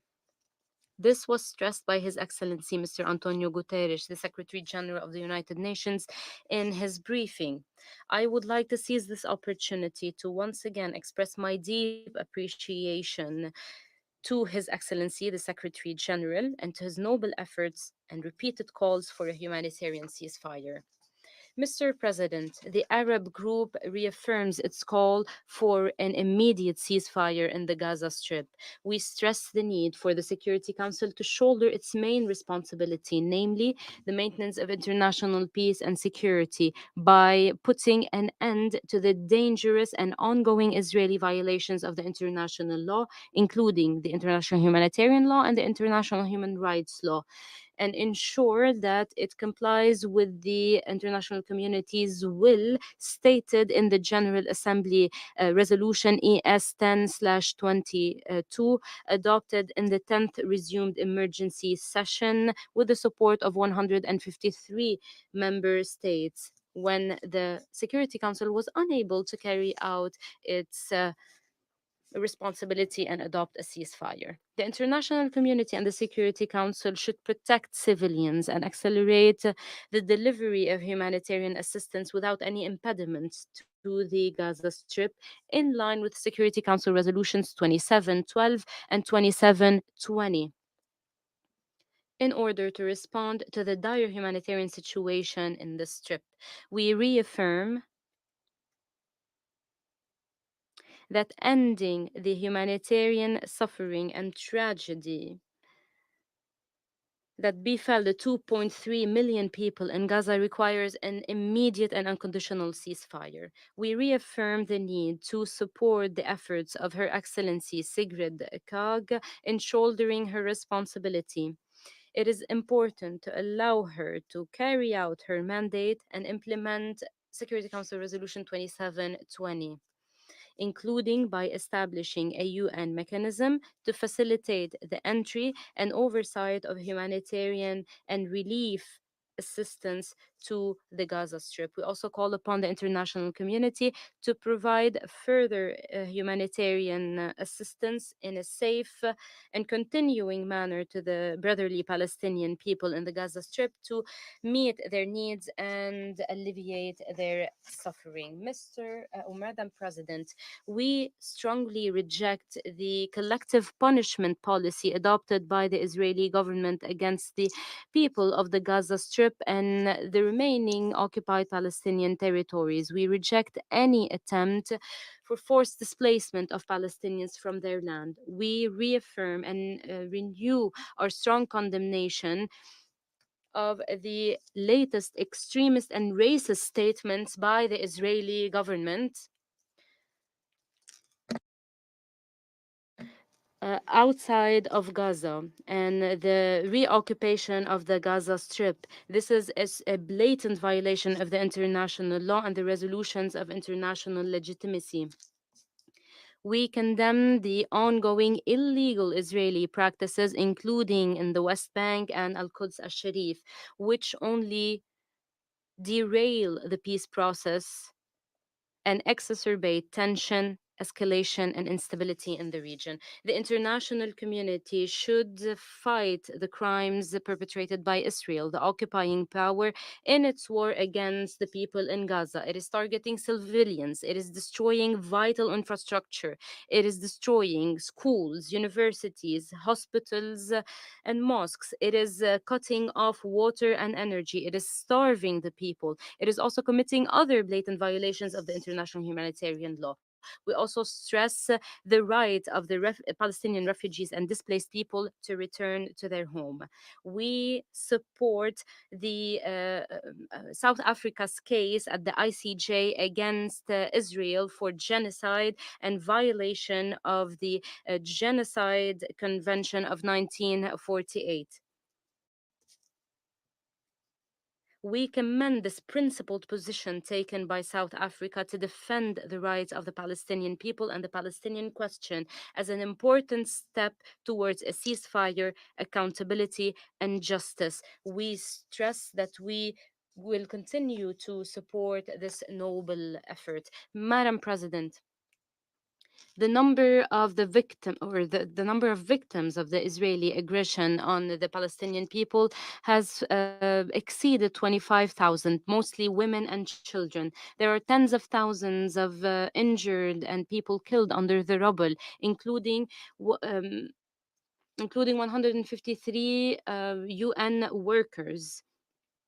There are 117 journalists who were targeted by Israel. It is destroying civilian infrastructure and facilities in a blatant violations of the international humanitarian law and international law. The immediate, lasting, and comprehensive ceasefire in Gaza is the only way to save the lives and stop the suffering of the Palestinian people, to protect civilians and meet their humanitarian needs. This is the inherent right of innocent civilians. It is set out in human rights instruments. This is also an ethical and legal and political duty that the international community and the Security Council should shoulder. We condemn the repeated Israeli aggressions on the Syrian and Lebanese territories. It is important to preserve security and safety in the neighboring countries so that the war does not expand. We believe that crises in the Middle East are intertwined, and the latest dangerous developments in the occupied Palestinian territories will have grave repercussions on the Middle East, and we have seen this happening. This is why any effort to stop the escalation and the regional conflict should take into account the root cause of instability, namely the Israeli aggression on the Palestinian people. In this regard, the Arab group would like to call upon all countries that recognize Palestine to recognize it based on or we call upon all the countries who have yet to recognize Palestine to recognize it based on the June 1967 borders and give it full membership at the United Nations. And we call for holding a peace conference based on the resolutions of international legitimacy. The just and sustainable resolution or solution for the Palestinian question is based on the resolutions of international legitimacy and the Arab Peace Initiative. This requires comprehensive peace because that's the only guarantee for stability and security in the region. We reaffirm the urgent need to promote international efforts to stop the Israeli occupation and ensure the independence of the Palestinian state on the borders of June 1967 with East Jerusalem as a capital in line with the two-state solution and the relevant resolutions of international legitimacy. We stress that peace in the Middle East requires the withdrawal by Israel from all occupied Arab territories, including the occupied Syrian Golan. We also call upon your august council to shoulder its legal responsibility in this regard and give hope to the people of the region in granting them security, stability, and a dignified life. Thank you. I thank the representative of Bahrain for the statement, and I now give the floor to the representative of Liechtenstein. Thank you, Madam President. And is gravely worried by the catastrophic situation in the Gaza Strip and the signs of increasing escalation and instability in the wider region. We are deeply concerned by the massive displacement of the civilian population and the rapidly deteriorating humanitarian situation, the large-scale loss of civilian life, in particular the shocking number of children killed, and the incalculable suffering that continues to be visited on the people of Gaza. Our most immediate priority must remain the protection of civilians. To this end, the conflict parties must fully respect the international humanitarian law without exception, including by granting immediate, full, and unhindered access to humanitarian organizations to provide emergency relief. We have joined the vast majority of the UN membership in demanding an immediate, durable, and sustained humanitarian ceasefire as a prerequisite to this end. Regrettably, this urgent call has not yet been heeded. We remind the Council of its primary responsibility under the Charter for the Maintenance of International Peace and Security, which it exercises on behalf of the membership as a whole, and of Article 25, in which member states have explicitly committed to carry out the decisions of the Council. Every moment that passes, the Security Council remains conspicuous by its absence to echo the call by the membership for a humanitarian ceasefire. We have seen after the adoption of Resolution 2720, the Council pronouncement can be followed by a cessation of hostilities on the ground. The Charter makes clear the need for the Council to act preventively and in a timely manner. We implore it to explore all possible avenues in this regard. Madam President, the humanitarian situation in Gaza is disastrous. Disease is rife. Children are being operated on and women are giving birth without anesthesia. Civilians risk dying of hunger mere miles from the trucks that have been sent to bring them food.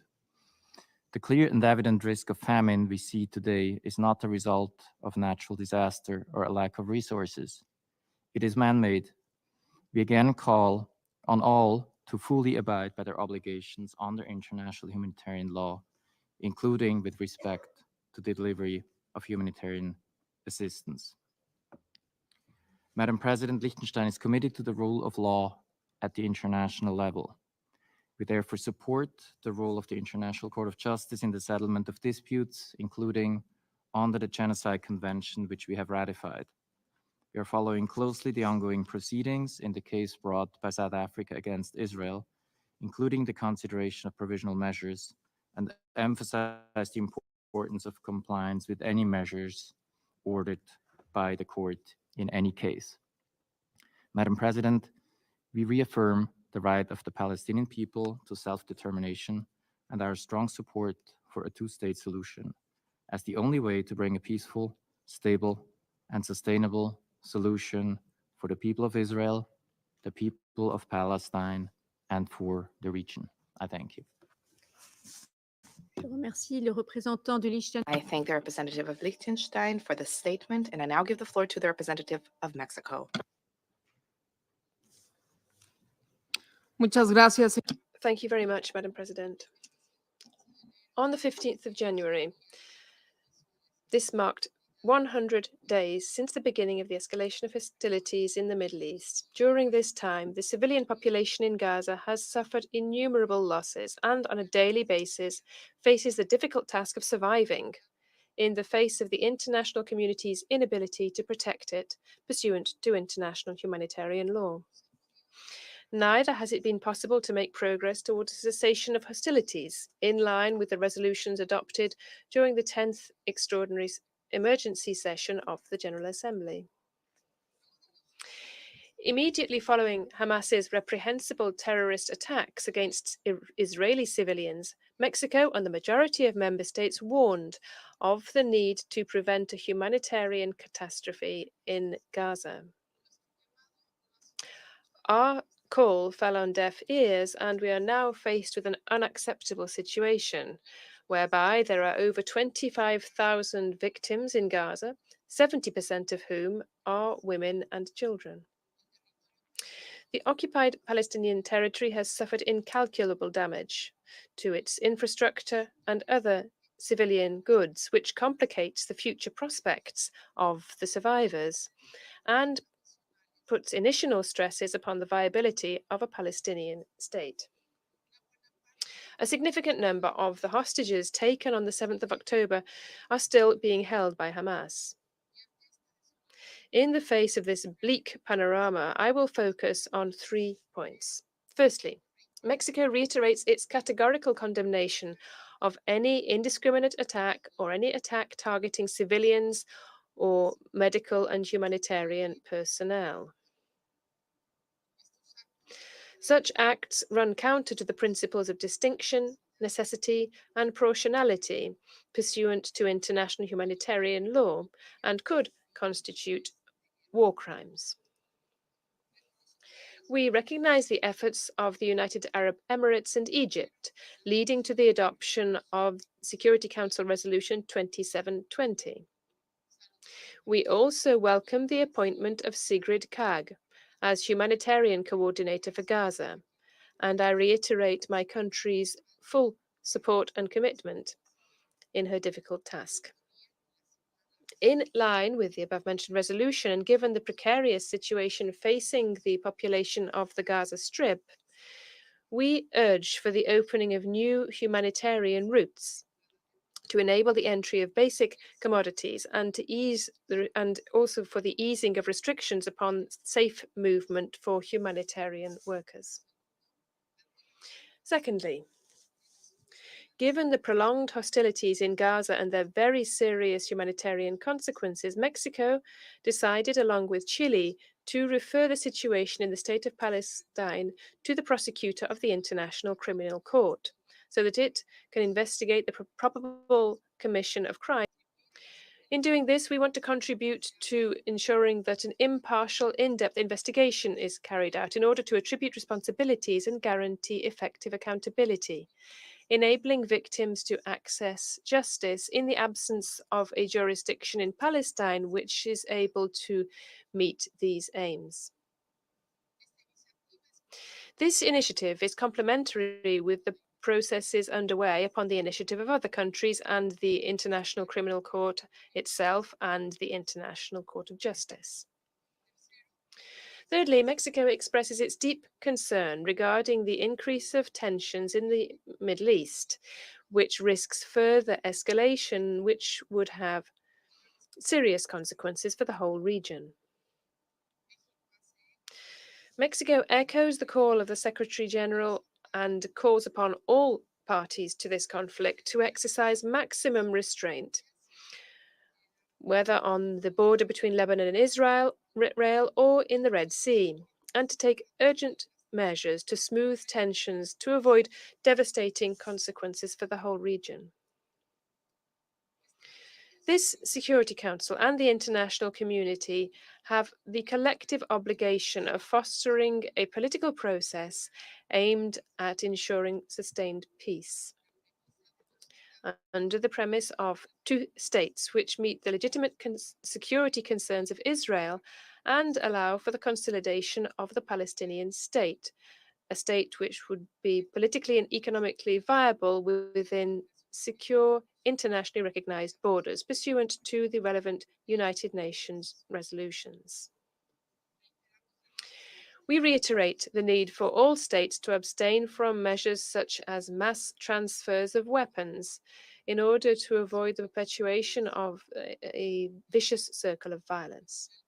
And finally, we urge for redoubled efforts to restrict the use of the veto in situations where mass atrocities may be occurring.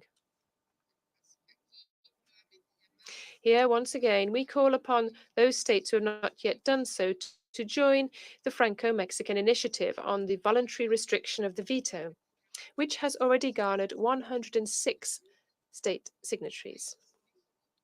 My country, Mexico, will support all efforts aimed at establishing a peace based upon mutual respect, whilst fully upholding international law. To this end, we express our support for the organization of an international conference for comprehensive peace in the Middle East, in line with other participants in this debate. It is our obligation not to fail the thousands of Palestinian and Israeli children who deserve a better and peaceful future. Thank you. I thank the representative of Mexico for their statement, and I now give the floor to the representative of India. Madam President, I thank the French presidency for convening this high-level open debate today. The conflict in Gaza has been raging for more than 100 days with loss of lives, a deteriorating humanitarian situation, and rising instability in the region and beyond. Madam President, the ongoing conflict between Israel and Hamas has also led to large-scale loss of civilian lives, especially women and children, and has resulted in an alarming humanitarian crisis. This is clearly unacceptable, and we have strongly condemned the death of civilians. It is critical to prevent further escalation of violence and hostilities. It is imperative to avoid the loss of civilian lives in any conflict situation. India has a long-standing and uncompromising position against terrorism in all its forms and manifestations. We are aware that the immediate trigger for the conflict were the terror attacks in Israel on 7th October last year. There can be no justifications for terrorism and hostage-taking. Our thoughts are with those who have been taken as hostages, and we reiterate the demand for their immediate and unconditional release. The ongoing conflict is also impacting the safety of maritime commercial traffic in the Indian Ocean, including some attacks in the vicinity of India. This is a matter of great concern to the international community and has a direct bearing on India's own energy and economic interests. This fraught situation is not to the benefit of any party, and this must be clearly recognized. Madam President, the leadership of India is in constant touch with the leaders of the region, including those of Israel and Palestine, and we have voiced our views in multilateral fora. The message that India has conveyed since the start of this conflict is clear and consistent. It is important to prevent escalation, to ensure continued delivery of humanitarian aid. The humanitarian situation needs to be addressed in earnest. We welcome the efforts of the UN and international community in this regard. India has delivered shipments of relief material to the Palestinian people in Gaza. We have also provided $5 million, including the $2.5 million in end December, to the United Nations Relief and Work Agency for Palestine refugees in the Near East, which will go to support the agency's core programs and services, including education, healthcare, relief and social services provided to Palestinian refugees. Madam President, I wish to conclude by reiterating India's long-standing support for a two-state solution where the Palestinian people are able to live freely in an independent country within secure borders with due regard to the security needs of Israel. We firmly believe that only a two-state solution achieved through direct and meaningful negotiations between both sides on final status issues will deliver an enduring peace that the people of Israel and Palestine desire and deserve. For this, we urge all parties to de-escalate, eschew violence, avoid provocative and escalatory actions, and work towards creating conditions for an early resumption of direct peace negotiations. I thank you. I thank the representative of India for that statement, and I now give the floor to the representative of New Zealand. Madam President, thank you for organising today's debate. Thank you too to the Secretary-General for his briefing. The situation in Gaza is a humanitarian disaster. The loss of life is appalling. Conditions for Gazan citizens, the vast majority of whom are now displaced, are intolerable. Parties to this conflict have obligations under international humanitarian law. New Zealand has strongly condemned Hamas's shocking attacks on Israel. We call again for the immediate and unconditional release of all remaining hostages held in Gaza. We support Israel's right to defend itself, but in doing so, it is obligated to protect civilians and ensure its military action is targeted and proportionate. Israel also has responsibilities under the Fourth Geneva Convention to ensure that the civilian population of Gaza has the necessary essentials of life. Conditions on the ground, however, are preventing the humanitarian response from keeping up with the enormous level of need. We continue to hear that nowhere is safe in Gaza. Civilians, humanitarian actors, healthcare workers, and journalists must be protected.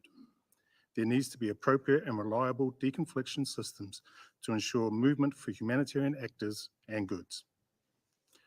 Responders need unimpeded access. It is unacceptable that denials and burdensome inspection and approvals processes are delaying the delivery of vital, life-saving assistance. Multiple functional supply lines for aid are critical. Responders must be allowed to get aid into Gaza and to deliver it to wherever it is needed, including the north of Gaza. Similarly, a restoration of communications networks and other essential services are required to aid the response. We again call on Israel to facilitate safe and unimpeded access for humanitarian assistance and protection immediately, and to work constructively with the UN and other humanitarian actors. New Zealand was pleased to see the Security Council adopt Resolution 2720 last month. We welcome the appointment of Sigrid Khan as Senior Humanitarian and Reconstruction Coordinator for Gaza and offer our full support for her important work ahead. We call on the Security Council to rise above politics and point scoring to advance the cause of peace. The single best way to alleviate civilian suffering is to stop the fighting. New Zealand has supported the calls in both the Security Council and the General Assembly for humanitarian pauses or truces to allow for the delivery of humanitarian aid. New Zealand has repeatedly called for urgent efforts towards a sustainable ceasefire. We repeat these calls today. The risks of the wider region being further drawn into this conflict are alarmingly high and of deep concern. We are particularly concerned about the situation along the Blue Line. Madam President, New Zealand firmly supports the vision laid out in numerous Security Council resolutions, most recently in 2720, of a two-state solution with Israel and Palestine living side by side in peace within secure and recognized borders. We must hold on to this vision. Achieving it is not impossible, but it will require steps from all parties. Gaza must never again be a platform for terrorism. There must be no displacement of Palestinians and no reduction in Palestinian territory. Israel must ask itself whether its current efforts to protect its legitimate security interests will ultimately make its people more or less secure. The price of defeating Hamas cannot be the continuous suffering of all Palestinian civilians. That will not break the cycle of radicalization and division. Thank you, Madam President.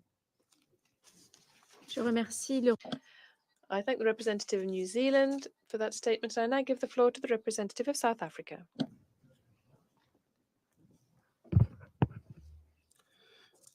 Madam President, I thank France for convening this important open debate today on the situation in the Middle East and for providing all UN member states an opportunity to address the Council on developments in the region.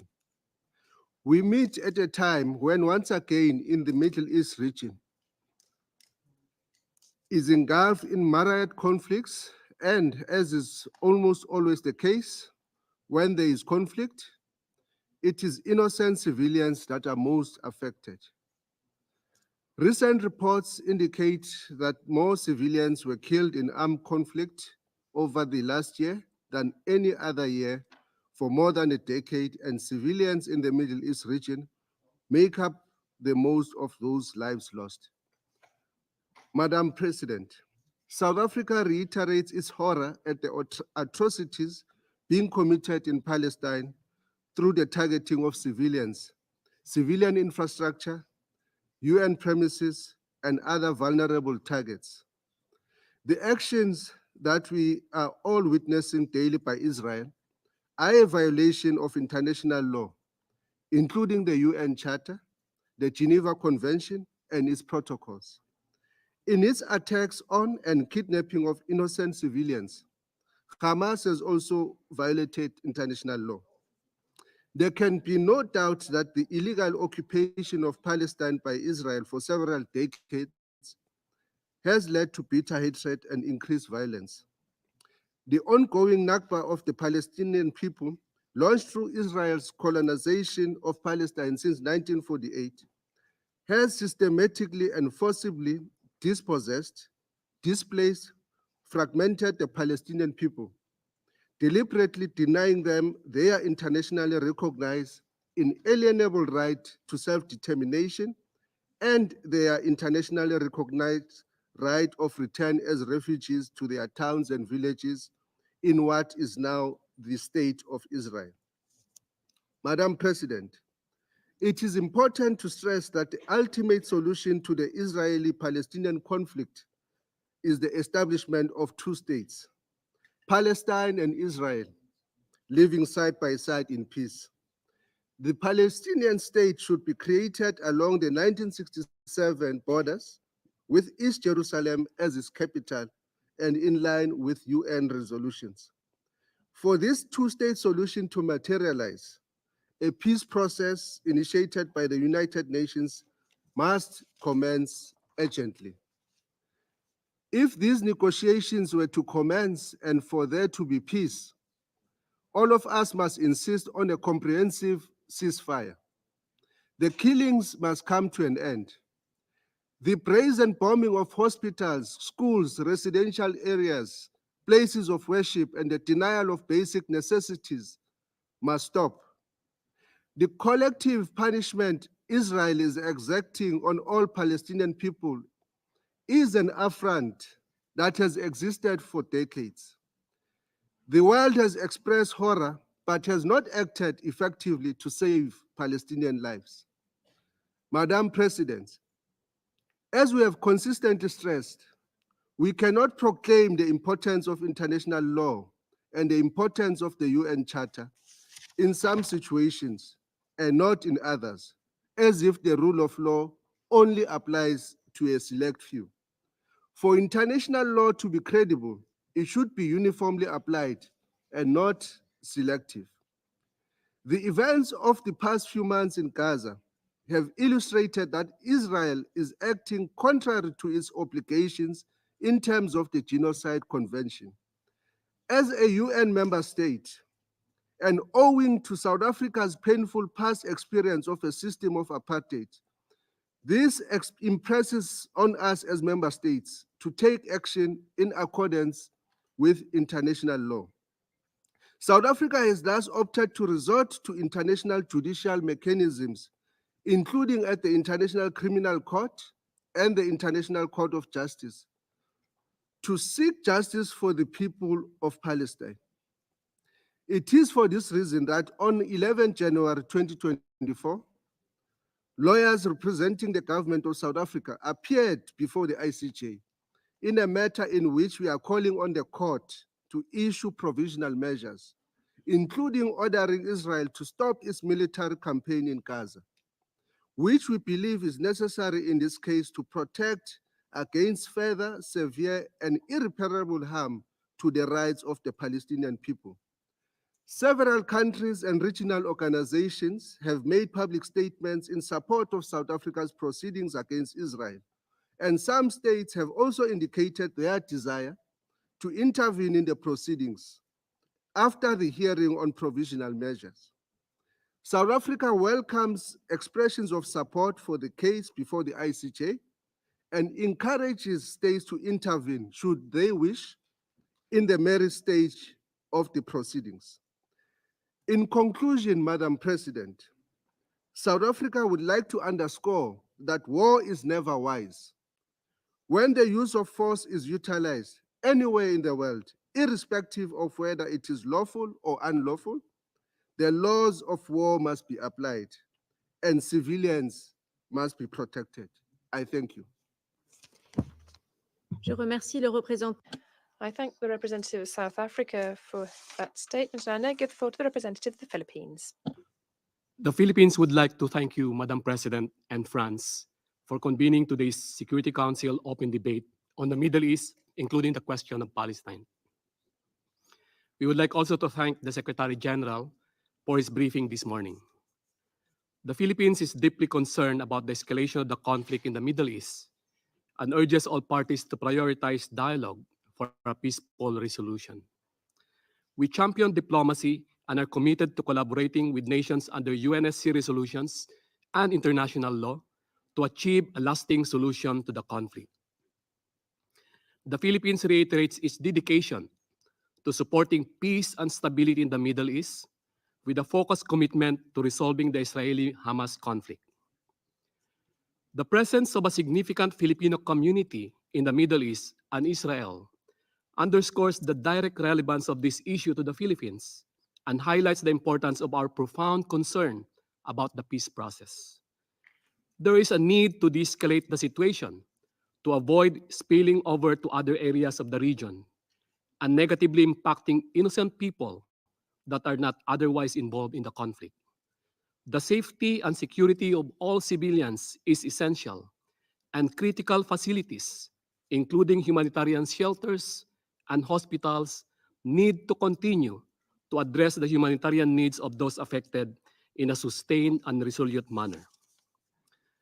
The Philippines supports the full and immediate implementation of the UN General Assembly ESS resolution on protection of civilians and upholding legal and humanitarian obligations, and UN Security Council Resolution 2712 on urgent and extended humanitarian pauses and corridors in Gaza, and UN Security Council Resolution 2720 on scaling up and monitoring humanitarian aid going into Gaza.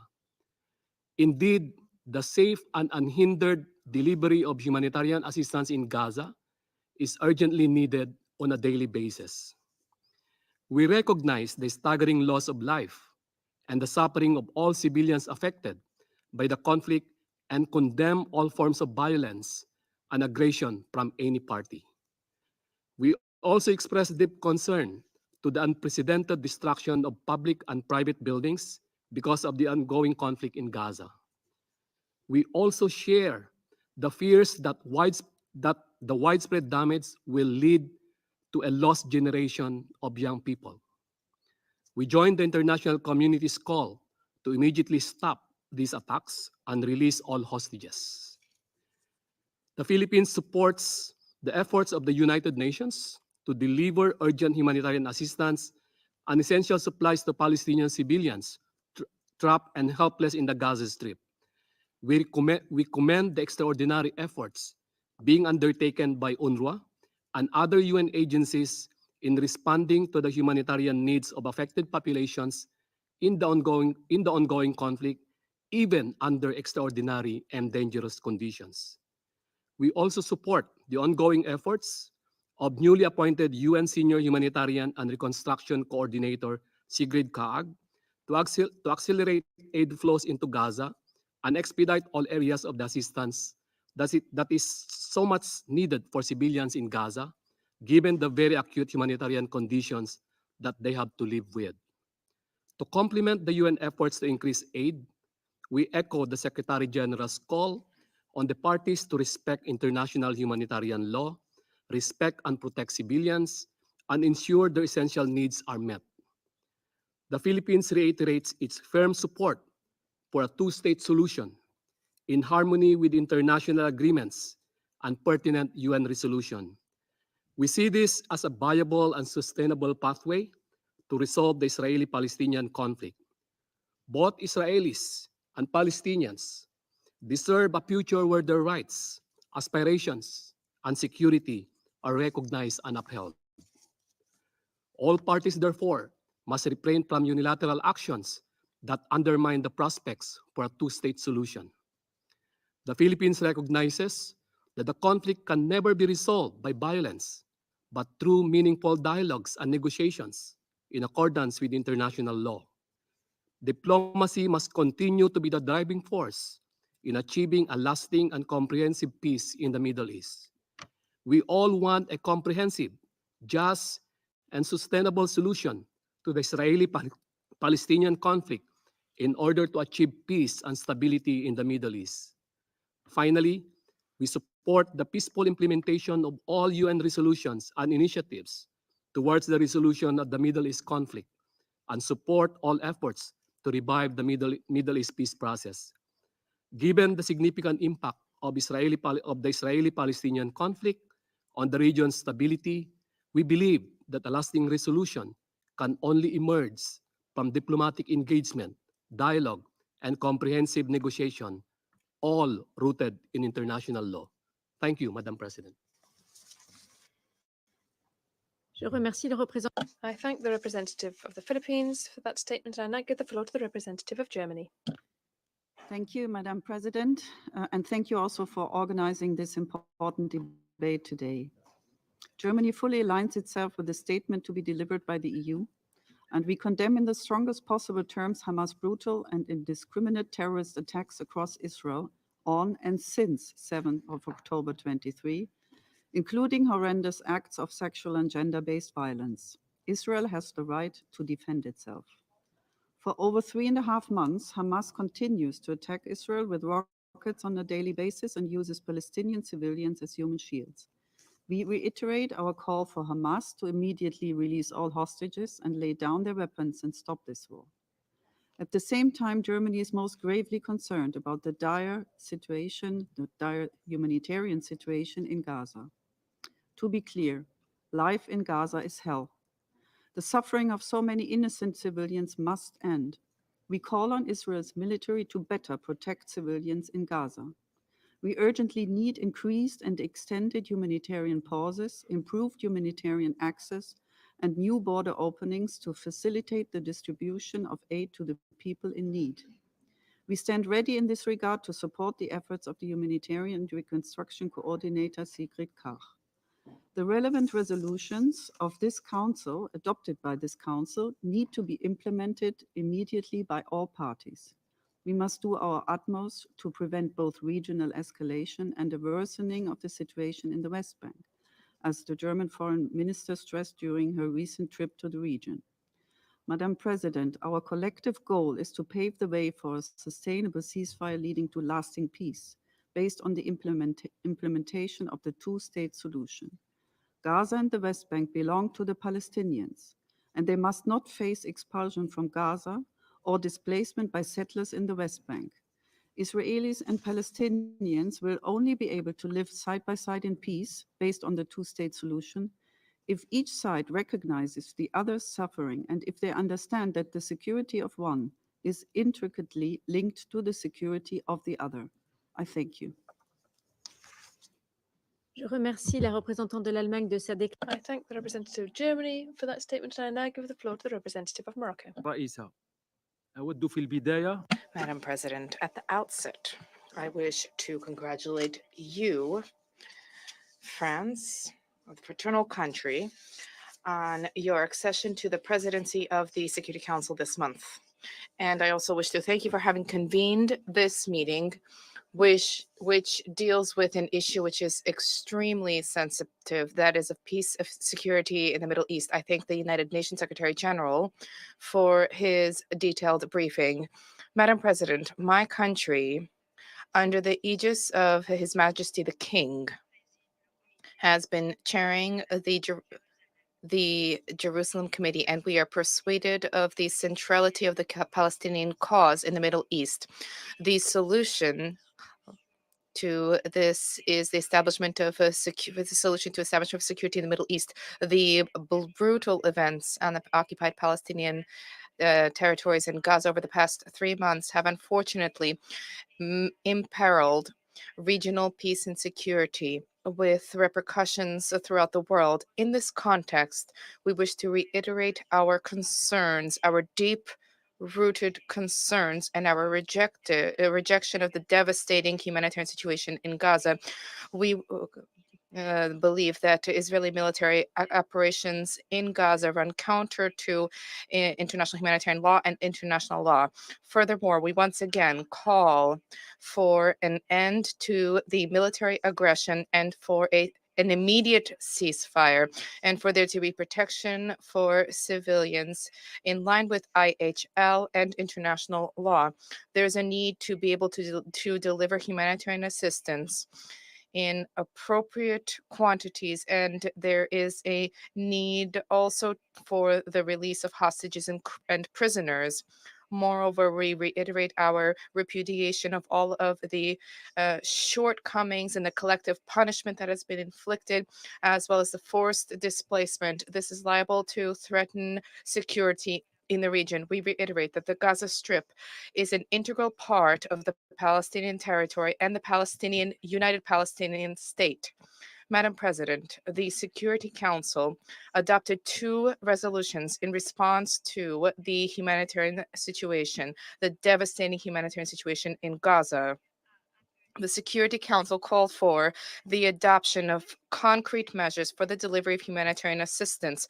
We thank the Secretary General, who began at an early stage to implement the mechanism of Resolution 2720 for the delivery of assistance to the Gaza Strip by appointing Madam Sigrid Kaag as the High Coordinator for Humanitarian Affairs in Gaza, we once again call upon the international community to provide humanitarian assistance in a continuous way to Gaza and to deliver support to Madam Kag in her delivery of her mandate.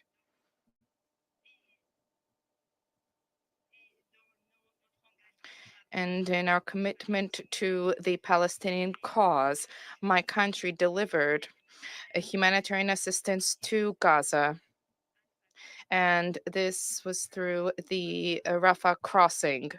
We also, pursuant to royal instructions, we provided assistance to social institutions and hospitals in their efforts to address critical cases in Gaza. Furthermore, His Majesty last week ordered that financial assistance be increased for students of Palestinian origin who are studying in our country, and this is in conjunction with the Palestinian Authority. And this goes hand in hand with our commitment to the Palestinian cause, a fair, a just, a consistent cause to address the claims, legitimate claims of the Palestinian people. Madam President, the Israeli operations and actions on the occupied Palestinian territory, including East Jerusalem, have fomented and increased tensions. Under his stewardship, His Majesty the King, we have been closely monitoring all of the developments in the Palestinian cause, and we take this opportunity to call for the maintenance of the legal status quo for the city, which needs to be a symbol of coexistence between the three monotheistic religions, in line with the Jerusalem Call, which was signed by His Majesty and by Pope Francis. In parallel, the Jerusalem Center provides assistance to the residents of Jerusalem, the Palestinian people, and this is through a political approach under the aegis of His Majesty, as well as through the center providing assistance to the residents of Jerusalem. To conclude, we stand in solidarity with the Palestinian people's legitimate rights in line with international law. We wish to recall the letter of His Majesty during the Islamic conference dating 11 November held in Riyadh, Saudi Arabia. And I quote, essentially, that is as follows: there's a need to operate in a responsible way, to act responsibly, because we must act for a true peace that will allow the Palestinian people to uphold and enjoy their legitimate rights as part of a two-state solution. There's a need to establish a Palestinian state with East Jerusalem as its capital, and Mahmoud Abbas needs to be at the head of this state, and this is in line with international law and international references. End of quote. Thank you very much. I thank the representative of Morocco for his statement, and I now give the floor to the representative of Pakistan. Thank you, Madam President. Pakistan congratulates France and you, Madam President, for a successful presidency of the Council this month and for convening this important debate on the dire situation in Palestine and the Middle East. We welcome the high-level participation in this debate, and we thank the Secretary General for his substantive briefing and his eloquent appeal for peace this morning. Over the past 3 months, the world has witnessed the most brutal slaughter of civilians in the 21st century. Over 25,000 civilians, mostly children and women, have been killed by the Israeli onslaught in Gaza. Over 2 million have been displaced. and humanitarian help has been deliberately impeded by the occupying Israeli army. Madam President, this brutal and indiscriminate killing of innocents and the suffering imposed on an entire population amounts to genocide, as asserted in the case filed by South Africa in the International Court of Justice. Every tenet of international humanitarian law has been violated with impunity by the Israeli occupation. It is sad that despite the calls by the General Assembly in 2 resolutions, despite the near unanimous votes in this Security Council, the international community has failed to stop this genocide taking place in front of our eyes. As we feared, violence and war has spread to adjacent areas of Palestine, to the Israeli-Lebanon border, to Syria, Iraq, and Yemen. Unless the Israeli war machine is stopped, there is every likelihood of further escalation in which many nations may be engulfed. A heavy responsibility rests on the Security Council for having failed to prevent the continuation of Israel's war and its atrocities against the Palestinian people in Gaza and the accompanying brutalities in the West Bank. We welcome the diplomatic efforts deployed to revive the prospects for a 2-state solution. It is the only viable option for realizing a sustainable peace between Israel and the Palestinians and between Israel and the Arab and Islamic world. Unfortunately, despite world opinion, despite the advice of its closest allies and of many of its own people, the extremist Israeli leadership remains adamant in continuing this brutal war and rejecting the prospect of a Palestinian state and the 2-state solution. This will consign the Middle East to perpetual conflict. Madam President, it is now time for the Security Council, for the entire membership of the United Nations to consider measures by which to reverse this wanton rejection of peace. We hope the Council will be able, finally, to adopt a resolution demanding a complete cessation of hostilities, full access to humanitarian assistance for the besieged population of Gaza, and international protection for the Palestinian people. This revived peace process should be conducted within the framework of the Security Council with the involvement of all relevant states and stakeholders. If the Israeli leadership persists in refusing peace, the Security Council, the General Assembly, and indeed all United Nations member states must take steps to hold it accountable. There are numerous precedents of measures that can and have been taken to persuade compliance with the decisions of the Security Council and the General Assembly. Madam President, also, in order to ensure the inevitability of the 2-state solution, it is also time to admit Palestine as a full member of the United Nations. Beyond the eloquent words heard in this Council's debate, we look for concrete steps to halt the slaughter of innocents and bring peace to Palestine, to Israel, and to the Middle East. I thank you, Madam President. Je remercie. I thank the representative of Pakistan for his statement, and I now give the floor to the representative of Libya. Madam President, allow me to thank you for organizing this important meeting at this time during your presidency. Ladies and gentlemen, history is being written. History records that 100 days have passed since the aggression against the Palestinian people.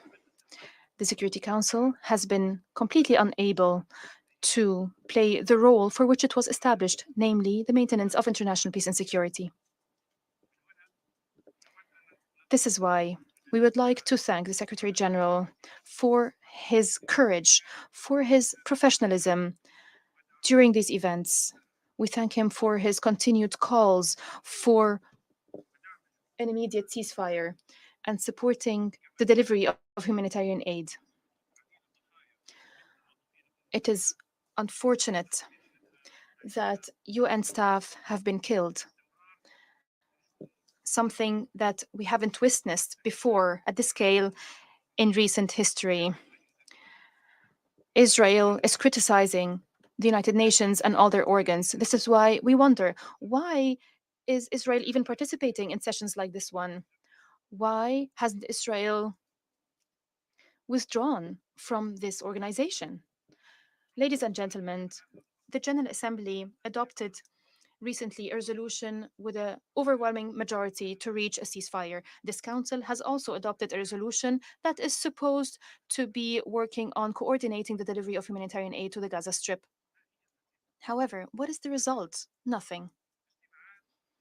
Meetings and statements, and the reality hasn't changed. The number of victims exceeded 25,000, including more than 8,000 children. This is the biggest graveyard for children. Thousands of civilians remain under the rubble.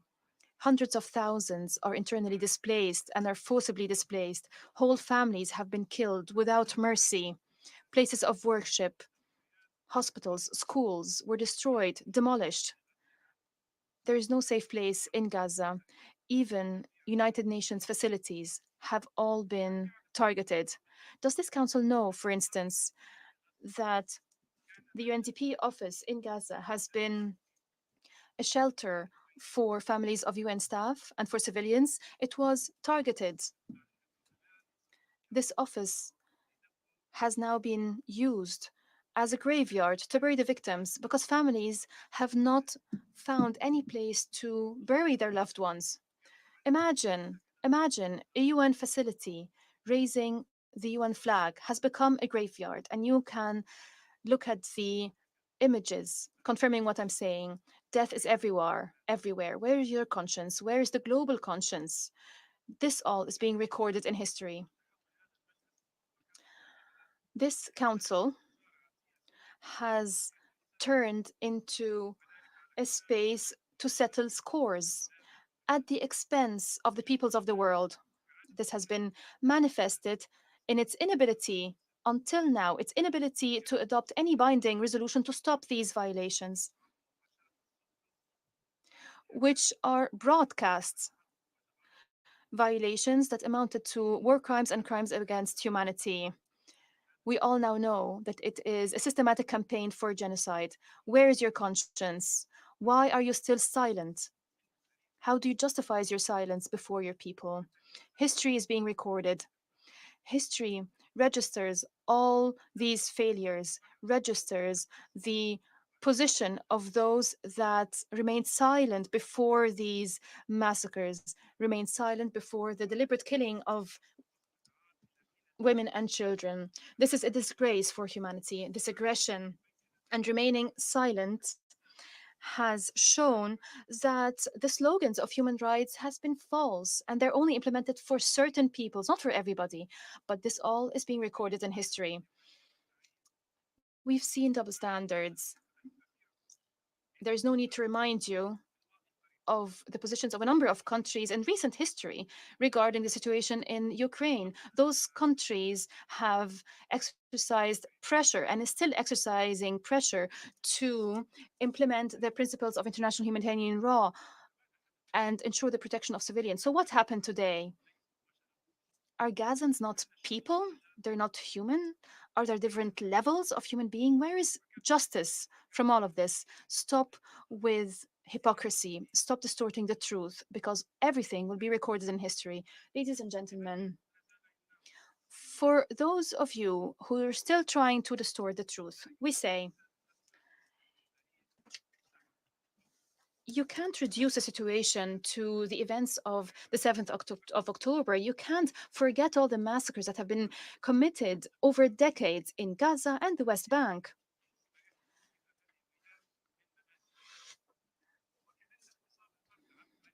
As if usurping the land in 1948, as if expelling people from their land was not the reason for this conflict. This is why Libya will not accept the request to condemn the Palestinian people and describing them as terrorists at a time when terrorism by the extremist right government is being justified with the pretext of self-defense. We're wondering, self-defending themselves from whom? The aggressor is defending itself from the aggressee. The occupier is defending themselves from the occupied. So the occupier is now portraying himself as the victim. Has any of you heard of an occupier being a victim? Has any of you in this council, and there are many examples, has any of you, any country, achieved independence from an occupier without resistance, especially in the absence of justice? In Libya, for example, Italian occupiers described Omar al-Mukhtar and other resistant fighters. They were described as subversive actors, outlaws. Italy saw Libya as its fourth coast. Hundreds of thousands were assembled in camps. Because of our resistance, we obtained independence. Did Italy back then have the right to defend itself during this time of occupation? Were Libyan resistance fighters during that time terrorists? Ladies and gentlemen, at the main entrance of the United Nations HQ, you will see a statue of Nelson Mandela. Nelson Mandela has also been described as a terrorist, supported by terrorists, as he was resisting the apartheid system in South Africa. He resisted for freedom and justice. Today, you all know that he's a fighter. He's a resistant fighter. He led his people to freedom and liberation. So what's the difference now between what happened in South Africa and what's happening in Palestine, the system of apartheid that's being entrenched in Palestine? This is why I say to you all, I repeat Mandela's words.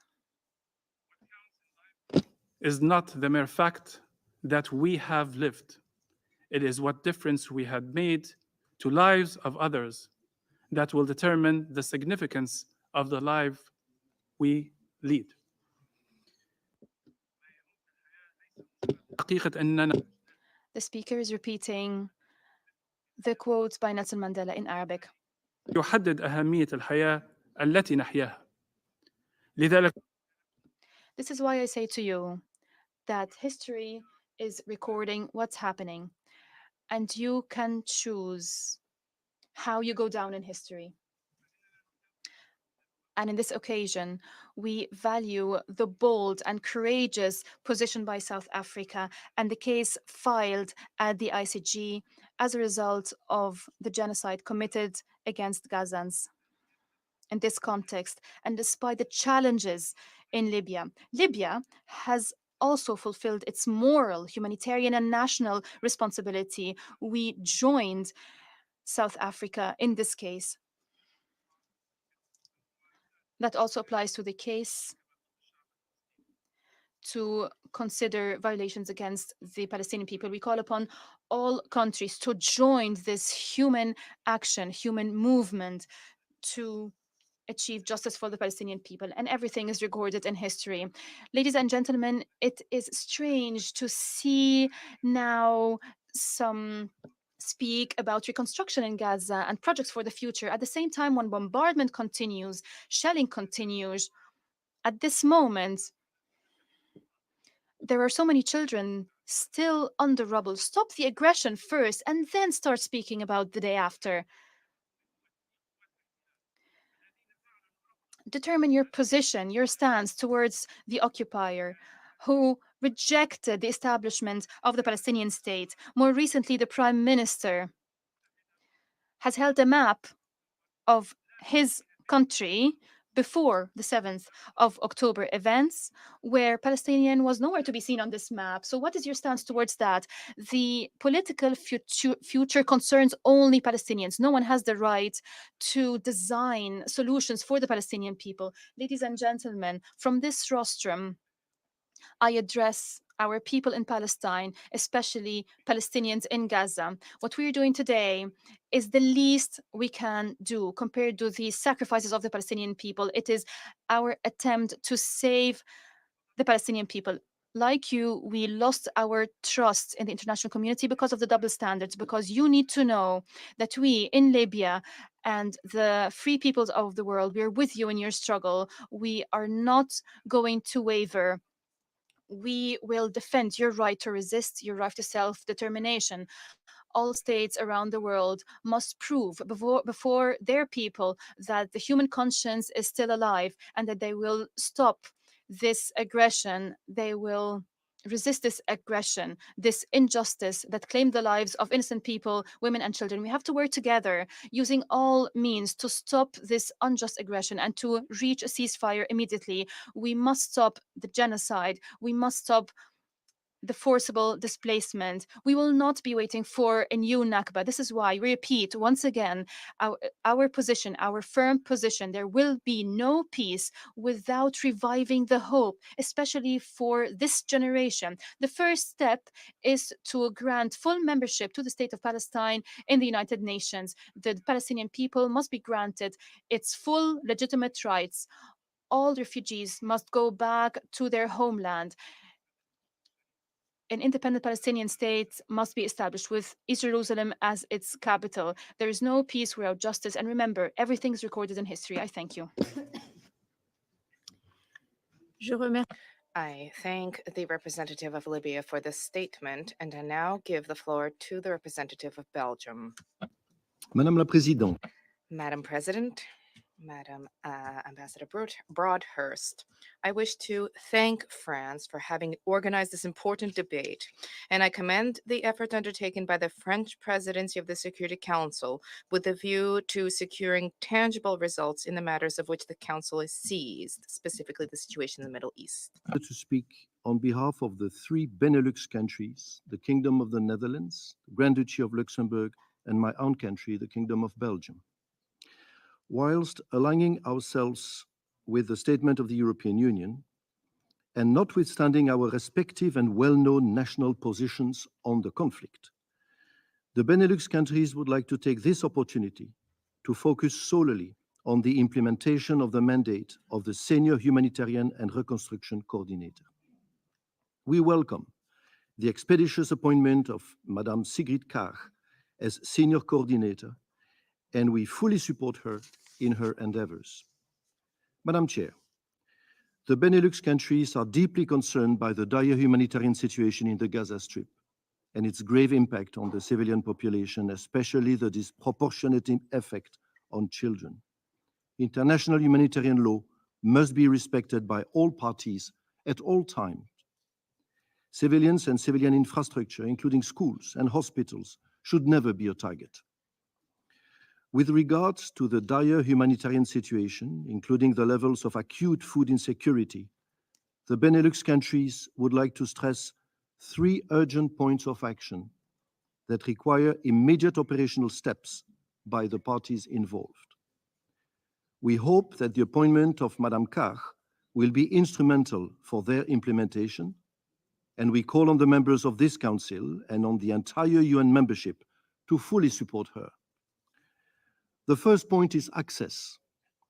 All relevant border crossings and all other feasible options must be fully used.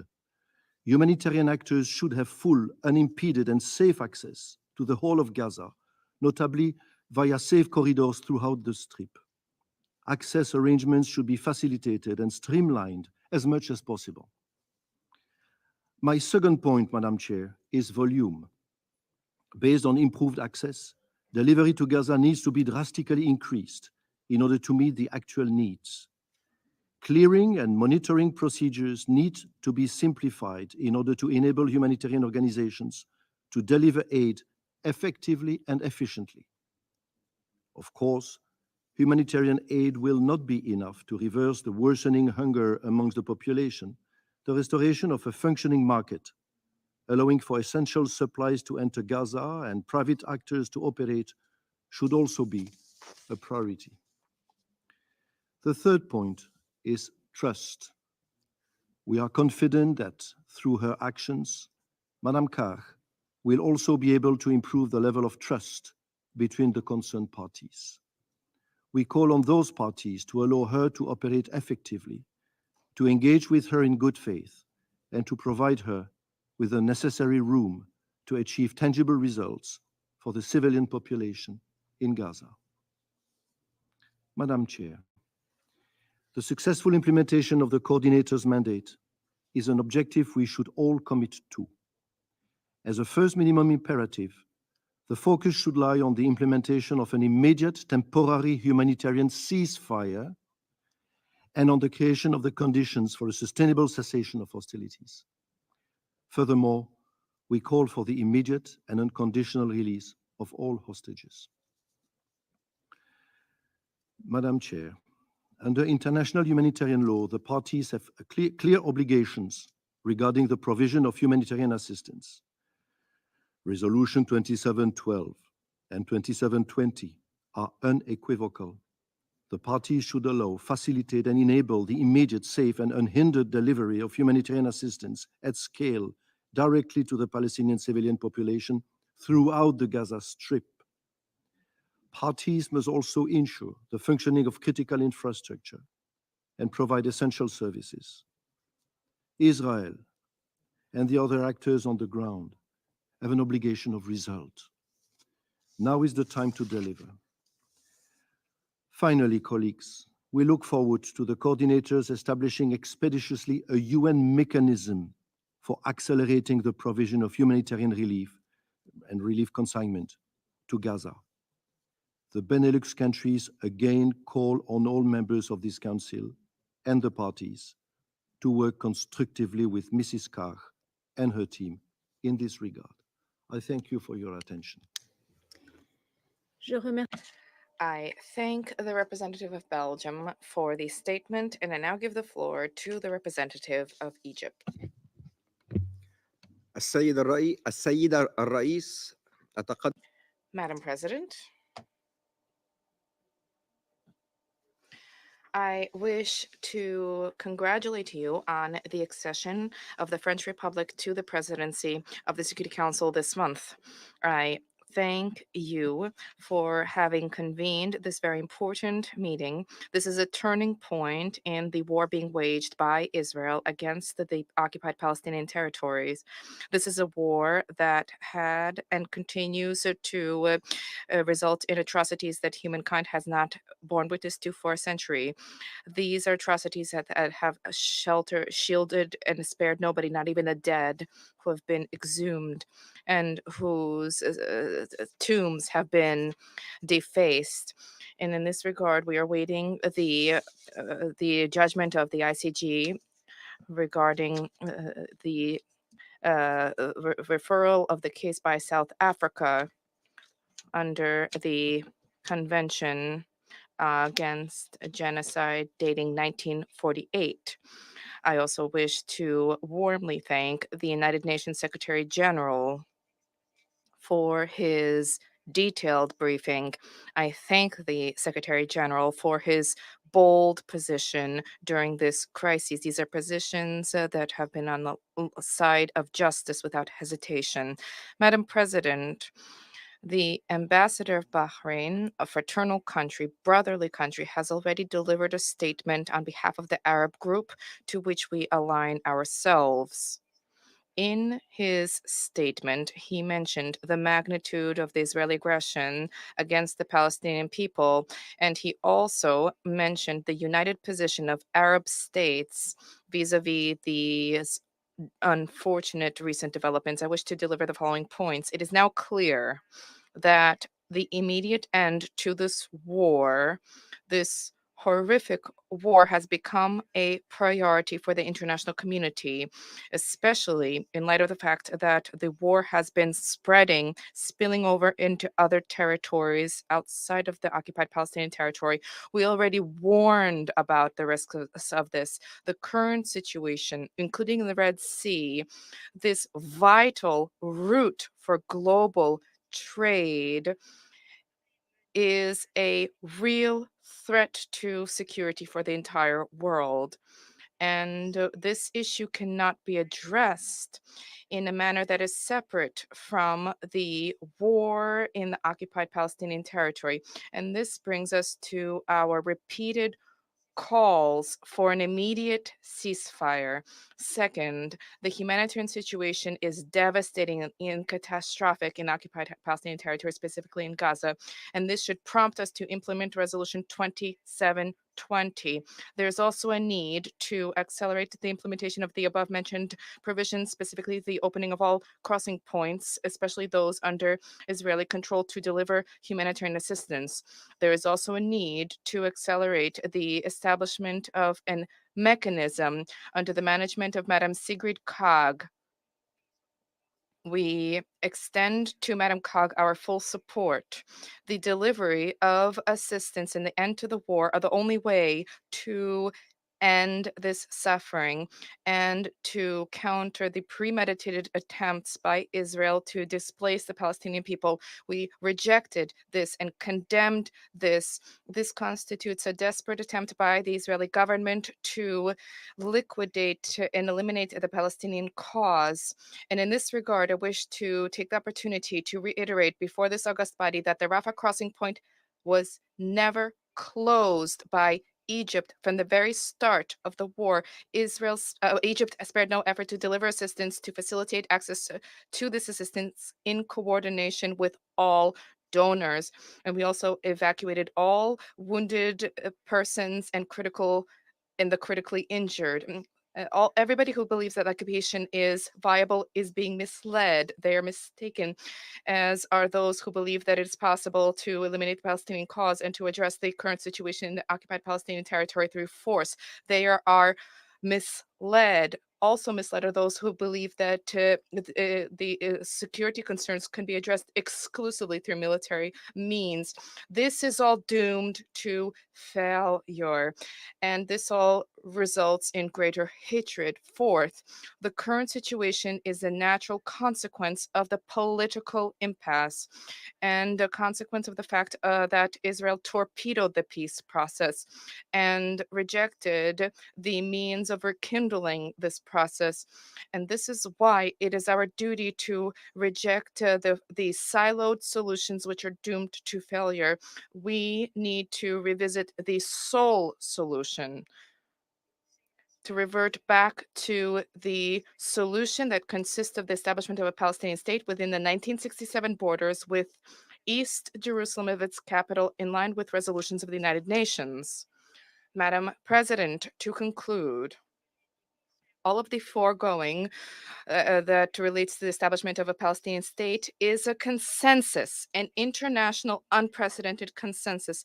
There's only one dissenting voice, that is that of Israel.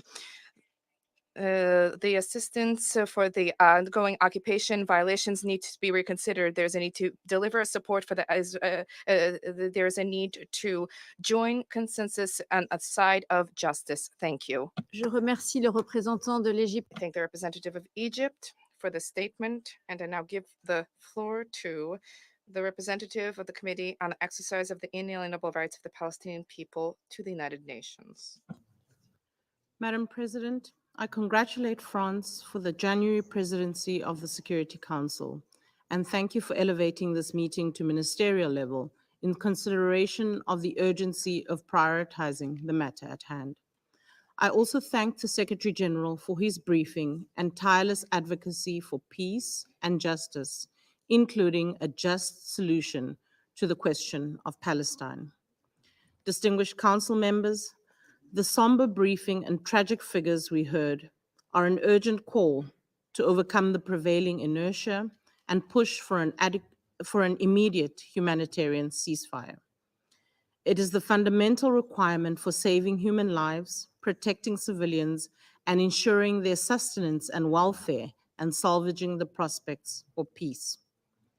The Gaza Strip has been subject to one of the most intense bombardments in modern history, reflected in over 25,000 Palestinians killed, most of whom were women and children, more than 61,000 people injured, the denial of access to food, water, fuel, and other essential supplies that have caused starvation, spread of disease, extraordinary levels of want, and vast destructions of homes, hospitals, schools, and other vital civilian infrastructure. The Committee on the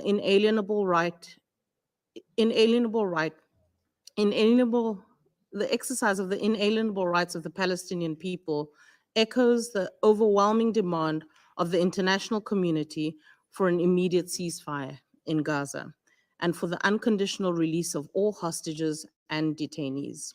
We call for the full adherence by all parties to their obligations under international law, including humanitarian and human rights law, and to all relevant resolutions, including General Assembly Resolutions ES 10/21 and ES 10/22, and Security Council Resolutions 2712 and 2720 of 2023.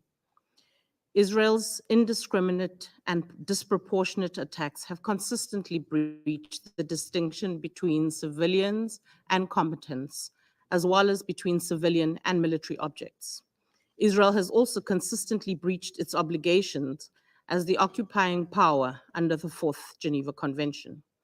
Prisoners must be provided humane and dignified treatment. However, disturbing reports and images of torture, cruel, inhumane, and degrading treatment of Palestinian prisoners continue to emerge. Thousands of Palestinians, including children, have been detained in just over 3 months. Journalists and media professionals must not be targets for attacks or reprisals. Their families must also not become extended targets to coerce these professionals into silence. Throughout Gaza, freedom of movement and access to humanitarian relief remain severely limited despite the clear provisions of Security Council and General Assembly resolutions. The weaponization of starvation as a method of warfare is prohibited under international law. This practice has been decried by the UN and must be halted. As the Secretary General has repeatedly underscored, nowhere and no one is safe in Gaza. So-called safety zones where civilians were forced to flee are further subjected to Israel's attacks. Mr. President, more than 1.9 million Palestinians in Gaza have been forcibly displaced. This was a forced displacement of an occupied people, most of whom were 1948 Nakba refugees. The majority of those sheltering in 155 UNRWA schools and facilities that continue to come under Israeli attack. Repeated calls by Israeli ministers to forcibly transfer the Palestinian civilian population out of Gaza are abhorrent and must be prevented, as such transfer would constitute a war crime. The escalating violence by Israeli forces and settlers in the occupied West Bank is turning this year into the deadliest on record for children, not only in Gaza, but in the West Bank, including East Jerusalem, with 344 Palestinians killed since Palestinian children killed since 7 October, including 88 children. Excellencies, Israel's indiscriminate attacks against civilians in Gaza are the latest episode in its 16-year blockade, 56 years of occupation, and 76 years of Nakba. Israeli ministers openly discussed their wish and actions to make Gaza unlivable for Palestinians. For this reason, several members of our committee have referred the situation in Palestine to the International Criminal Court, urging accountability for the crimes being perpetuated against the Palestinian people. We commend South Africa, a proud member of our committee, on its application instituting proceedings at the International Court of Justice against Israel, asking for immediate provisional measures to prevent violations of the Genocide Convention in Gaza. Distinguished members, there is no time for semantics nor room for paralysis. We must not succumb to exceptionalism, double standards, or international omerta. The committee reiterates its call for an immediate Gaza ceasefire, prioritizing the protection of Palestinians. We emphasize the need for urgent humanitarian assistance and for immediate efforts to realize a durable and just solution in the Middle East. This involves ending occupation and respecting the inalienable rights of the Palestinian people, including self-determination and independence, and the right of return for refugees as per international law and UN resolutions. The time is now to pursue without hesitation the two-state solution on the pre-1967 borders, the long-standing international consensus for a just solution. The committee seconds the call for an international peace conference and a multilateral negotiating process aimed at resolving the question of Palestine in all its aspects. And to paraphrase Nelson Mandela, our collective pledge of leaving no one behind is incomplete without the freedom of Palestine. For this reason, the committee further demands the admission of the State of Palestine as a full member of the United Nations to allow it to take its rightful place in the international community. I thank you. I thank the representative of the committee for the exercise of the inalienable rights of the Palestinian people for the statement, and I now give the floor to His Excellency Mr. Stavros Lambrinidis, head of the delegation of the European Union to the United Nations. Thank you, Mr. President. I speak on behalf of the European Union and its member states. The candidate countries North Macedonia, Montenegro, Albania, Ukraine, the Republic of Moldova, Bosnia and Herzegovina, and Georgia, as well as Andorra and San Marino, align themselves with this statement. The European Union calls for immediate implementation of the UN Security Council resolutions 2720 and 2712. The EU is gravely concerned about the deepening humanitarian crisis in Gaza, and latest reports by UN agencies alerting that Gaza is in the high risk of famine and that the health system is in a state of collapse. We welcome Israel's decision to open the Kerem Shalom border crossing point and the role Egypt and other regional partners play in providing and facilitating that humanitarian aid reaches those in need. We must continue to provide humanitarian assistance to all those in need in Gaza, including through increased capacity at border crossings and through a dedicated maritime route, ensuring that such assistance is not abused by Hamas and other terrorist organizations. Rapid, safe, and unimpeded humanitarian access is an obligation under international law and is urgently needed to deliver life-saving aid to avoid a further worsening of an already catastrophic situation. Aid needs to reach those in need through all necessary means, including humanitarian corridors and pauses for humanitarian needs or cessation of hostilities.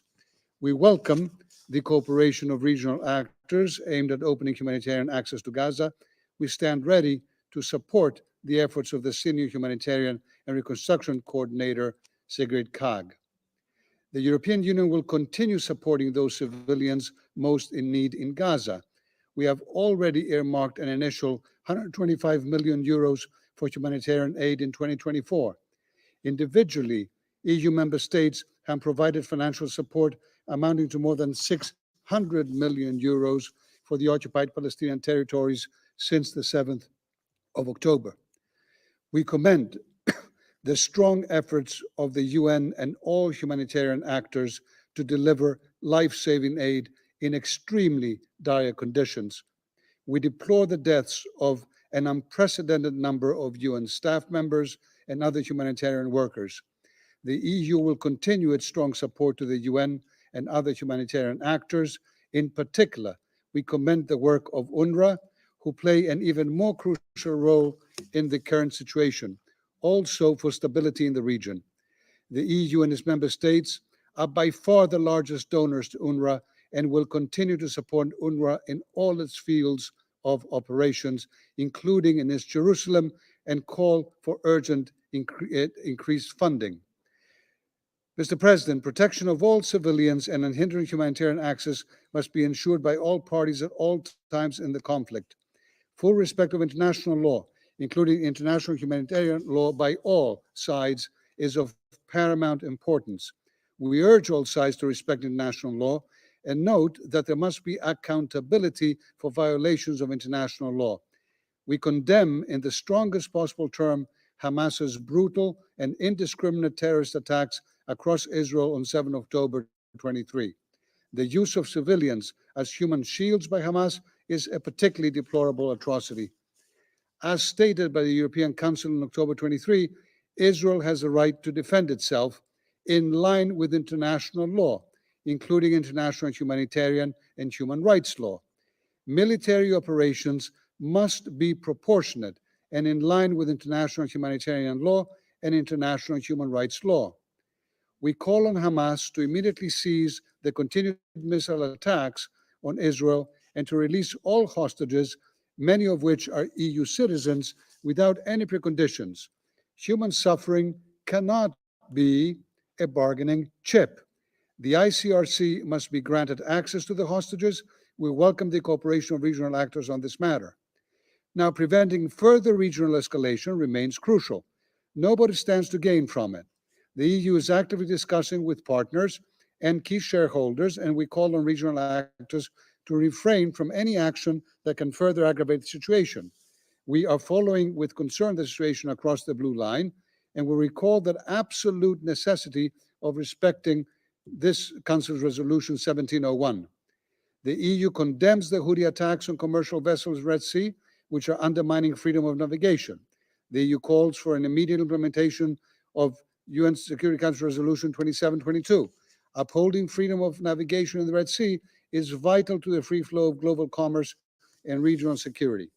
Mr. President, the EU is equally concerned for the situation in the West Bank, including East Jerusalem, where settlement expansion and settler violence have reached record numbers. Settlements are illegal under international law and constitute an obstacle to peace. Israel must stop settlement expansion and legalization, prevent settler violence, evictions, and forced transfers, and ensure that perpetrators are held accountable. We remain committed to a just and comprehensive resolution of the Israeli-Palestinian conflict with the State of Israel and an independent, democratic, contiguous, sovereign, and viable state of Palestine, living side by side in peace and security and mutual recognition, with Jerusalem as the future capital of both states in accordance with the relevant resolutions of the Security Council. The EU is ready to contribute to reviving a political process, including through the Peace Day effort, welcomes diplomatic peace and security initiatives, and supports the holding of a national peace conference soon.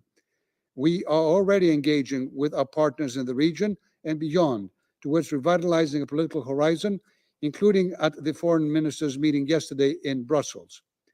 Mr. President, allow me to turn to the situation in Syria, where in the interest of time, I restrict myself to only one comment. More than 12 years into the conflict, the international community must redouble efforts to advance a sustainable and comprehensive political solution in line with United Nations Security Council Resolution 2254, the only path to sustainable peace in Syria. The humanitarian situation continues to deteriorate in vast parts of Syria. We take positive note of the 6-month renewal of the permission to use the Bab al-Hawa crossing. We call on the regime in Damascus to seriously engage in the political process, to seriously work on the implementation of the measures it announced in its statement on cooperation with UNHCR on the return of refugees, to effectively operate to improve the livelihood of this population and to prevent the use of this territory to perpetrate attacks that contribute to jeopardize regional security. The EU has a message for the Syrian people. We will not forget you. We stand firmly as the main humanitarian donor and in support of Special Envoy Pedersen's efforts to advance on all aspects of UN Security Council Resolution 2254. It is more than time to revive the Syrian political process. Thank you, Mr. President. Je remercie son I thank His Excellency Mr. Lambrinidis for the statement. I now give the floor to the representative of Thailand. Monsieur le Président, je voudrais féliciter la President, I should like to congratulate France upon its presidency of the Council and for the progress made since the beginning of this year. I would also like to commend France for organizing this open debate on the situation in the Middle East, including the Palestinian question, and thank the Secretary General for having shared the most recent information on the situation on the ground. continue to be lost. Communities and families grieve, and loved ones continue to wait, hope, and pray for the hostages to come home. The deteriorating situation in the Middle East, with its serious and severe humanitarian consequences, remain our deep concern. Added to this are the heightened risks of the conflict assuming a more regional dimension, and that is why it is more urgent than ever for the immediate resumption of a humanitarian ceasefire in Gaza. To be clear, we reiterate our condemnation in the strongest terms of all forms of violence and attacks wherever it takes place against innocent civilians, regardless of their nationalities. We are appalled at the devastating and growing toll of the ongoing conflict in Gaza on civilians, and we are opposed to actions that would result in forced displacement or transfer of civilians from Gaza. International humanitarian law must be respected at all times. The protection of civilians must be a priority at all times.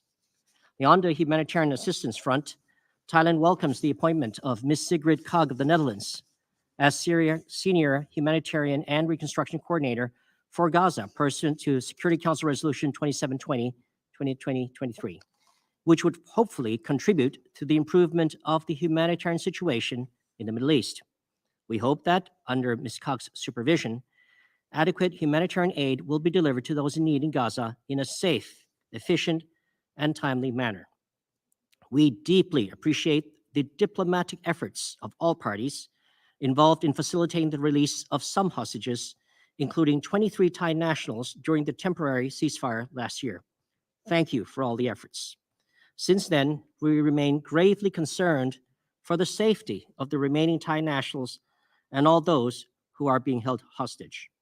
In line with resolutions of the Security Council and the 10th Emergency Special Session of the General Assembly, we continue to appeal for the immediate and unconditional release of all remaining hostages, including Thai nationals, and pending their release, also call for continuing proper treatment and care for these hostages. Let all the hostages return home. Mr. President, to implement the recently adopted resolutions of the Security Council and the 10th Emergency Special Session of the General Assembly, we need resolute political determination. A determination to pursue an urgent and sustainable cessation of hostilities, which is essential to allow rapid, safe, unhindered, expanded, and sustained humanitarian access into and across Gaza for those in need. And we appeal to the international community to continue to mobilize humanitarian assistance in these difficult times. A determination to exercise utmost restraint and take immediate and necessary measures to prevent the risk of the conflict having more regional dimensions. And a determination for genuine dialogue and diplomacy with a view to finding a mutually agreed peaceful solution to the issue, in accordance with the two-state solution by which the states of Israel and Palestine live side by side in peace and security within secure and recognized borders, consistent with relevant UNSC resolutions. In closing, Thailand appeals to the Security Council to do its utmost to support peaceful efforts and to help bring about peace and security in the Middle East in accordance with the purposes and principles of the UN Charter. And indeed, we find useful the three guiding principles referred to earlier this afternoon by the Foreign Minister of France, namely humanity, justice, and responsibility. As for Thailand, we reaffirm our support for the collective efforts for diplomacy, de-escalation, and peaceful means to help end suffering and achieve an enduring peace. Indeed, an enduring peace is the best guarantee against future suffering. Thank you, Mr. President. Je remercie le I thank the representative of Thailand for the statement, and I now give the floor to the representative of Qatar. شكرا سيد الرئيس أود أن Thank you, Mr. President. I would like to congratulate you on presiding over the Security Council, and I welcome the Minister of Foreign Affairs of France. I thank the Secretary General for his briefing, and I would like to congratulate the newly elected members in the Council. We align ourselves with the statement on behalf of the Arab Group and the OIC. Mr. President, Gaza today is the biggest humanitarian catastrophe in the world. According to UN reports, there is no safe place. And the dignified life there, the conditions for a dignified life are going backwards. Half of the population in Gaza, nearly 2 million people, have now become displaced and at risk of famine. In 100 days, the numbers of victims have reached 100,000 people, mostly children and women.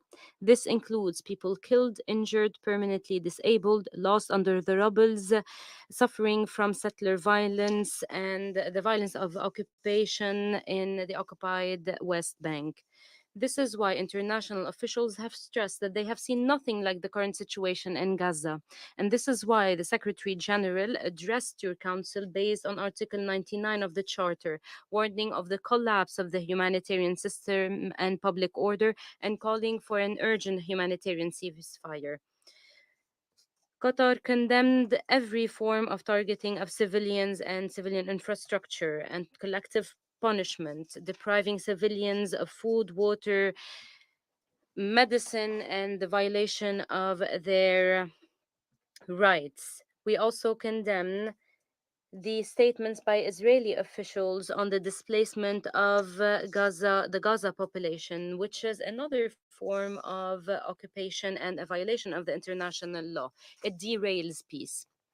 We welcome Security Council resolutions 2712 and 2720, including the appointment of Ms. Sigrid Kaag. We stress the need for the full implementation of these two resolutions. At the same time, we stress that the dire humanitarian situation and the blatant violations of the international law, as well as the grave impact on the security and stability of the region, require an immediate ceasefire. This is the only solution for ending the suffering and preventing a dangerous escalation in the region.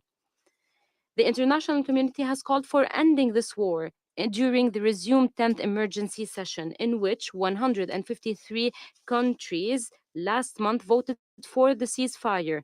This is a responsibility that falls upon the international community to ensure the implementation of the international law without any selectivity or double standards. Mr. President, since the beginning, Qatar has made and continues to make diplomatic efforts at the highest levels in coordination with regional and international partners to achieve the priorities, namely ending the war and ensuring the delivery of sufficient and continuous humanitarian assistance, releasing prisoners and hostages, and preventing the region from this conflict. Thanks to Qatar's mediation with the United States and Egypt, a humanitarian truce or humanitarian pause was reached last November. This allowed the delivery of humanitarian assistance and the release of hundreds of women and children detained in Gaza and the Palestinian prisoners. Since then, we have continued to make efforts. We have succeeded with France to reach an agreement between Israel and Hamas to deliver medicine and humanitarian assistance to civilians in Gaza, especially in the most affected areas, to deliver medications to needed by those detained in the strip. We look forward to building on the efforts of Qatar's diplomacy to reach a sustainable and comprehensive agreement that ends the bloodshed and leads to a political, serious negotiations that leads to a just, comprehensive, and lasting solution in line with the Arab Peace Initiative and the resolutions of international legitimacy, namely the two-state solution that guarantees the establishment of an independent Palestinian state on the 1967 lines with East Jerusalem as a capital. Palestinians have to enjoy all their inalienable rights. This is the only guarantee for sustainable peace. Any policy violating this path will not change the fact that Gaza has always been and will always remain Palestinian. Mr. President, the dangerous escalation in the West Bank, including East Jerusalem, is a source of concern. We condemn the occupation powers' decision to confiscate Palestinian land in East Jerusalem, that Gaza has always been and will always remain Palestinian.